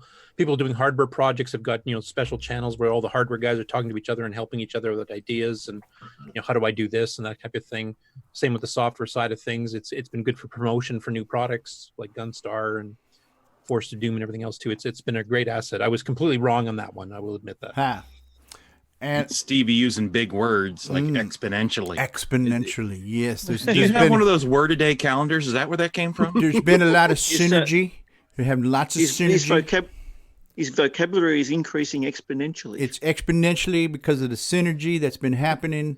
We've gotten a lot more communicative and collaborative, and things are happening on an exponential level. I'm still waiting for updates and accusations. Leverage our intellectual property. Yes. So, but well played. Yes. Hey, Steve. Yeah. You kind of touched on it a little bit with the newbie part you had. Yeah. For me, I was in them in the 80s. I was real big into Coco. Life got in the way. In the 90s, I kind of came back, but here lately, coming into it, a couple years maybe or so ago, I felt it was a very exclusive thing from what I was being seen online and some of the other media stuff. When I found CoCoTALK, it's like, man, these guys will talk to you. You can ask questions, not feel like an idiot, because there's some things you just kind of forget. So I really appreciate what you guys have developed here, and I just want to say thanks as a newbie, and will be a newbie forever. All right. I appreciate it. Well, I have to agree. The social aspect of CoCoTALK, I think, is one of the best things. Is that we've always been, come on in, guys, join the fun. Join in the chat on YouTube and Facebook. Come in and join in on the panel. It's not like an exclusive thing. It's not a bunch of people, talking and then sending stuff out for people to just view. It's an interactive show, and I think that's one of the best things about it. That blew me away. It's exclusively inexclusive. It's got a lot of synergy. Boss Alien 1. What? Oh, Boss Alien? Who's No, got I'm here, so I know it's not exclusive. Let's face it. Oh, Paulie Thayer the Slayer has got one of the bosses. Oh, look at that. We now join live. The Rescue of Earth in progress. Yeah. It looks a lot like the boss from Space Intruders. It's like a green candy bar with legs. We prefer inspired by. Inspired by. Homage. Well, the only person who got sued for plagiarizing himself was what? John Fogerty? I think it happened to one of the Beatles too. George. Get your energy up, Paul. This is the final boss, is it? No. No, it's the first one. It's a mini boss, huh? Get your energy up to the top before you go to level 3. He's trying, Nick. Yeah. He's trying. Yeah, don't hit the boss right now. Oh my goodness. Yeah, Nick is so annoying when you're trying to play live. Go for that one. His game, so. Okay, you're full. Yeah, just do that. You're Just full do of this. it, Paul. Just don't die. Fit right in with the show. Yeah, right. Here's why you're wrong. Now, what you want to do is not die. Yes. And he did it. Is he blowing up? Okay, the boss is blowing up. Woohoo! Look at that. Real good. Good And job he can there, still Paul. steer around while he's the blowing level up. skip Which is cool. key? Yeah. This guy takes a while to die. It's actually it's good though because you need a break Yeah. from the action for a minute. Yeah. Yeah, I like the gratuitous explosions. It's not like boom, you're dead. It's like boom, boom, boom, boom, boom, boom, boom, boom, boom, you're dead. So it's That's a signature item in the Nick Marenti's games. You die, but then he stretches it out like the game is laughing at you. Oh, look at like, that! Look at "You that warp! suck." I like that light speed warp effect there. That was cool. I've seen that. That's cool. Some cool sound effects during that too. Yeah. Hey Nick, Dave wants to know why do some of the asteroids look like Australia? Crikey! I think that might be an Easter egg. Does OS9 appear in this game? No. No, that was only in Cosmic Ambush. That's cool. Great product. Yeah. So, anyways, a lot has happened in the past few years, and thanks for what you said, Terry, about this. But I want to give credit where credit is due. This show was inspired by Coco Fest, and for me, Coco Fest was inspired originally by the Coco Crew. That was the show that I listened to that got me interested in coming to Coco Fest, and then that kind of kick-started everything else. So there's been a lot of different things that have helped the community and inspire the community, and so I want to acknowledge some of my early inspirations as well. And yeah, I just think because the nature of the show was unplanned and unscheduled, and it hasn't changed too much. I like that about it. And one of the things and I'm glad we've had a great panel today, especially with some new faces. We always say it, and I always say, hey, just join us come talk. It's always open for anybody to come join and talk, because I want to hear from everybody. And then I've had some people say things like, well, I don't want to come on. I haven't really done anything. I'm like, well, so what? Neither have I. It doesn't matter. So you don't need to have a resume to be on the show. You don't have to be a guru or a luminary or a hardware expert or software expert. All you got to be is a fan of the Coco who wants to talk to people who like talking about the Coco. That's your only requirement. You got to love the Coco. So, although sometimes you do get the, like when I first came on, it was like, I didn't know there was going to be a test. You do. Well, I did this, that, and the other thing, but that was a long time ago. Like, But I think what's also happened in the community is that I think people inspire things. When you see one person doing something, it kind of inspires you to do something. Either making games in BASIC or learning assembly or doing a hardware project. Jason Reichert has done tons of hardware projects, and that's kind of launched a career of Ken Reichert making commercials for all of Jason's products, and that's gone into God knows. We're still waiting for Jason's apology. Well, yeah. Well, if we're gonna go there, not the apology, no, but the first what I would call modern era Coco hardware project was a project for my brother. When I started, as I've said before, I started seeing Stevie's videos, and I think it was Donkey King I saw of all things, and that just kind of, I was playing around with it, and then he's like, oh, I want to start doing this. Like, hey, I can hook you up. I've got, I had some stuff in storage, some Coco 3s, got those fixed up. He's like, do you have an extra monitor? No, I unfortunately don't. And that's when I saw the, I started seeing the SCART cable plans and everything, and turn that into a, and then ended up being a product. But it started out as just a means for Ken to get an RGB display, and the whole thing was, I was telling him about it, and I've told this story before, but I was telling him about it. It's like, and if you unplug the USB power cable, you'll get artifact colors. And he said, well, couldn't you just add a switch? And I investigated, and sure enough, there was room for a switch, so did that. And then I think I was again bringing up Discord, and was talking to the guys on Discord. I said, oh, yeah, you going to sell it? I said, yeah. And I jokingly said, yeah, I'll sell it. And I'll call it a switcheroo, and I'll stick a picture of a kangaroo on it. And the rest is history. and you did. And I did. And it stuck. And then it's like, well, it's like, I might as well just stick with the Australian sounding names. Why not? That's just, it's like me. It's the joke that just goes on a little too long. Perhaps a lot. You got to get that pretty well energy describe up the show as a full. whole, but Yeah. Well, you've got the Wallaby, the Kookaburra, Joey, the Joey series, Joey cereal, Joey's joystick, and a few other things that I have to a few other things in the works that I have to. I guess I need an Australian dictionary now or something to come up with more terms. It's like, I don't know. It could be the crikey cable. I don't know. We'll see. Crikey cable. Crikey.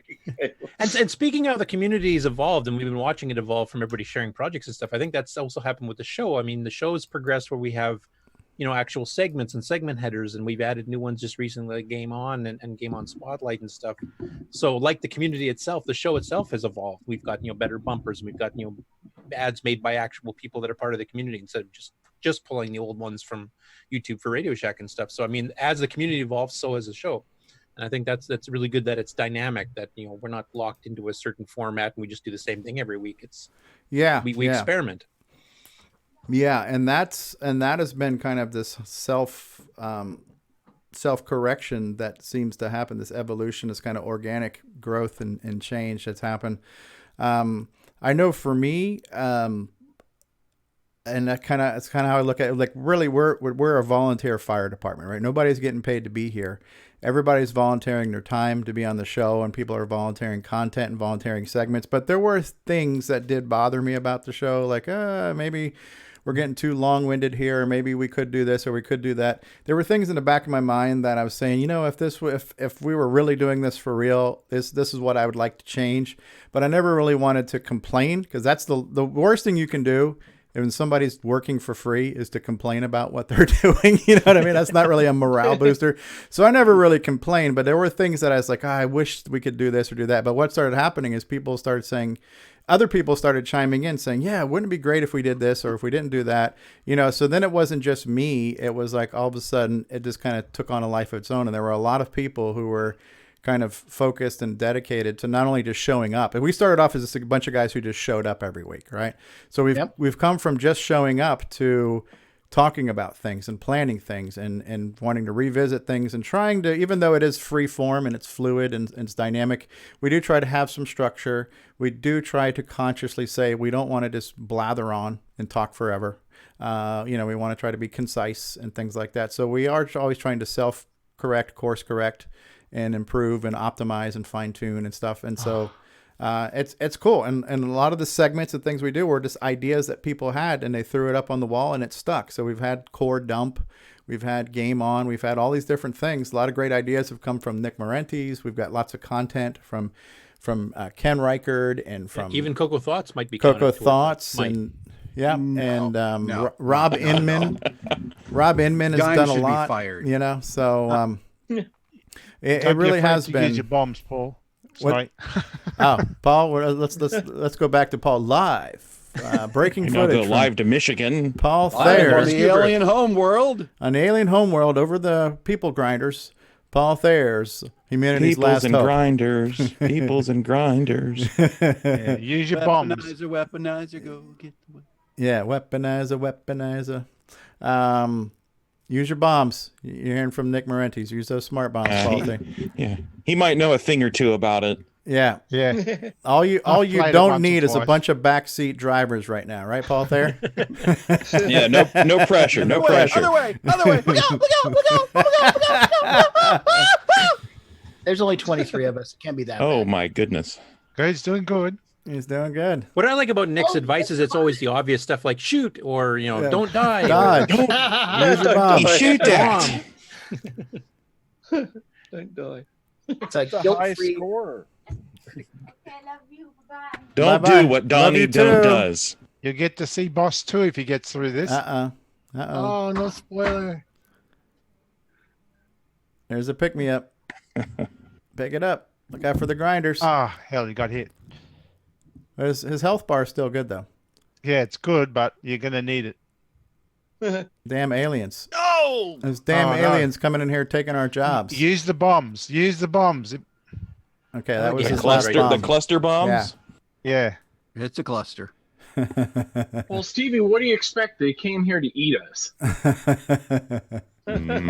This is the alien McDonald's. Somebody say ground up people. It's a cookbook. Lizards underneath. Coronavirus blow up. Paul Thayer's going for it. Humanity's last hope. I mean, nowadays they're going to get more than they bargained for. I wish Simon was here because the guy who's done a lot for the community, Simon Jonason, who's helped out Paul and helped out about everybody. Yeah. Oh, yeah. Simon's a real quiet asset.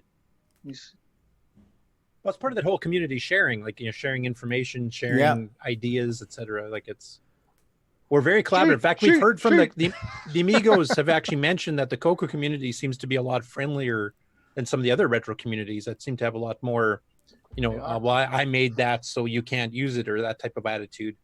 None of that ever comes up in the Coco community. No, but much less so. I mean, no community is perfect. Don't get me wrong, but we seem to be a lot more collaborative, a lot more friendly. And several of their viewers have said that too. Have joined our Discord as well. Oh, look at this! Here's the big boss. It's David Ladd. Awesome. Oh my gosh! Does the smart bombs work on this guy? Yeah, it does. Does that alien have a mustache like? It looks like he's blowing bubbles. Looks like he's got a handlebar mustache like D. Bruce. The bad guy? Yeah. Yes. Hey, Curtis. Bruce looks like he's ready to star in a certain kind of movie. Sorry, I can't hear you, Mark. Oh, I was just saying, I think the Coco community is so much more friendly because it's so much smaller. When you look at the number of machines that were sold over the years, the Coco community is one of the smallest ones as far as more mainstream. I think there's a generational difference as well, because the Coco folks all started their lives and computer careers around the Coco, whereas a lot of the Amiga folks that I've dealt with, they get really, really irritable about things around their games, and it seems that they mostly came from like the Nintendo generation. Is this the second boss? Yes. Yeah, this is the big one. This is the final boss. This is the finale. Yeah. Okay, let's see The what almost happens. there. Countdown. No Calm pressure down. there, Paul. Shoot! Shoot!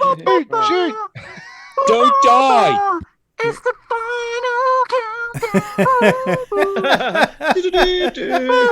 Yeah, that sounds helpful, doesn't This it? is exactly what Paul needs right now. He's probably muted us a long time ago. Yeah. If he's smart, he did. I need this He's like I almost need a dead. hernia operation, right? So, come on, Paul Thayer the Slayer, you can do it. You can do it. Pick up that You thing. can do it. Oh, smart bombs. Do it. You can do it. There he These are is. He smart got it. bombs. You got it. Yeah. Look at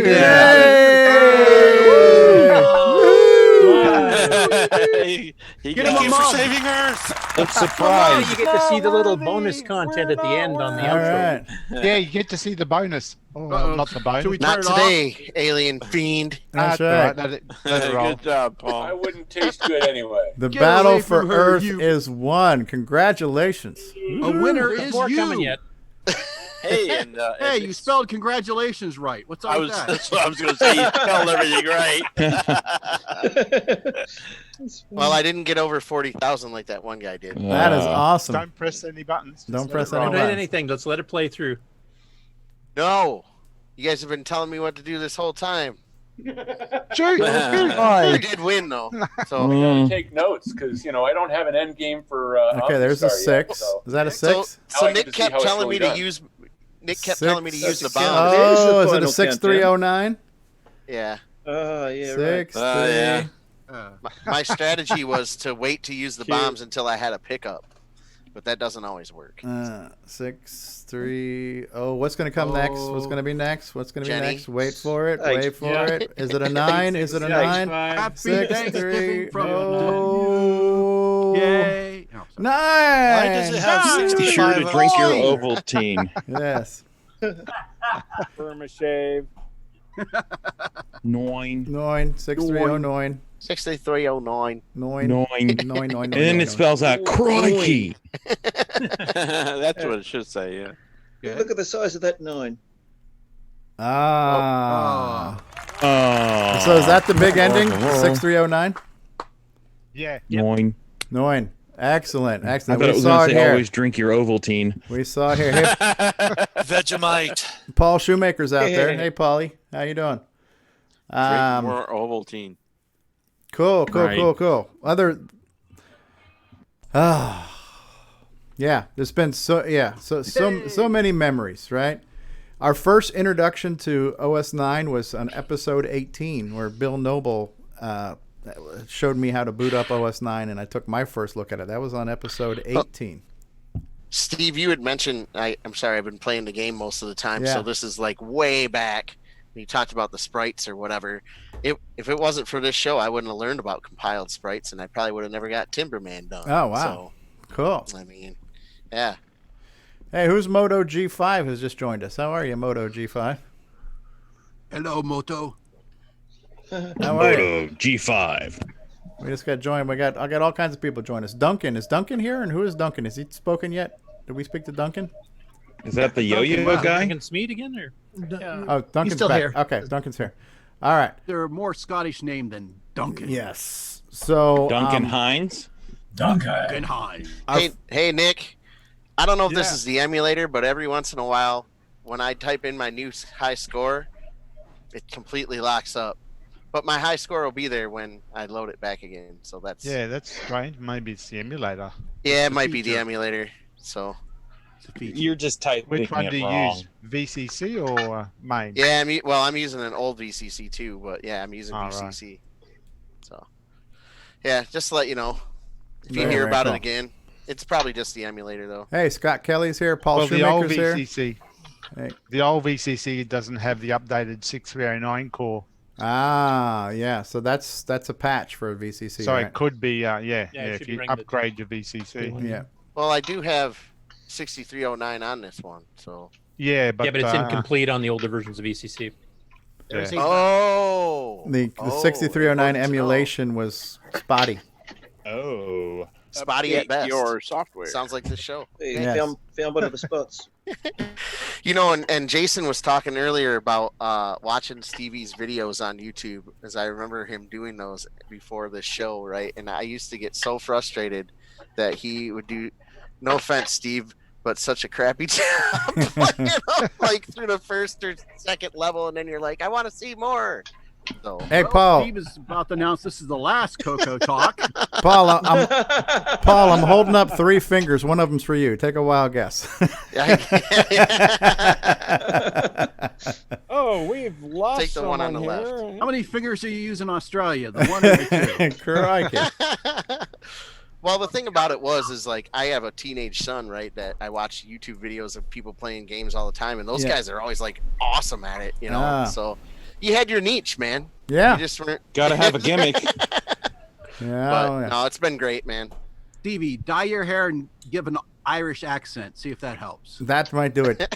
Why don't so you talk Who about who's joined here? Because I see some new faces. for Farik. Farik, are you there? Do you hear us?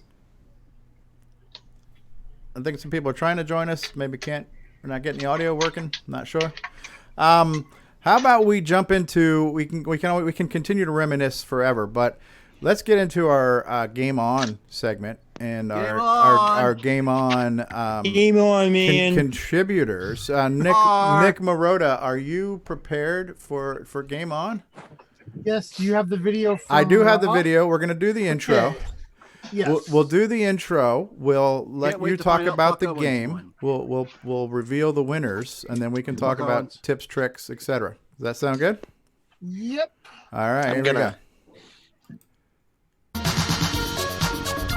All right, everybody, it's time for Game On. That's where we talk about Coco Gaming. And we're going to bring you over to the internet's own celebrity whose name is so nice, we must say it thrice. Give a warm welcome to Nick Marotta. So, Nick Marotta. Calm, cool, Canadian. Our game last week was David Jeez, Ladd that was a long one. just did a swirly. David Ladd, Yeah. that was you flushing the toilet. What, is Grant Leedy not available today? You guys did you guys meet at McDonald's and plan this? What's going on here, David? You switch to a core dump?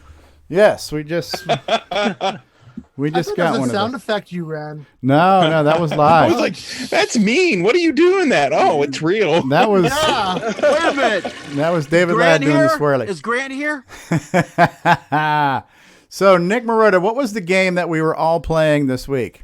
So the game that we were all playing was Starship Chameleon, which was the game that was featured on Amigo Retro Gaming last week. So this was a week where we synced up with them, and we had 13 participants this week, which I thought was pretty good. And if you want to go ahead and roll the video, it will show. I believe the video shows the participants and the winners, like in different orders. And we should Go ahead also and- add that this was kind of suggested by Dave of Dave and Sharon fame. So somebody who was watching the show gave us the suggestion, and we've now incorporated it into the show. So this is just an example of the community in action, giving us ideas to help make the world a better place. Right. So thanks, Dave, Mr. Dave 6809, for that suggestion of us doing our weekly games. And here's You're welcome. It's a lot of fun to see it in effect. Absolutely. So here we go. Here's the results from this week's Game On Challenge. This video production is courtesy of Rob Inman.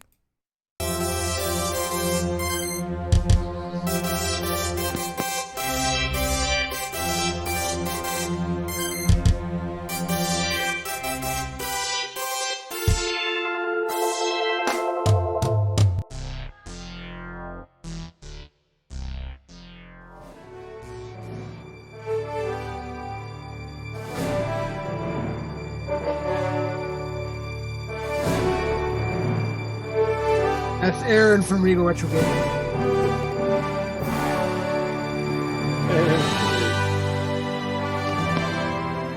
Turn the music down.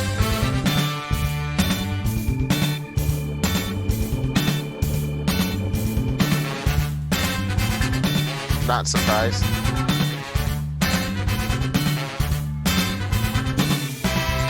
Ah, who's this guy? 69, dude. Who's this guy? Yeah. Had some KD Jason time. Reichert, number 1. Shocker!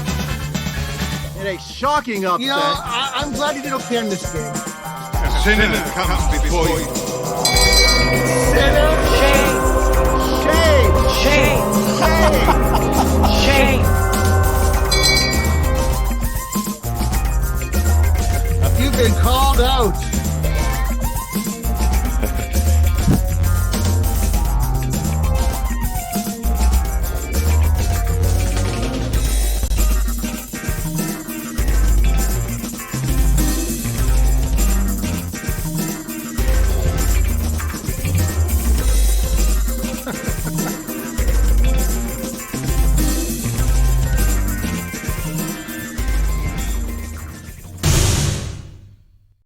Ken was getting into it.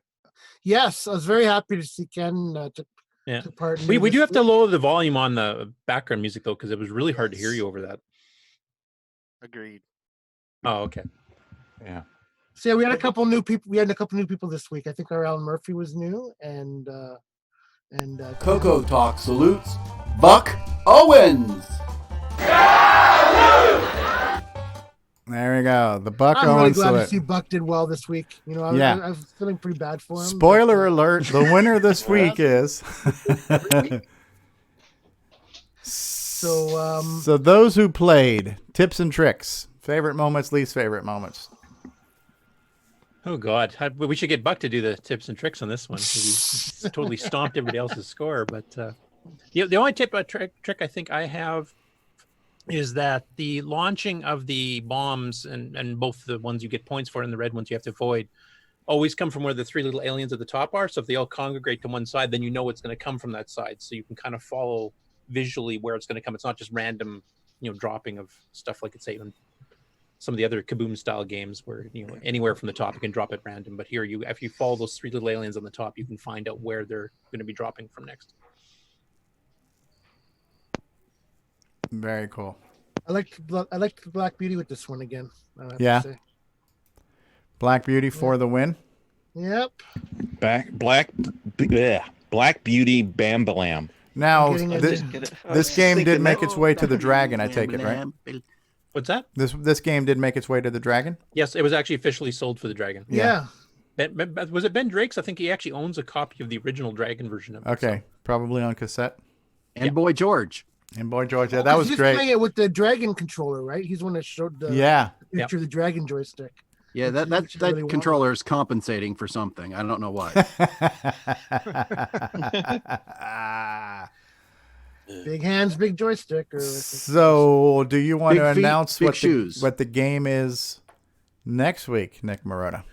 All right. So I'll go ahead and share if that's okay. Let me stop sharing so you can share.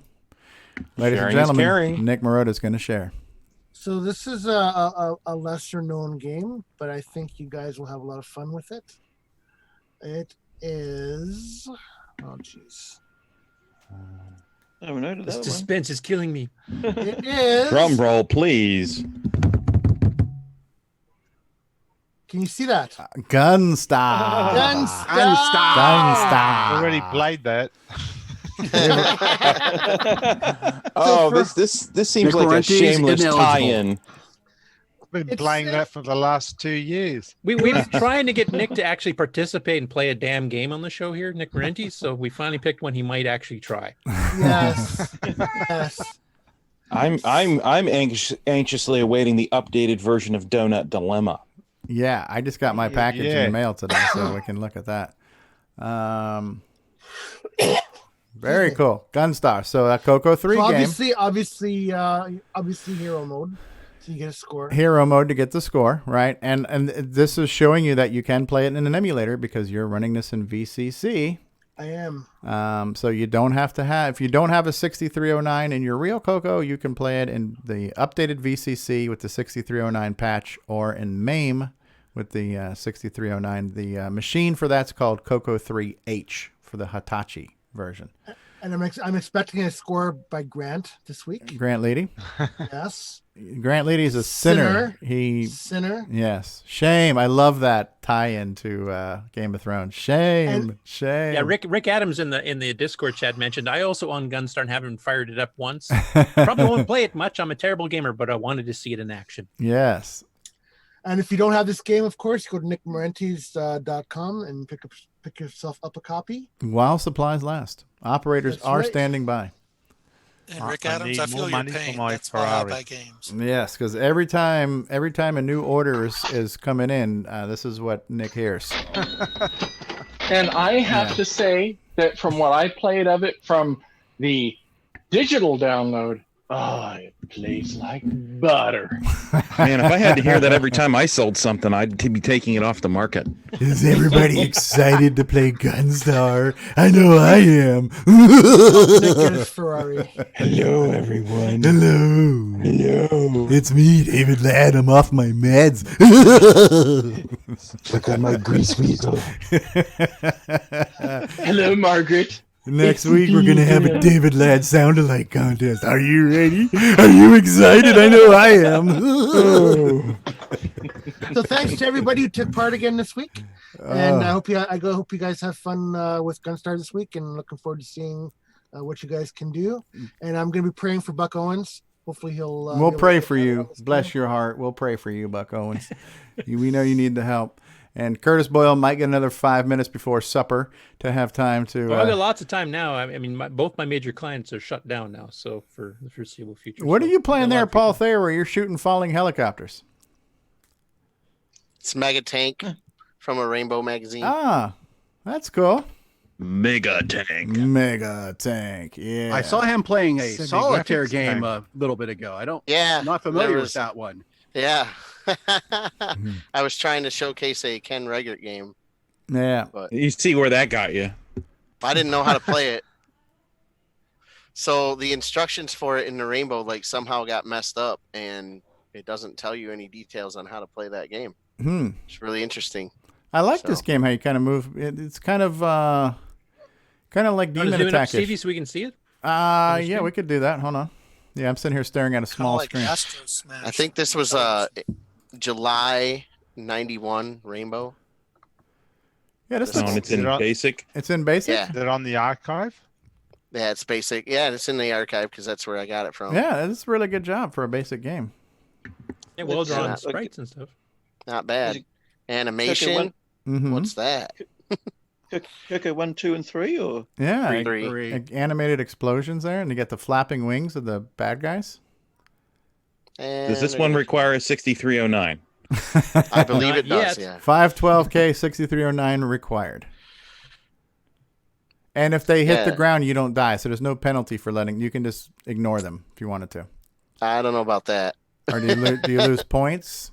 I don't know. There's a misses counter there. Oh, okay.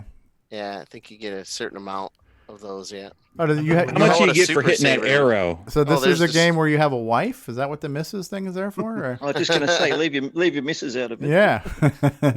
Leave the misses at home. Oh, you know what? And I lost the ship too. I've been damn it. You have no ships. So this is all basic. You guys hear the sweet music too? You are bored shipless. Yeah.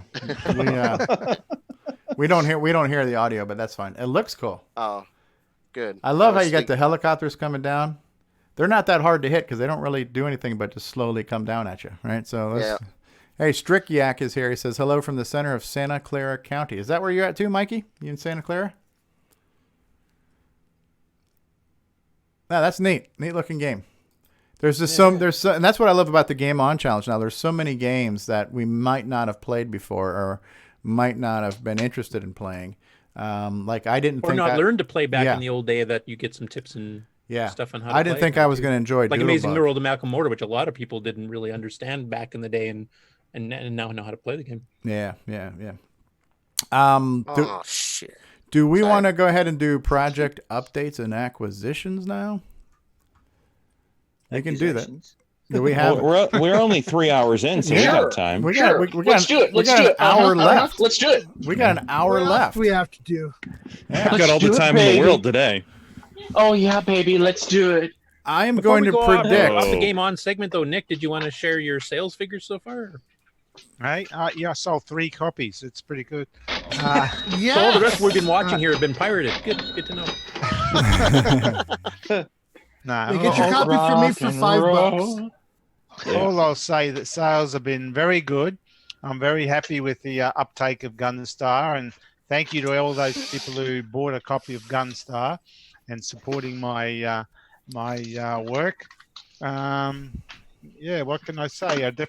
It shows that there is a market for 6309 games on the CoCo, and in general that there is a market on the CoCo. So anyone who wants to create software at a commercial level, say, there is a market there, and CoCo users will support you. We're a good group here, and we support the others' hard work. Absolutely. And so I have started another project. It's not a 6309 one, but after this, I might go back and look at 6309 again. Nice. Now, I have a question, Nick. Now, is this just a RGB color set for the North American CoCos? It supports composite as well. Okay. Yeah, so hit F1 on the title page. It toggles between the 2 color sets. And if we're using a PAL CoCo 3, obviously you it's just not leave going to make it any on difference. RGB, it makes no difference. Yeah. Yeah, but no, the sales have been very good, and it certainly shows a healthy market. Excellent.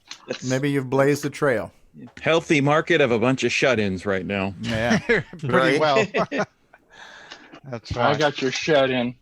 So who wants to talk about what they've acquired this week? I've actually got yeah. I got the flu. Oh, actually, all right. If David wants to go first, I'll go after. David? Well, let's see here. Where do I want to begin? So more importantly, acquisitions. Pack a lunch, everybody. It's going to be a while. Okay, so I got for a late Christmas gift. I got a Ender 3 3D printer.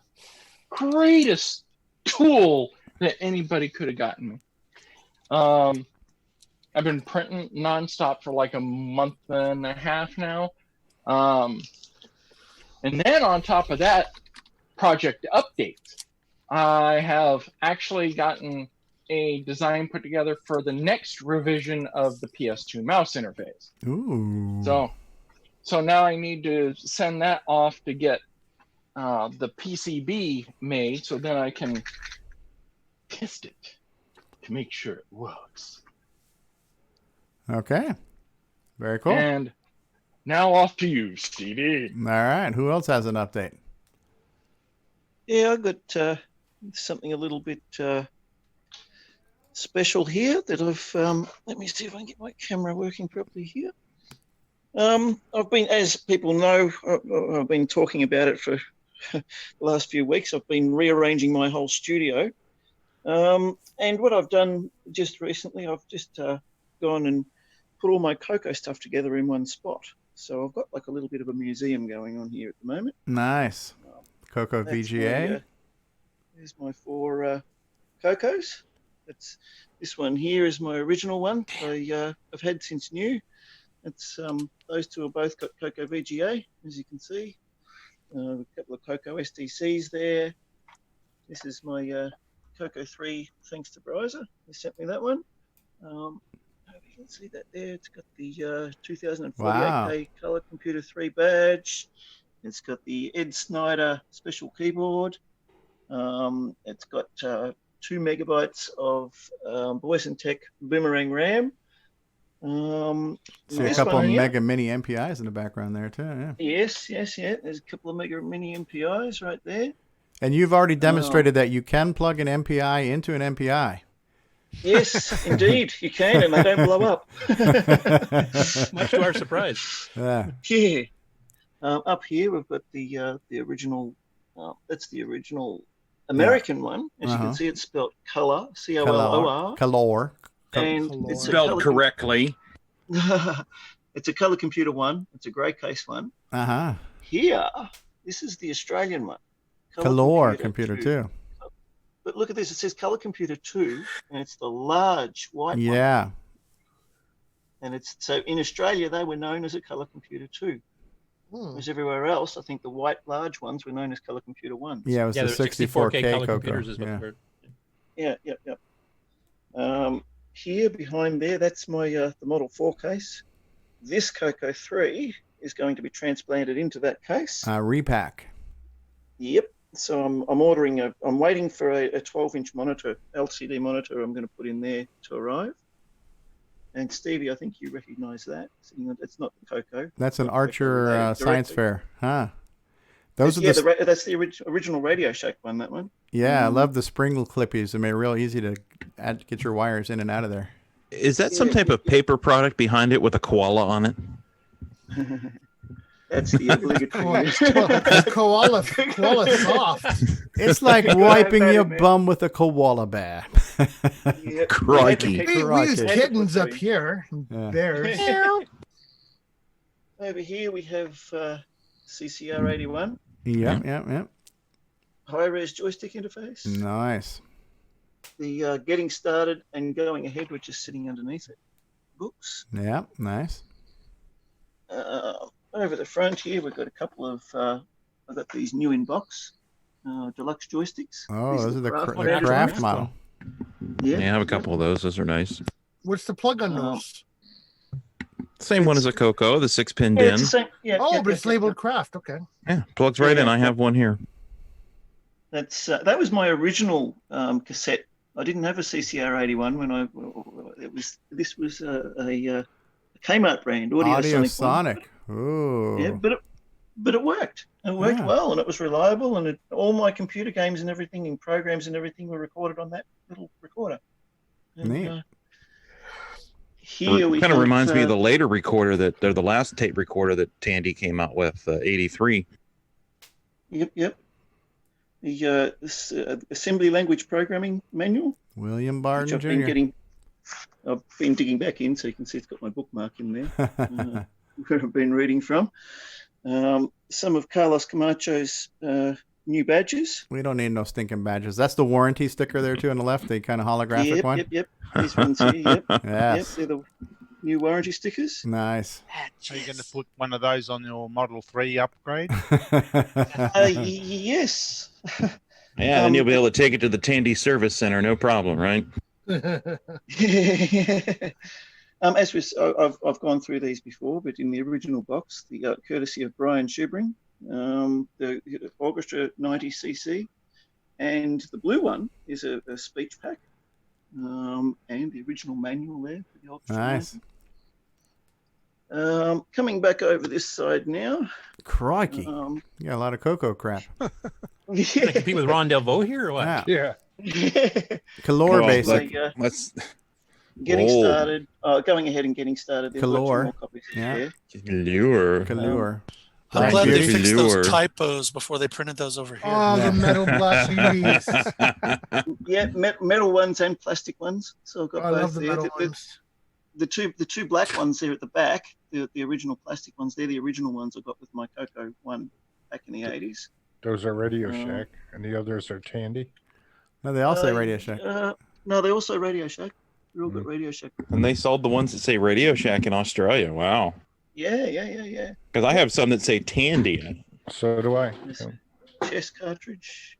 The Hey, Coco I 3. think I know the guy who wrote that test basic book. cartridge. Yeah? Peter Jennings, I think is his name. He's a Oh, the Canadian. news anchor. No, same name, but different person. Oh, I have that book, the green one there. Yeah. That's my favorite book. It's even got color spelled correctly. Yeah, they have. Yes. Yep. If you're in America. Tell us when everyone's tired of the different spellings of color jokes, so we can continue with them.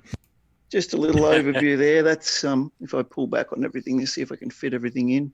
Yeah. It's Color. It so yeah, what sounds I'm like planning you're on saying doing the there word is colour with a U in it. Well, I am. Oh, there's the yeah, kitty. There's Neo. There he is. There's Neo. Good to see Neo. How's Neo doing? He's doing really well. He looks rather relaxed right now. He's very chilled out there, very happy. He's, Hey, C Drive. is out there. Strick Yak is out there. Thanks for joining us, guys, on our 3rd birthday here on CoCoTALK. So yeah, that's my Cocoa Museum. So this is your project. Your project update is you have your Cocoa collection in order. Collected. Yeah, I'm preparing. I'm rearranging the studio at the moment. So this is the keyboard rig, and I'm going to that cabinet at the back there, which you can see there under the mattress. I'm going to take all that out, and I'm going to set up a whole section there for all the Cocoa stuff. Okay. So I can have it then easily reach all the keyboard rig. And use Wow. it for the new Cocoa music album that I've been working on. So that's one thing I have to thank this show for. I mean, there's many things I thank this show for, but one of the things that's directly a practical thing that's come out of this is an entire album.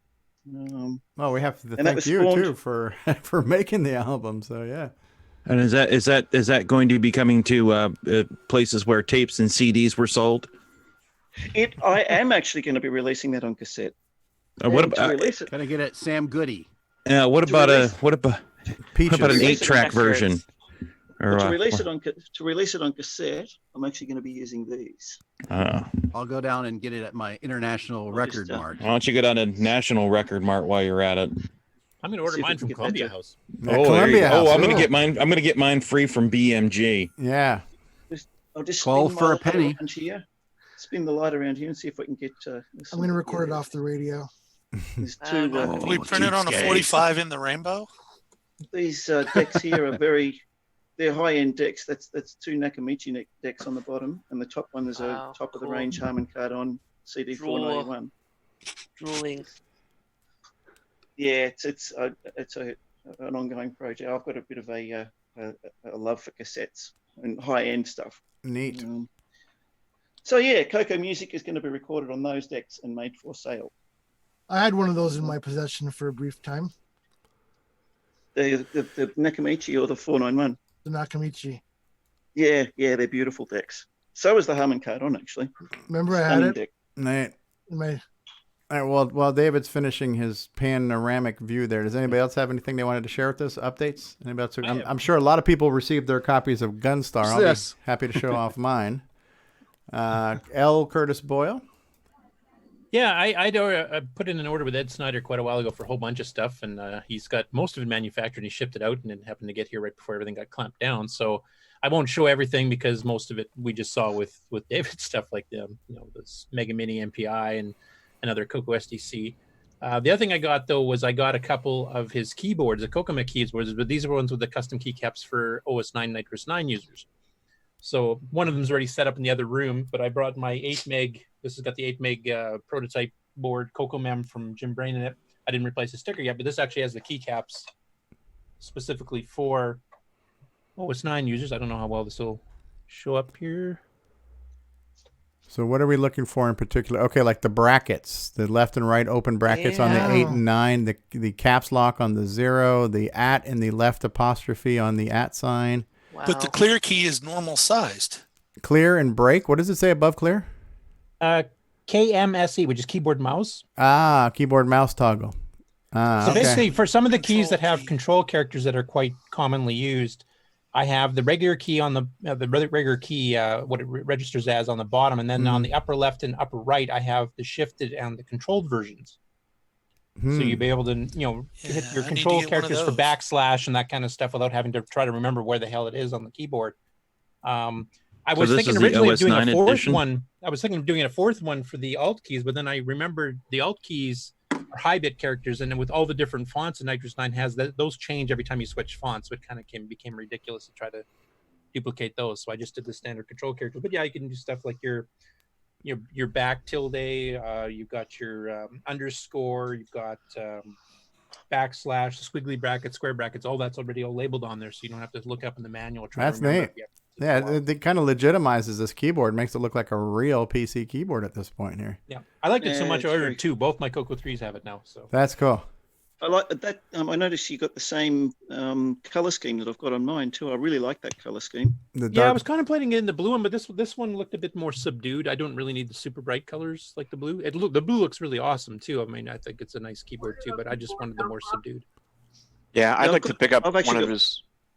I'd like to pick up one of his regular keyboards, but he's out right now currently. And yeah, well, he keeps bouncing back and forth. Like he just got these done, and he let me know they were ready. Not everything I ordered was ready, so there's still a few other things I've got coming. But he had 2 of these keyboards made, so they both came in, and I've got both my Coco 3s upgraded with them now. Who's making those keyboards? Ed Snyder. Ed Snyder. The Zipster Zone. When he's not distracted doing other things. Yeah. And those are the mechanical key switches. You got that nice, almost IBM feel. Clickety, clickety. Beautiful, beautiful keys to use. I really love them. And Now you can type as loud as Mark Overhoser. Yeah. Yes. On your You want me Coco. to show you? Yeah, let's hear it, Curtis. We're let's- used to yes. hearing your Mac keyboard going. This is much louder than the Mac one, great. so. Yeah. I had my other old Coco 3 keyboard in here. I can do a comparison. It's a lot softer sounding. Huh. Very cool. That's a beauty. Speaking of the blue keys, You Ed got some Snyder spare actually- keys, huh?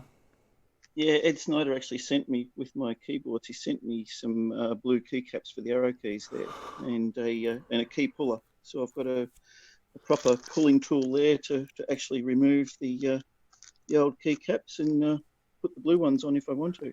Neat. I haven't done that yet because I actually really like the grey color, but I can put the blue ones on if I want to. Yeah. I will mention one other thing too. Apparently, Ed's had a few requests for the OS9 keyboard because there's a few Nitrous 9 users there. So he's actually got that on his webpage if you order it. I think it's keyboard option 01. Actually, is that keycaps with the extra Nitrous 9 keys on it. So that's a regular one he now sells. I think I'm going to grab one of them for my second Coco that I'm going to put in the Model 4 case. Hey, is Ron get the sleeping or is he OS9 just resting his keycaps. eyelids? Ron, are you Resting. You're good? You're just checking your eyelids I'm for holes in them? Make sure there's no Yep. leaks? Okay, good. All right. I'm surprised Ron hasn't asked for a commercial break. Yeah, potty break. I already had mine. I got a telephone call from an astronomy guy. Ah, So it was way out there. absolutely. I was figure brought to you by Depends. That's cool. Thanks, Curtis. Does anybody else have any updates, acquisitions they want to share with us today? If you got slight Gunstar, hold it up. If you got yourself a copy of Gunstar, hold up your Gunstar. Show us your Gunstar. Show us your goods. All right, there's Mikey. I'm holding up my hold digital on. copy right here. All right. Yeah, I have my digital copy behind me here. The physical one will be arriving soon. I got Popstar though. Does that count? Okay, Do I that get partial counts. credit? That counts. That counts. I got my digital copy too, but it's a bit hard to hold up at the moment because all the bits Okay. keep falling out of my fingers. Bits fun. I can hold up my SD card. That's cool. I do have a mini update. Go ahead, Mikey. Yeah. Also, before I go into that, answer the question about Stick is apparently somewhere in the area nearby where I am. I'm also in Santa Clara County. Okay. And I'm pretty sure Stick and I have probably met in person sometime in the past, if we're both in ham radio, Linux kind of circles, I think. So We met him so last year. I was washing dishes at that time. Ah. Somebody asked something. Well, We met at VCF last year. Maybe you ran into him at the electronics store, that Jameco or something. Can you repeat that, Mark? Because you got cut off there. Oh, I was just saying, Strick was at VCF West last year. We talked to him. Yeah, right. You might have met with him before that, but you didn't. Yeah, I'm pretty sure I've run into him at the flea market or some like Linux user group or something like that. So probably. Cool. So, Anyway, my update is instead of I finally got motivated this past week, and I'm no longer completely slacking off, and and I've been making some progress on DW term, and again I'm teaching it how to do ANSI graphics. So I've gotten to a point where I'm actually testing on VCC. It's not complete yet, but doing modular testing where I complete one major component and then test that out and then complete another major component. So it's going. So I'm Very nice. going to continue working on that, and don't really, now that there's no Coco Fest, don't really have a time limit, but I think I'm still going to try to shoot for that April April time frame to get that completed, because if I don't put a limit on it, it won't continue. So working on that instead of playing the game Gunstock. last week. So that's my update from here. Very cool. Well, thank you. So I got a quick update. Go ahead, Robert. I've broken the first code on a Z80 game that I'm porting over to the Coco 1, 2, and 3. Okay. So there's actual code happening, and it looks like it'll be an assembly game. Oh, neat. Cool. Do you want to tell us what it is, or is that is that a tease? That's just a tease. Some of the first code is semi-graphics 4 screens, though. Okay. Well, I'll real quick. I just broke the seal on my Gunstar. So this is the package when you look at it from behind, right? Very nice DVD case, right? You got the front, you got the back. Beautifully presented. Yep. Really and then on nice. the inside here, you got your little sheet, graphics. You got the CD here. Very nice. Gunstar, created by Nicholas Marentes, right? Copyright 2020 for the Tandy Color Computer 3. Nice little one sheet here showing off, what your aliens look like, what your spaceship looks like when it's different gun power-ups, what the various keys are. The instructions remind me of like arcade game instructions that pop up on the screen in the attract mode and stuff, the way they're written. Yeah. So. It's a beautifully presented package. Well yeah, done, Nick. well done, I like Nick. it. Have you you would have received yours yet, David? Would you? I bought the digital copy. Oh, the digital, right? Okay, yep. Yep. It takes Did a you while get to your digital copy Did you yet? get your digital copy yet? You got I that. certainly have. Okay. Yep. All right. Okay, good. Okay, Strickyak says, you look familiar too, Mikey. One of those places you name for sure, but I just missed your name. Okay. Cool. Who else has got an update? Anyone? It's a CoCoTALK I connection. have some updates. Okay, that's Mr. Dave. Yeah. Okay, so I finally, after getting the Raspberry Pi in my Coco 2, I have a lot of USB features available. So today I finally got the USB printer running. So now I can print stuff from my Coco 2 with the Wi-Fi printer. Wow. Yeah, that was a milestone. So you're Bruce just Moore might sending be it, interested in that. I think he's been trying to print to a and modern printer. you're from... sending it out as just out the Bitbanger as like print number -2? Yeah, I'm not overloading the Coco with any extra stuff like the Raspberry Pi. Every time I want to do something, I make a new subroutine. And the Coco doesn't really have to do much. It can send it out by the print number 2, and away she goes off to the wireless printer. Cool. I'm hearing some TV noise in the background, so who do I need to mute right now? Anybody That's who's not me. Anybody who's not talking, I'm muting you right now.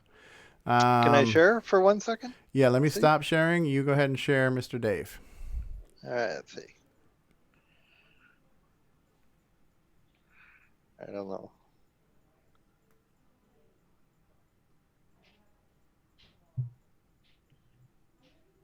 Is it going to share? Oh, here it is. Can I share for 1 second? 1 second. Here we go. Okay. Happy anniversary, CoCoTALK, Mr. Dave 6809. Yeah, and the other one below it is I was able to do a screenshot.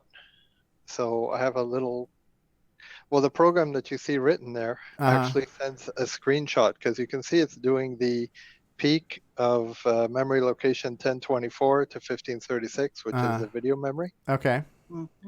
So this program actually took a snapshot of itself. Because it was on the screen. Yeah, so cool. I have a hotkey and I can take screenshots and send it off to Wi-Fi. So that's pretty cool. Pretty happy with that. Cool. And you're just sending it through as just plain Extremely text. Cool. Yeah, it's coming right through. There we go. Was that the first program selfie? There's my Coco with the. I love that keyboard. Yeah, that's awesome. So yeah, having the USB. What's the story with that keyboard? It's Darth keyboard. You don't know the power. Is that a Coco keyboard but with lights on it? No, that's gaming, mechanical gaming keyboard. It's a 60% keyboard, and it actually really fits in the Coco well. The only problem was I had to What's the other 40%? 60% Well, keyboard. those are the savings they pass on to missing. you. That's a neat picture there, Oh. yeah.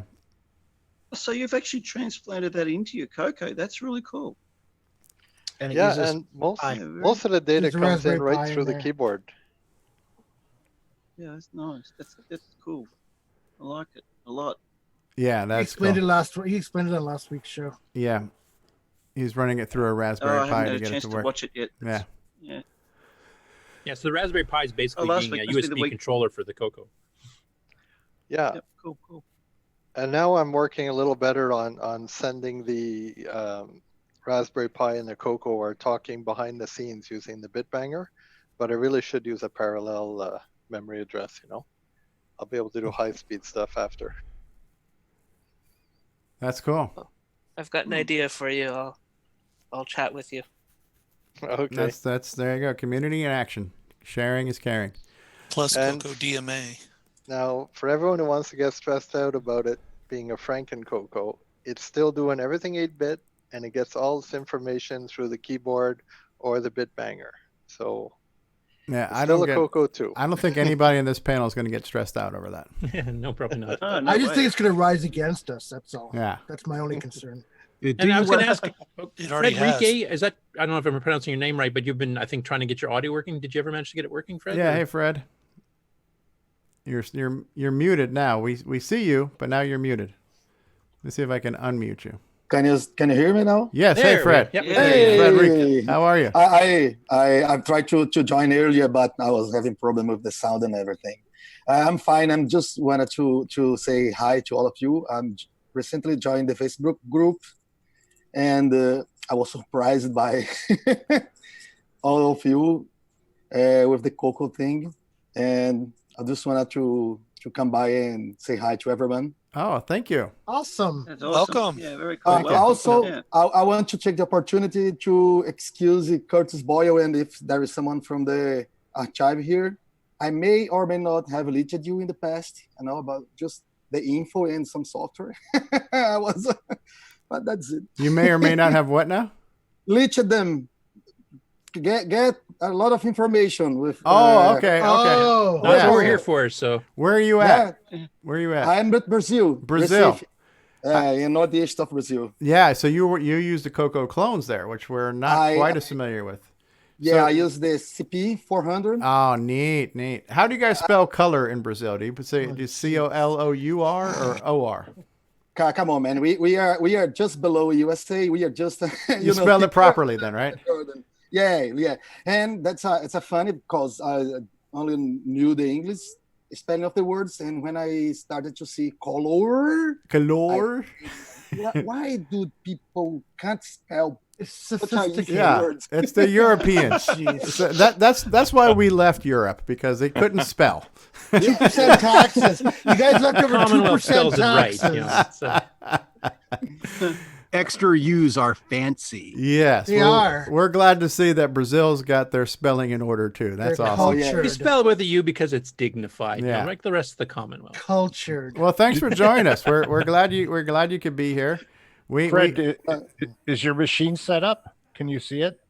No. I posted pictures of it earlier when I joined the group, but it's currently stored. I have to move to another state and move back, so it's currently stored. I have to do with emulator right now, but I had them. Okay. Now, have you taken part in the Brazil? Like they've had those Coco gatherings where they've been showing off a lot of the various. No. I just with you guys. I just realized there is this huge community of Coco people who love the Coco and still gather. You talked about it earlier, when you just. Yeah, we're cuckoo for Coco. What's the word for color in Portuguese then? It's core, COR. Core. Core. Yeah. A core computer. Some of us had to buy again because we got rid of our stuff. Core computador. Core computador. Computador. Encore ou a cores. Here it would be computador a cores. Okay. Computador, I like that. It's a conquistador. Well, that's kind of what happens with the MC10 when we have to get the thing to open up, hold the door open. That becomes the computador. Hey, look at what I'm holding up here. I have a special one. Yeah. Yeah, you do. Oh, it's a color. It's a color MC10. Okay. Extended, not color basic. Actually, not pronounced color. We don't pronounce it color anyway. Yeah. We still say color. Licence? Yeah, is that the English or French? No, that's the French side. That's just Stevie B. Micro-ordinateur. License by Microsoft under license. Their secret agent has a license to kill. License. That sounds like some kind of shampoo for some infestation or something. Darren Ottery says no MC10 hate. Yes, no, we love the MC10. Oh, we like the MC10. I love the MC10, especially with the Ed Snyder memory expansion. Yeah. With the 3D printed case from John Strong. It really, when you put that expansion in there, not only can you run a lot more things, but you can also use it as a bookend. Hey. Ho. If you don't want your printed case, send it to me. Yes. And Ed Snyder, it helps with holding the books up. Ed Snyder just posted in the MC10 group. He has a handful of the composite mods for the MC10 too that look like they're a drop-in replacement where the RF output goes. So they do require some soldering, though. I was reading you do have to remove the RF box. So gotcha. So and that Curtis is not for you. Yeah, that 3D printed case is not from John Strong. Well, the original one was, but so Ed's providing his own. The one now? that I bought from John at CoCoFest last year. Oh, I see. John still sells them. The MCX 128 case. But he was saying that. And now these messages. Sorry about that. I was trying to move something around and I clicked on it. Oh, that's because we're a professional show. You'll get the hang of it one day, Stevie. Yeah, we'll get the hang of it. Yeah, it's only been 3 years. You'll get it right sometime. Listen, we're getting there. We're gonna do a brief. We're gonna do a small amount of news this week, and then we'll get back to more of our discussion. So, how about we take a commercial break before the news, and when we come back, will you be ready to do news, L. Curtis Boyle? Well, I've only got the one story queued up because we kind of said we were gonna just do the one. Okay. So we'll catch up the rest next let's how about we do this, since we are celebrating 3 years of community wonderfulness. We're gonna run a Jim Gary commercial, because Jim Gary is a big part of this community as well. He's created more content for the MC10 than has ever been created for any computer in the history of computers, most likely. So we're gonna run a small commercial break featuring a nice little commercial from Jim Gary for his MC10 collection, and then we'll be back with a little bit of news from L. Curtis Boyle, and then more talking about the community and celebrating the past 3 years after these words. So Ron Delvaux, if you need to go potty, by all means. Thank you. And now these messages. It's a Radio Shack Merry Christmas. This year, I needed to give a real family pleaser. Honey, please help me with this budget. How about a new game, Dad? Please. And I found it. Radio Shack's Color Computer 2. On sale for just $99.95. It entertains, educates, manages. It's expandable and affordable. Now that really pleases me. The Color Computer 2. Sale priced for Christmas. Only at Radio Shack. Hi, I'm Kieran Anscombe, author of XRAW, and your brain is resolving sensory input into CoCoTALK. At Gsoft, we make games for the TRS-80 Color Computer, TRS-80 MC10, and Dragon computers. Our basic games cover the range of genres from arcade, to text adventures, to simulations, to 3D dungeon crawls. This is our latest puzzle game from Japan, Fruit Panic. So come on, drop by our website and download our latest games. Tired of switching your joystick between the left and right port? Want to change between different controllers? Well, Joey has got you covered. The Joey Controller Switch. Take control of your controllers with the flip of 2 switches. Order today at cocoman.biz.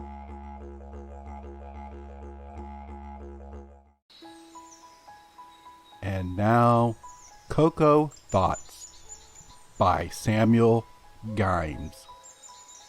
Legend says, when the moon is full, if you go out in the country by the lake and whisper the name of Nick Marotta 3 times, his spirit will appear and he will grant you a product idea. Radio Shack has a great gift idea for the whole family. Fast action TV games, and they're on sale. Get this 6-game model for $29.95 or the 4-game model for $21.95. With rising entertainment costs, that's a real bargain. You play hockey, tennis, squash, and more. Easy to hook up and great family fun that lasts all year long. The sale price TV games. Only at Radio Shack, a Tandy company. Hi, I'm Terry Steen, author of Balloon Fire and other amazing games on the color computer. And you're listening to Stevie Stroh on CoCoTALK. From around the world, what you need to know. Get caught up on News with L. Curtis Boyle. And now a Muppet News Flash. All right. And we are back, and we are here with L. Curtis Boyle. And because we're really just celebrating our own self-proclaimed success, we've decided to keep it short on news this week. But there's at least one story that's got to be mentioned. So, L. Curtis Boyle. Yes, and of course, since we were just talking about Ed Snyder and all the wonderful products he's done, it's one of his projects, of course. Surprise, surprise. So I will share. We will follow his career with great interest. That boy might be going somewhere. Yeah. And okay, so I'll just read his text verbatim here because it kind of explains what it is. But we've mentioned his Coco 2 project before. He's basically duplicating the hardware of a Coco 2. He said, I just received a new revision back on the little Coco 2 clone board I've been fiddling with. This one has some changes that were requested, such as 2-button joystick support, which will greatly please David Ladd because he's been thinking of hacking a 2-button, connecting the one missing pin on the PIA, so you can actually do that on regular Coco 1 and 2s as well. Cassette relay control, signal added to cassette header, improved power system decoupling, several bug fixes and experimental improvements, adding mounting holes for flexibility in case design, etc. Playing around with the video circuit, I noticed a way via clock mixing to add a second color set via a simple switch, both alphanumeric semigraphic and the artifact colors. A bit non-standard, but why should it be exactly the same as a standard Coco's video? Kind of neat. I think I'll use it. I will mention that was actually also in the design for the deluxe color computer, and actually some of the software notes Microware has actually mentions the specific screen colors that he's getting. So they had that exact same thing back in 1984 planned for the deluxe color computer. So we'll just go through a couple of pictures here. Yeah, and maximize them when you get them up. All right. Is that maximized? Yeah, so that is a Coco SDC. So the cartridge slot is now vertical instead of horizontal. Yeah. Okay. And So there's that's our a picture using one of his CoCoMech keyboards. Yep. And the Coco 1 and 2 does support the extra 4 keys. I should mention that too. That's already built in even on the current Coco 1 2s, which is why third-party keyboards used it. Okay. Here's the underside of the circuit board design itself. Coco And the top 2 side, Plus. Look at kind that. of telling you where everything is, all the chips and stuff. Uh-huh. Getting some noise from somebody there? Yeah, we need if you please mute yourself, guys. We're getting a lot of background noise right now. That's the whole double-sided, both sides being shown at once. Actual production or test board version of the board anyway.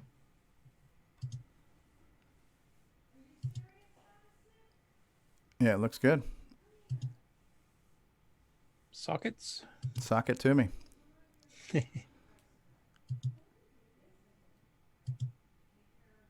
What is that, a riser card for the...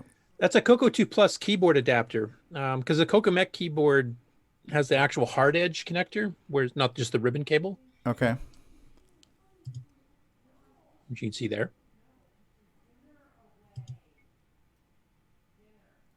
Okay. There's the cartridge slot. There's the back. There's your joystick DINs. Yep, There's your supporting both buttons, composite which is output. cool. There's all your chips. There's It all is the all chips populated. assembled. That's the whole Coco on that little board. It's like a little mini. That's an entire Coco 1.2 Mm-hmm. with some additional features. Yeah. No Bitbanger port. And look how clean that is. That's composite. That is super clean.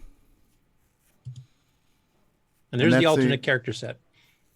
Yeah. So this, what are they doing? Changing the color phase somehow or something? Yeah. I don't know exactly. The Which is term for exactly it. what the Coco Deluxe did. In fact, they had an option on the ROM. If you held down a key, it would kick in this color set.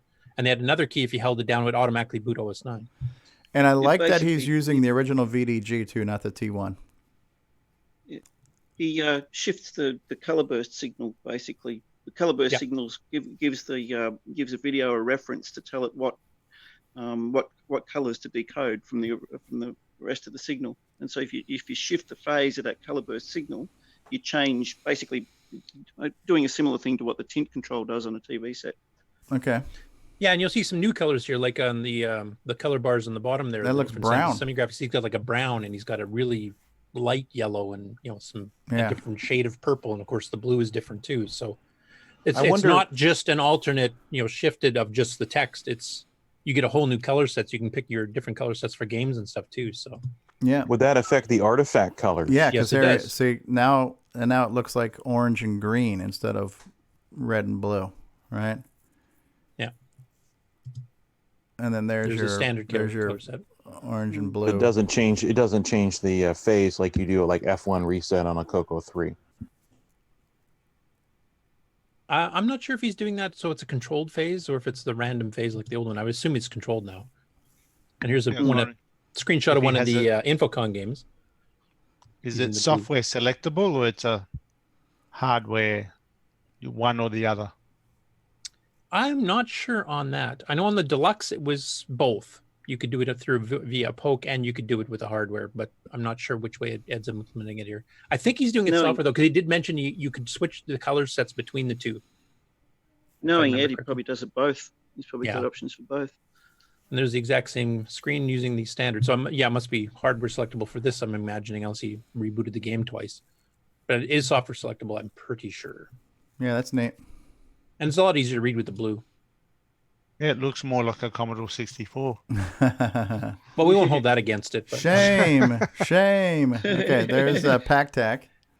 Yeah. Did someone swear? Ah, Just with the now alternate look at color that. set. It just went to peach colored or Yeah, something. and the score's blue now instead Score's of green. blue. obviously. Yeah, that's interesting. It's cool.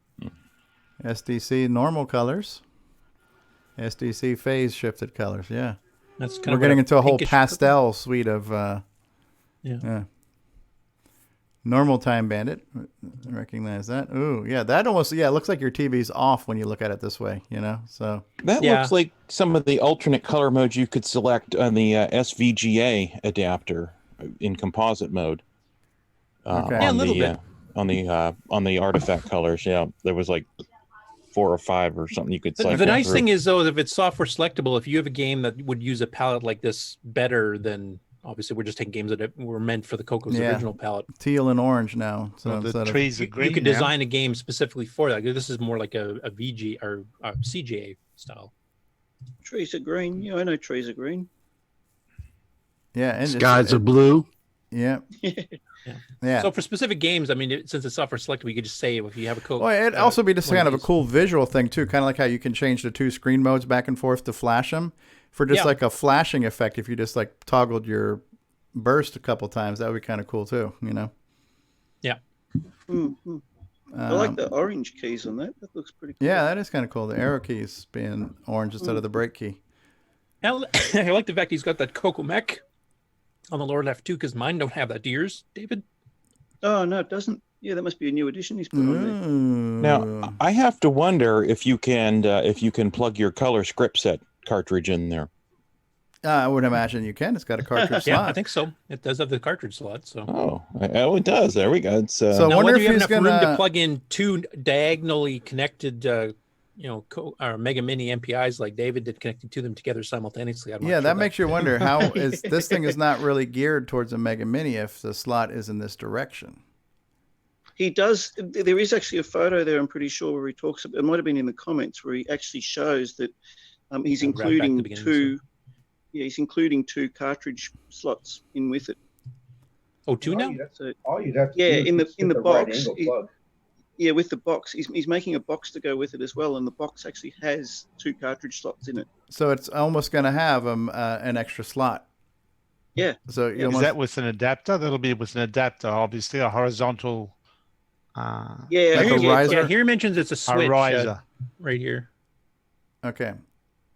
Secondary color set for alpha semi-graphics, just flip a switch. Okay. I don't know if he mentions If you it go as scroll software. down further, he does mention about the extra cartridge. I remember seeing a photo of the box somewhere in the comments. I'm pretty sure. Yeah, and I was mentioning that the Deluxe had the same option. All I right. wonder if you can do the Coco VGA mod on that. I don't see why you Yes. couldn't. It's got a Yeah, VD, yeah. it's got a socketed VDG. I mean, you should be able to. And he is He's talking that he released- can actually add this phase shift to a regular Coco 1 and 2 too, so he might have a little hardware add-on if you want to use his alternate color sets there Hey, too. I like this Coco idea. VGA, yeah. I mean, the Coco VGA option is available as a daughter board that plugs into the main board.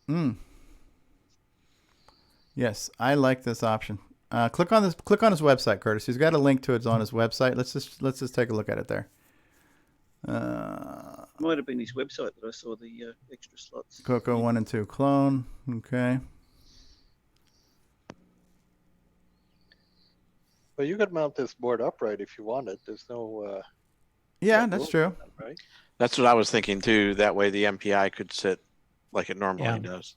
And here he's got a size comparison with the MC10. Yeah, that's amazing. Or just a right angle connector.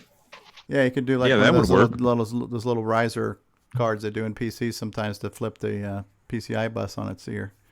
I didn't share sound because I wasn't expecting a video to be here, but No, we saw this. We've seen this before. We showed this one off. This is. Was this his old one? Yeah, that's showing Okay, that off wasn't- Time Bandit and the artifacts. No, that's neat though. It's a neat project. I'd love to see it when it's done and see what the price is. The cool thing is that this is made with all the original parts, right? This is not this is not FPGA. This is this is part for part everything that was on a Coco, just in a compact case, and it's new. So the composite is going to be modern and good. The composite's not a mod; it's a standard feature, so it's not like a hacked on thing. Sorry about that, Rondell. What were you going to say? Is the Coco 2 has a salt chip, right? Is there one in this? No, it doesn't. There's a pepper chip in that one. He's got an updated power Just the supply. 3? That's only on the 3. Oh, okay. Only the 3 think- has an assault chip. It might have a pepper chip though. Oh. Nick, about I was Mission pretty Russian sure the assault Coco chip? 2 had a salt chip. You Just did? a different version. Oh, okay. The Coco 1 has the Coco 1 has a op amp to control the bit banger, but the Coco 2 uses a different interface for that. That's why you can get 57600 off the bat for baud rate. Yeah.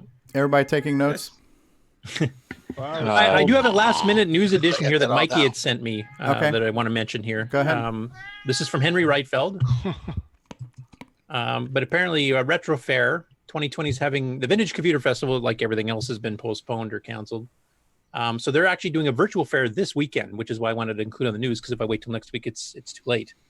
So they're actually doing, visual tours. People are putting up videos of their own retro equipment that they can take a look at. They even got some stuff set up for VR goggles if you have them, so you can do walkthroughs. Okay. There's a Coco video on there somewhere. Did you put that one up there, Mikey? No, I didn't. I don't know. Color I haven't Computer 2 listened to it. demo. Quick demo of the Color Yeah. Computer 2. So there's the Tanny 102. Okay. This is the intro. It's a long intro. It looks like it's paused for us. It's not moving. Unless he's... Oh. Actually, it's got audio too. Do you want me to stop the share and I bring the don't. audio back? I So, don't. like I said, I didn't link No, audio. don't worry about the audio. Just scrub forward so we can see if we can actually see anything on here. Right now, I'm Are looking. you guys seeing this or? I see the keyboard. Is all we see. Oh, okay, yeah, because I'm scrubbing forward and I'm seeing like a book manual. Here No, and no. I'm seeing All that. we see is the Yeah. title screen that has the. You may want to start and restop it anyway. Yeah, maybe. Yeah, I think it's boogered. It's boogered. Okay, I'll rewind it while I'm at it then too. Broken did. You blew it. Oh, I know it. It's probably the full screen setting because whenever I do that, it tends to script. So let me. Let the smoke out. I'm going to launch on YouTube itself so I can maximize without doing full screen. Okay, that's launched and ready to go. Let's switch over. Share with sound. Sunny and share. I think we broke Hey. a record for countries today on the show too. Yeah. Scotland's a fairly new one for us, and Brazil we don't have Scotland, on. And... Brazil. Okay, you guys can see it? Yeah, we can see it. Okay, Yep, let me working, drop yeah. the volume down a little bit here. Okay. What I'm Yeah. showing here today is my TRS-80 color computer. Is that loud enough? Yep. Yep. Yep, it's good. First, let me go back a little farther in time. I started with the TRS-80 Okay, when my keep high going. school got a Model 1 in the spring of 1980. Well, three minutes. Do you want me to just let it go During run the through? summer Or? of Not really. 1980, No. I bought I've seen a color computer too before. It's a manual. Straight We until don't I look at sold it manuals. and Yeah. bought this I don't even read 'em. This is like all too your much like color-based instructions. commands. Yeah. View the games in action. That's like Polaris color was a baseball. Miss Command clone and was a lot of fun to play. Look at that TV. Polaris. That's a cool Yeah, little that's a small TV. TV there. Yeah. Yeah, Project Nebula was an that's like the original same game. kind of box that It my has a sort of Coco Star came Wars in. look to it. Original It Coco. was unique in the way that the enemy ships Oh, He's danced got the the- Project in front of you. Project Nebula. Nebula, yeah. which made targeting He's got That's the one of my metal favorites stick growing up. joystick. Yeah, the originals. Yeah. The one I always unscrewed the top side of the sawed-off Fences shotgun of version of the Dagorath was joystick. one of the first real-time, first-person adventure games, but it did challenge. He actually goes through a little bit of an because it was explanation all of what the done in games real are too. time. It's not just a, Yeah, that's you know, cool. I like It that. was on cassette, but those have probably died Paste by the now. link in the YouTube chat. Luckily, I can still load these programs in using a simple Needs a little converter bit of retro that writing takes the there. WAV files from a PC and inputs them into the You're not cassette going to port paste the of link to Coco. the whole retro Let's give thing? it a try. We could do that too. Yeah, paste the link to the Yeah, whole you can retro paste site. that one. License from Microsoft, which has Yeah, to do be that. I have a work simple today. converter that goes from my I'll play WAV this files to file my from Coco. It's called the Microsoft cassette Laptop cable. 2, which is, you know, a little more powerful than the It's like Coco. he has something more elaborate there. Here's a listen before. All I right, big plug thanks in to the Henry game. Reitfeld for pointing that out to Mikey. Okay, let's 'Cause, give it a try now. as I said, it's very timely. I mean, the show was supposed to have been this weekend, and they're actually doing the This game virtual is version of the show Lancer, this made by a weekend now company too. called So Spectral definitely didn't want to wait an Associates extra that week was to based tell in me. nearby Yeah, it happened Tacoma. last week. You just An loaded An Lancer. inferior Joust clone. Yes. Oh, A don't you superior. start. And I think they're encouraging people to upload videos. So if you guys have any little videos you've made in the past, or if you want to make a quick video, you know, Final about your item Coco I'd like stuff, to I want to show send you it up. is They're this basically joystick doing that I this put together. virtual thing, so One of the everybody color can come in. computer That would have been at magazines the back in the 80s VCF had and an actually just article take a on look at what it all parts and to kind of buy see a at your virtual local Radio tables, Shack just like store you with the show. and instructions on how to put together. We should have Ron It was Delvaux fairly reach out to simple. this guy, offer to have See a lunch guy, with him, little see if we can kiddos get him on the beside show me next there. week because this is cool. Love to hear about. Love to talk to Hope you this enjoyed guy. this little tour. Yeah. Yeah, they can both go to the same drive-through and Yeah. talk to each other for about 12 feet away. Oh, and for even more fun, be sure to check out the Living Computer Museum in Seattle. It was if you nice though ever because get he a actually has chance. originals of some of the third-party stuff. He has like I can stop sharing now, but he has stuff like Lancer. He's got the original tape for it. He's got the original color peed instructions, which I haven't even seen before. I've Wow. got some other ones by Intracolor, but it's pretty good that he actually had the third-party representation, not just copied off of the archive, but actually Yeah. has the original stuff. So. Yeah, it's a shame about Lancer, but that's okay. I mean, he had other good stuff. Yeah, that's Yeah, it's a shame that some people have no taste about Lancer. That's true. That is cool. Thank you, L. Curtis Boyle, for that news. We'll have more news next week. We wanted to keep the news short and sweet. We're already coming up on 4 hours again. I would like to. We're not quite done yet, but I would like to run our tribute to David Ladd again, just because David Ladd's been such an important part of this show. So we ran it earlier. It's worth running again. If you haven't had enough David Ladd, if you got to have more cowbell, here you go. Here's some more cowbell. David Ladd tribute coming at you here on CoCoTALk. And now these messages. Radio Shack, America's technology store. Computer shopping has never been better at Radio Shack. Here's proof. Our new ultra-high-performance 386SX 20 megahertz computer with 85 megabyte hard drive, only $12.99. And it's from Tandy, manufacturer of the best-selling PC compatibles in America. Or get a 286-based Tandy home office computer with color monitor and hard drive, only $899.95. Shop your friendly nearby Radio Shack. Great selection, superior service. Nobody compares.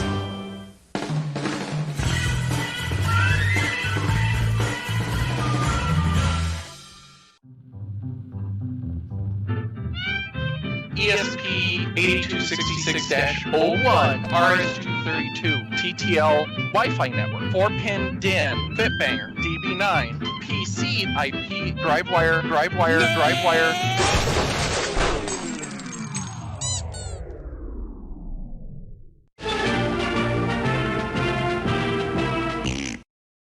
Good night. This is Nick Marionettes. Crikey. After you buy Gunstar... Stop right there. Okay, fine.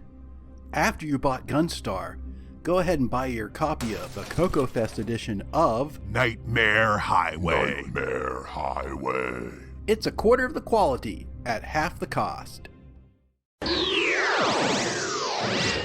Hello, I'm David Ladd. Thank you for watching CoCoTALK, the world's leading live CoCoTALK show. This portion of CoCoTALK brought to you by Placeblex Dietary Supplement.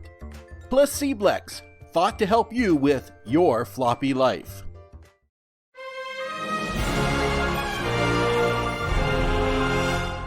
In a world where hard drives rule and floppies are superfluous, one man, one legend, one old fart dared to learn the floppy and took the brunt of jokes. Then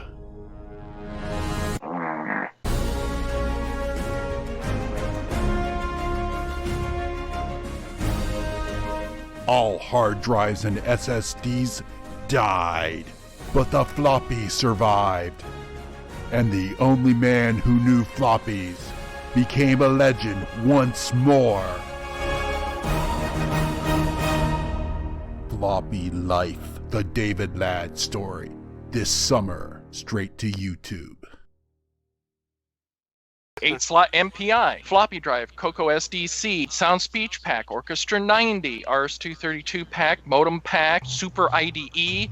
You start adding all those together if you want them all usable at the same time. Well, guess what? You just went over the 4-slot MPI. David Ladd. Oh, I'm much happier breaking stuff. And there we have it. We have. Oh, wait. CoCoTALK Inception. There we go. That was our tribute to David Ladd. And during the break, I went ahead and headed down to America's Technology Store. All right. What'd you get? Did you get a $1,200 386 DX? I got what I got here. I have some LEDs. Ooh. Battery card. And a 4011 NAND gate. Oh, nice. Oh, it's one of my favorite NAND gates. Yeah. Yes. So, Curtis, there was one other thing that I happened to see in the source code for MAME. Okay. Last night. So another new piece of hardware's made it into MAME before any place else. Ed Snyder's Coco PSG. Ooh. Okay. Is that like top of tree or something? I was pulling it so I could build the most current code, and I happened to see Coco PSG pop up. I'm like, what the hell? So I went through and yeah, it's in the cartridge list. I was like, nice. That would make You better developing go back on the meds, David. Yeah. Nick, baby, you don't want me back on the med. Is everybody excited? Floppy drive. Yeah. Oh, don't worry, Nick. I'll make it worth your while. Yeah. We're not after dark yet. Well, David Ladd, we appreciate you. You've brought us 3 years of joy. It You was brought us- added 20 hours ago. Yes. I'm looking. Was there anything else we wanted to comment on as far as our fond memories of the past couple of years, things that have been going on that are special to you in any way, shape, or form? I'm just grateful to you guys. Just a bunch of good friends, and that's really helped me a lot. Awesome. Yeah, and I'm bummed that I'm not going to get to hug Stevie in person. Me too. That's exactly right, Kitty. I don't get to hug Stevie. Hey, Nick Maroda. Yo. Right on cue. Check out the Coco Color Computer group on Facebook. It has, I posted the cards? Cards, yeah. Cool. Card. Pretend one. Well, I didn't come in earlier on the 3-year thing because I was a little busy. What's that? Mostly, I don't get a chance to get on here very often. Mostly I'm listening to the podcast version while driving through the wonderful Silicon Valley traffic. But, sort of got me interested in going to Coco Fest. And, I really, really love hanging out with you guys every once in a while. And every once in a while? Come on, it's supposed to be all the time. What the hell, man?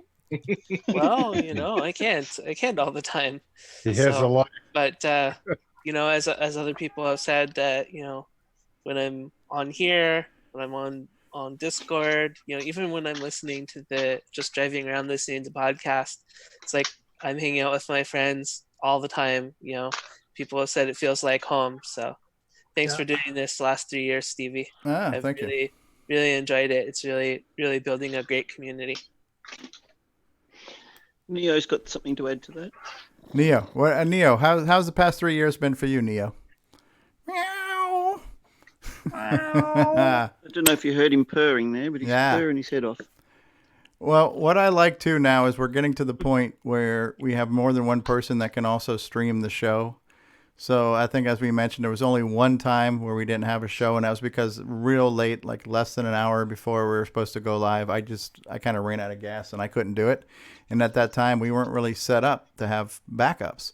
So we are constantly making efforts to have more people set up to do the show, so it's no longer dependent on any one person. And the times that that's happened, we've had some really good shows because it's kind of like you got people splitting responsibilities. You got hosts and co-hosts, and I love the new format that Rob Inman has introduced, where we have the different segments and we kind of have a different host for each segment. So it's just the evolution and the kind of organic growth that happens over time always continues to please me. So I'd love to have it where we have. And this is maybe an open call too for somebody who wants to help us be a backup streamer. I'd love to have, a good 4 or 5 people set up to be able to stream, where we could almost have it where we have a different person streaming every week. And that way nobody's responsible for having to do the streaming part more than once a month. You know what your week is. And once a week, a different person streams it, and we get into a setup like that even, or at least have a lot of backups set up and ready to go just in case, so progress. But yeah, it's been a fun journey for me, and I've learned a lot. I've made a lot of friends. I've seen a lot of cool products. We've talked about stuff. We've met in person. We meet virtually. We continue to inspire each other. It's been a lot of good times, a lot of positivity. The world is not always a friendly, positive place, and sometimes our lives aren't always as calm and as nice as we'd like them to be. So it's nice to, even if it's just once a week for me, sometimes this is my safe place when I have a week worth of chaos dealing with the real world and responsibility and stress and pressure. It's nice for a couple hours to close the door and to get together and forget about everything and just talk about something that you enjoy, so it's been fun for me doing this, and it's great to have us get together like this as we do. So I want to thank all you guys too for making this one of the best parts of my week. Okay, community group hug. All right. Social distancing, social. Hey, Paulie Fiscarelli, how you doing? Group hug Hey guys, apart. how you doing? Good. Happy birthday, CoCoTALK today. How are you, Paulie? Yeah, happy birthday, guys. Yeah, I Yeah. just dropped in to say happy birthday. Congratulations on 3 years, Stevie. It's been great hanging with you guys. And Absolutely. amazing community as a result of everything that you guys do each week. So thank you. And thank you. Thank you for Long Branch Never and for all your 3D printed stuff and for Run Dino Run and all kinds of stuff, you know? Yeah, it's a team effort, right? Everybody does a little bit, huh? Absolutely. All right. Try to. Let's run the they're going to run the closing credits and then we'll have post thoughts. We don't really need to have a caboose today because this whole show has basically been a caboose. So we're going to run the credits. We'll come back for parting thoughts and then we will put a fork in this. This concludes another episode of CoCoTALK, the world's leading live talk show featuring the Tandy Color Computer. For all things CoCoTALK, visit us on the web at cocotalk.live. We'd love to hear from you. Send feedback, suggestions, even segments via email to cocotalk@cocotalk.live. CoCoTALK is rocking the 8-bit world, keeping the Tandy flame alive. We may be mocked, but we'll never stop, 'cause CoCoTALK is rocking the 8-bit world.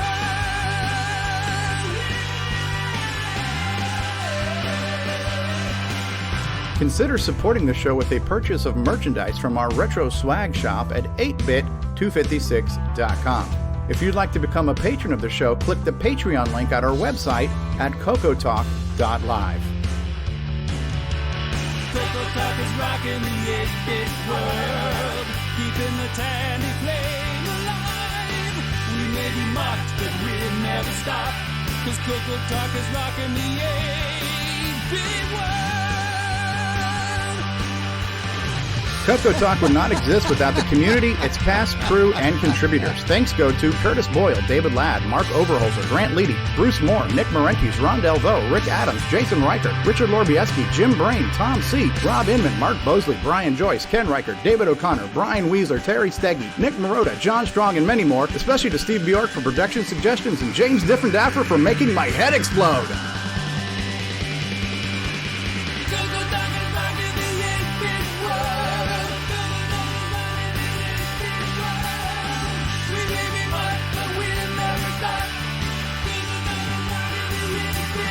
Please help support the Coco community by visiting some of its various contributors. A list of resources is available at imacoconut.com. That's imacoconut.com. The CoCoTALK theme song is copyright 2008 by D. Bruce Moore and Greg Sheeler. Mixed, mastered, and produced by D. Bruce Moore.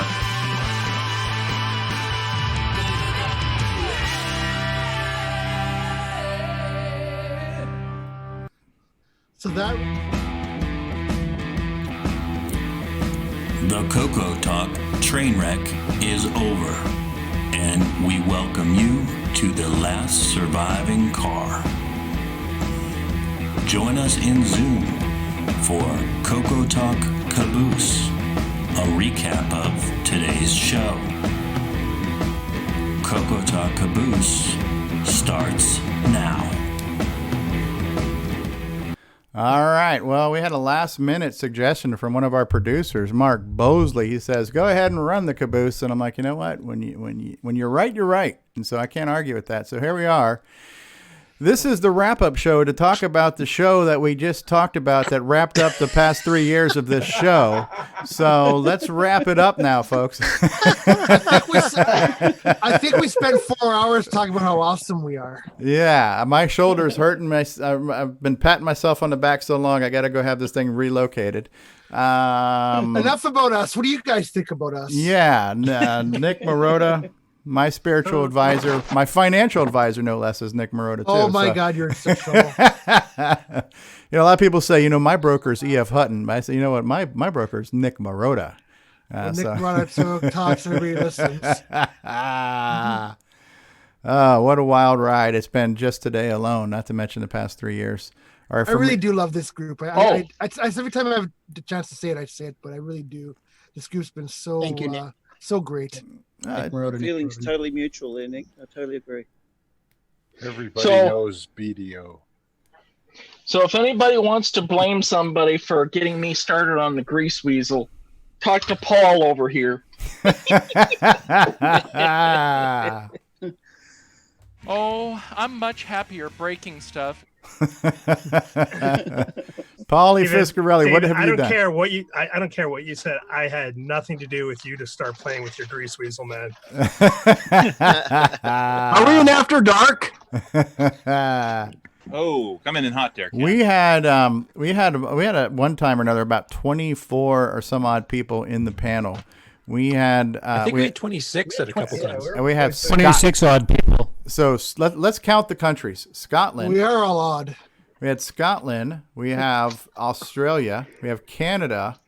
I'm not sure. Karen is in the UK, so that's 4 countries there.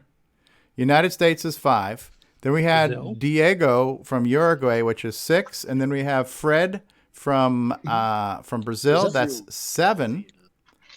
Henry's in Canada too, so you can't count Canada twice. Texas. But we have at least 7 countries. 7 countries Texas is on this no panel. longer a separate Texas country. Not anymore. And Quebec. Quebec? Are you in Quebec? Is Quebec different than Canada? They want to be. Yes, but not a different country. I'm glad we only got up to 7. I was running out of fingers. Yeah. So I think we broke a record for not only the size of the panel, but the amount of different countries on the panel today, which just goes to show you we truly are a global community. Global phenom. Global, yes. A global pandemic. There we are. This show has been a pandemic. It's amazing. Yeah. And not even a pandemic can stop it. Not we're even a pandemic not can talking stop about us. the cocoa virus, are we? Yeah. When you were looking at that slideshow in the credits, that was from last year's Cocoa Fest mostly. Those pictures are definitely worth 1,000 words, because what you saw there were a bunch of shiny, happy people holding hands, right? To quote REM. Because None of that right now. No. Hold on a second. Jason, Stop wait, right wait. there. Yeah. Joining your party. Wait a second. It's been spotted. What is it? Hold on. I got to see what button that is on my soundboard. Ladies and gentlemen, we've just seen a MC10. All right. So, hey, Damon's holding it up. So, yeah, I want to thank especially all the new faces to the panel today. Robert Allen Murphy, shiny new face here. Richard Chrislip, not always here, but always a shiny face. Duncan has been here. And Frederique, thank you for being here. Did I say your name right? Frederique or Frederic? Or how do we say your name? If you want to say like Portuguese, it's Fred Hickey. The R is not R. Freddie. Okay, I'm gonna leave that to the professionals.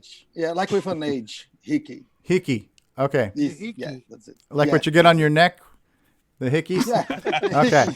Well, that sounds like an after dark topic. Yes. Damon, thanks for being new to the panel today, Damon. Glad to have you. Yeah, glad to be here. And Robert, you're all invited back. Yeah, you're all invited back. Robert Murphy, thanks for being here for your first time. Ken Reichard, thanks for being here for an infrequent visitor, but we're always glad to have you. Henry Reitveld, we made history today. We got Henry Reitveld on the show. Thanks for joining us, Henry, and thanks for all that you do for the community, all your projects and interesting things. Paulie Fiscarelli and Paulie Thayer. We had a couple of Paulies on the show today. I think we broke a record for Paulies. We have a couple of Davids. We got a couple of Nicks. We got a couple of Paulies. Thanks for being here. Crackers. Yeah. David, Mr. Dave 6809. Thanks for being here. No, it's fun. Yeah. And Duncan, we'll have to get in contact and see if we can arrange an interview sometime in the future when you have time and the inclination to do so. It sounds like you have a fascinating history of the dragon. I think a lot of us would like to hear about. Yeah. Okay. Yeah. People are interested. Are you still talking to us? Yeah. You're still I here. haven't scared you off Wow. I'd say, wasn't he tight I on was time? socially distancing myself from friends and family, and I feel like I've fallen into another group of friends. Yeah. Fortunately, all socially distanced from myself. Yeah, literally across the world in a lot of cases. Hopefully you can join us. By the way, the UK is not a country, and we spell colour properly. So. Yes, exactly. Yeah. So what is the UK if it's not You're half right. Great? Is it Great UK Britain? There's 4 countries. Northern Ireland, Scotland, Wales, and England. Yes, you said Scotland today, then, right, Stevie? Yeah, Scotland's a I country. did. We counted Scotland as a separate country, which is quite right. But then you counted the UK as a country, which isn't correct. Okay. Well, it's listen, like saying North America's a country. Okay, there's at least everybody in the Commonwealth spells color correctly. I think that's there's the at main- least 48 Everybody in states. the world does, except for the U.S. Okay, right. Let's get into this argument about spelling color, then, shall we? Yeah, shall we? Let's lay it on. We can do at least another 20 minutes on Color. that. We have Color. Why you are wrong. Anything that ends in shall we is a good idea. I mean, as far as you're still here, that's great, and we haven't chased you away. And have we mentioned history. Have we mentioned Discord in the last 30 minutes? We have not. The CoCoTALK Discord server. Hope you can join us there, along with other folks that are on the panel I and know about watching. Discord. I was thinking about the true meaning of the word. Yes, no, it's not There social Discord. It's just CoCoTALK's Discord server. Yeah. So it's been interesting. Maybe I'll see you in another 3 years' time, then, guys. Yeah.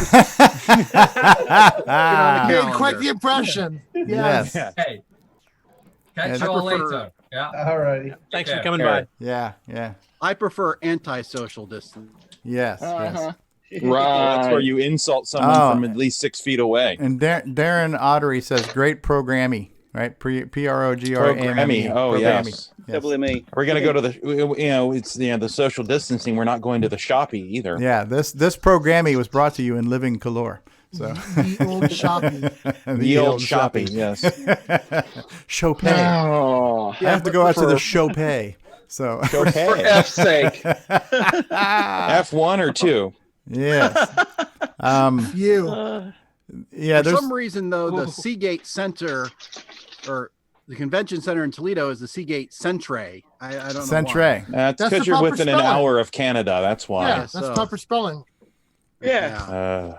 Look at We're not the one with years. Spock on our money. We go to the theatre. Theatre. Padding out the dictionary. Yes. My dog has flippy ears. It sure It's does. like the- Long live and And- perspire. And we measure our distances in metres. Metrace. That's the metric. Metrace. That's the metric. Have you guys Go ever for some meat. Yeah. Have you ever So cashed?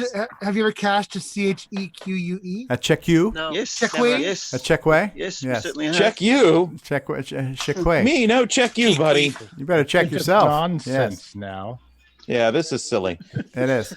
And it's silly, even silly for us. So we need Okay, to. time to pull that plug. It's You're- not Yeah. a bonus DVD though. Our This is a loose. This is a loose caboose. our mission now is to start playing Gunstar and ready for next week's Gunstar. challenge. And maybe we'll do a Gunstar live stream tonight or something. I look forward to seeing everyone soon or sometimes in the future, but right now, I'll just see you from a distance. That's it. We'll admire you from a distance. David Ladd, any parting thoughts? Everybody, support each other, lift each other up, and let's all get through this as one happy community. David lifts you up where you belong. All right. Mark D. Overholzer, our resident Apple guy. Any parting thoughts from you, sir? Just two. Thank you for letting me come along. You know, I'm new to the Coco, only since 2012, but I've been Apple and Commodore a lot longer. But you let me in here nicely anyway. And I did have one PSA I wanted to mention. Oh, yes. With this virus thing going on, I'm really concerned about people working on projects that they don't have them publicly shared. You know, they're putting stuff out, but they don't have, you know, the source or the, you know, whatever it may be, source code, FPGAs, all the basic source to build the stuff. Schematics, all that stuff. So if you don't have a project that's open source for the community, find somebody you trust and share with them. So if something happens to you, we won't lose it. Great advice. Yes, because it takes a heck of a lot of time to disassemble programs and stuff, I'll tell you. It does. And some of these hardware projects, even longer, especially if they're If it's FPGAs. FPGA, yeah. I can't even imagine how to disassemble that. So, I have the SDC. I can play all kinds of stuff, and I don't have to screw around with little numbers and assemble. Yeah. Anyway, Yeah. that's your PSA. Thank you, Please, Mark. share- Mark, you were here on our first episode, and you're here I was. 3 years later. Thank you. Yep. You're too kind. Robert Allen Murphy, your first appearance on the show. How was it for you, sir? Love it. Well, we're glad Keep this to have train you. rolling. We're glad to have you. Thanks for joining us. Any parting thoughts to the folks at home? Yeah, just keep the train rolling. There we go. And L. Curtis Boyle, parting thoughts? Well, I never thought it would last 3 years. That's for damn sure. But yeah, it's been a great ride. A lot of progress on the show. A lot of new friends made over the years. A lot of new products. I'm really looking forward to the next year. We already know some projects that are coming out with hardware and software over the next year here. Looking forward to Coco Fest whenever it does happen. Depending when that is, I may or may not be able to make it, but I'll definitely be there in another spirit if I gun can. star just got opened. Oh, Nightmare Highway. Robert just got his copy of Nightmare Highway. Just in. I saw it being handed to him. So his Nightmare Highway just arrived. Just walked in the door. Yes. Thank you very much. I'll be at the Lambo dealership. Now I've really paid too much. Yes. Well, and Robert said to keep that train rolling. So here we go. Great, soundboard's not working. Anyway, looking forward to the next year's worth of shows and everything else coming up. Absolutely. And thank you, Curtis, for all of your contributions. Most of them positive, and in the area of Nitrous 9 negative. But thank you, anyways. I'm just trying to help spelling worldwide. That's all. Nick Marotta, parting thoughts. I really missed doing the show last week. There was a big absence in my week, so I was really happy to be here today. You were missed as well. Thank you. I think you were busy growing your hair, weren't you? Yes. Yeah, this is my post-apocalyptic hairstyle. I'm just that's working.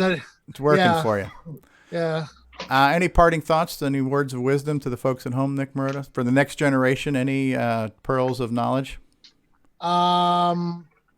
Buzzard bait all the way. All right.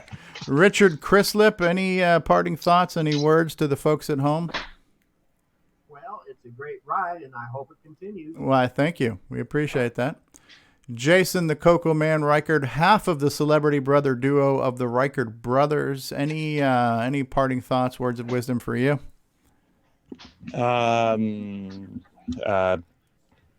Beware of David Ladd. Okay. Use only as directed. And we'll follow-up question for the other half of the Reichard brother team. Ken Reichard, parting thoughts for you. Probably only 25% of the team, but let's just say I enjoy the show. I enjoyed when I discovered Stevie. I think he was doing Return of Junior's Revenge, and I just sort of stumbled around watching your channel since then and with this, and it's always glad to listen to people here. You start to feel like friends, even if you're just making snarky comments in the chat room. That's what friends do. But I really enjoy it, and I want to apologize for me screwing up the mic a bunch of times today, but thank you for having me in, and hopefully I get to do this again sometime. You're always welcome. If we had to bump Jason to let you on, we'd gladly do that in a heartbeat. So. Gee, thanks. Do it right now if you want. He's already been. I just feel the love. He's already been bumped for the 8-bit guy. So. Oh well. Wow. Oh, we're gonna bring that up again, are we? You're gonna go ahead and play my awful voice acting on the soundboard too while we're at it. Yes. Ron Murray is not on Jason's Christmas card list. Ron Delvaux. I'm not either. Ron Delvaux, any parting thoughts? Any words of encouragement for the future generation of coconuts? Yeah, man. Don't smoke your cocoa, man. Ronnie Chong. Oh my goodness gracious! Someone's been hitting that plastic too much. Oh, that Dave's is not classic. Here, man. Dave's not here, man. Yeah.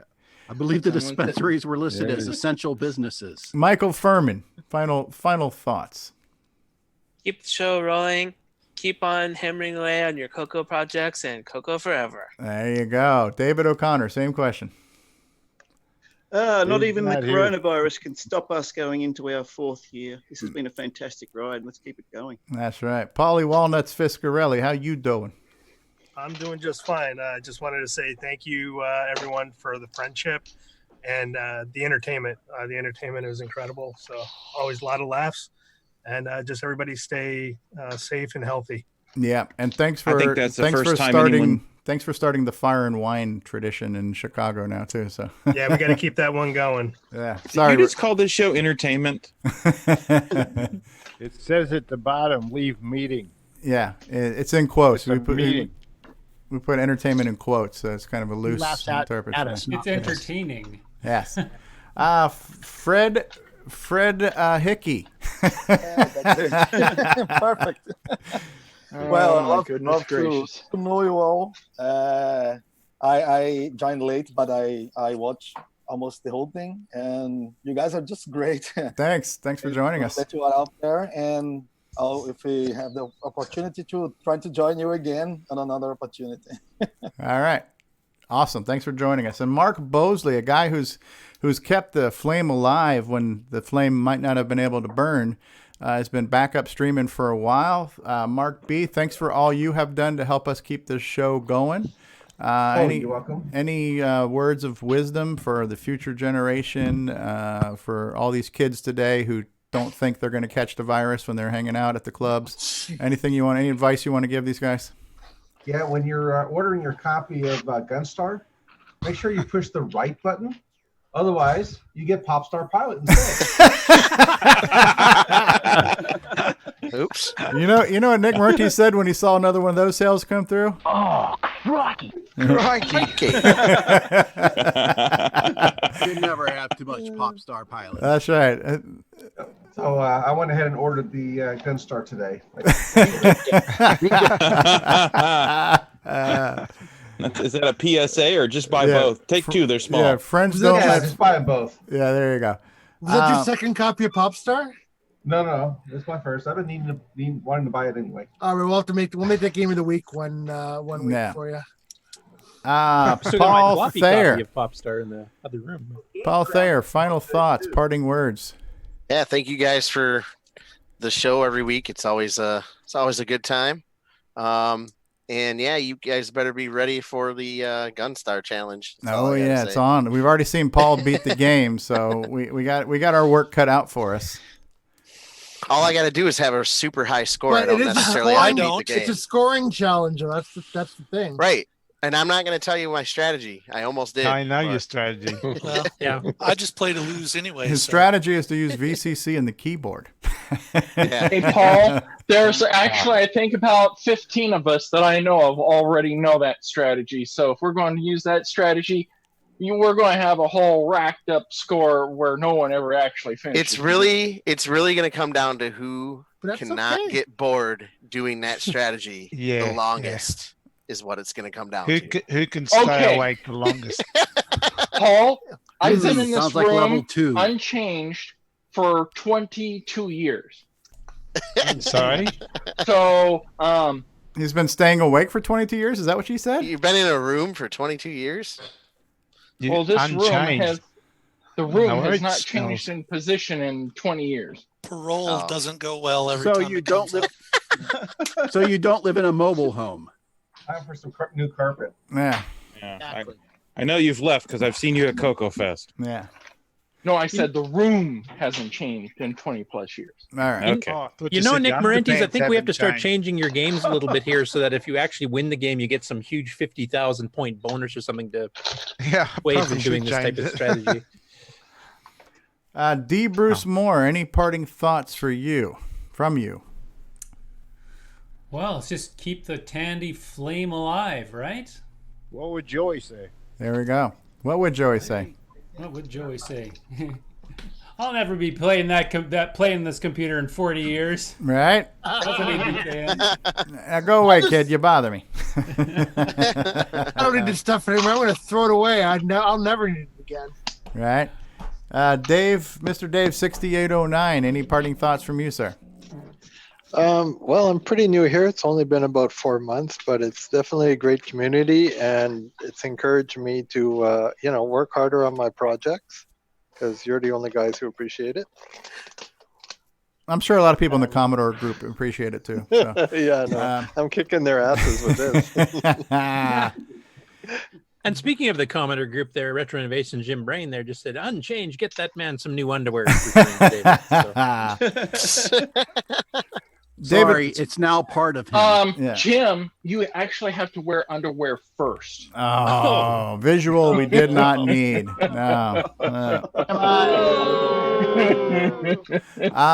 David Ladd, are you still enthusiastic? Oh no! Oh don't yeah, let it baby, be are that, you Steve. ready?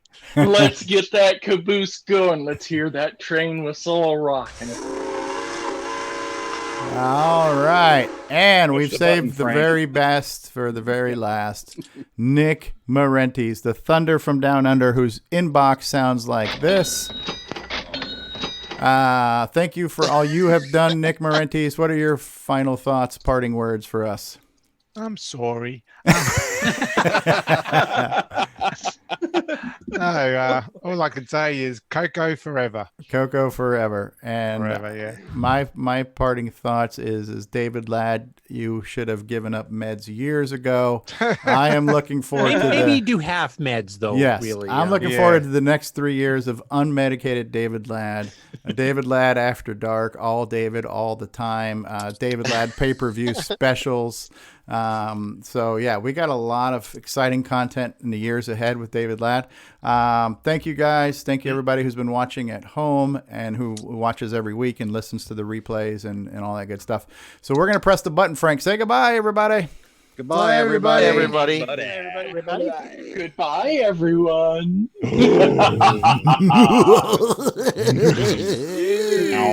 I'm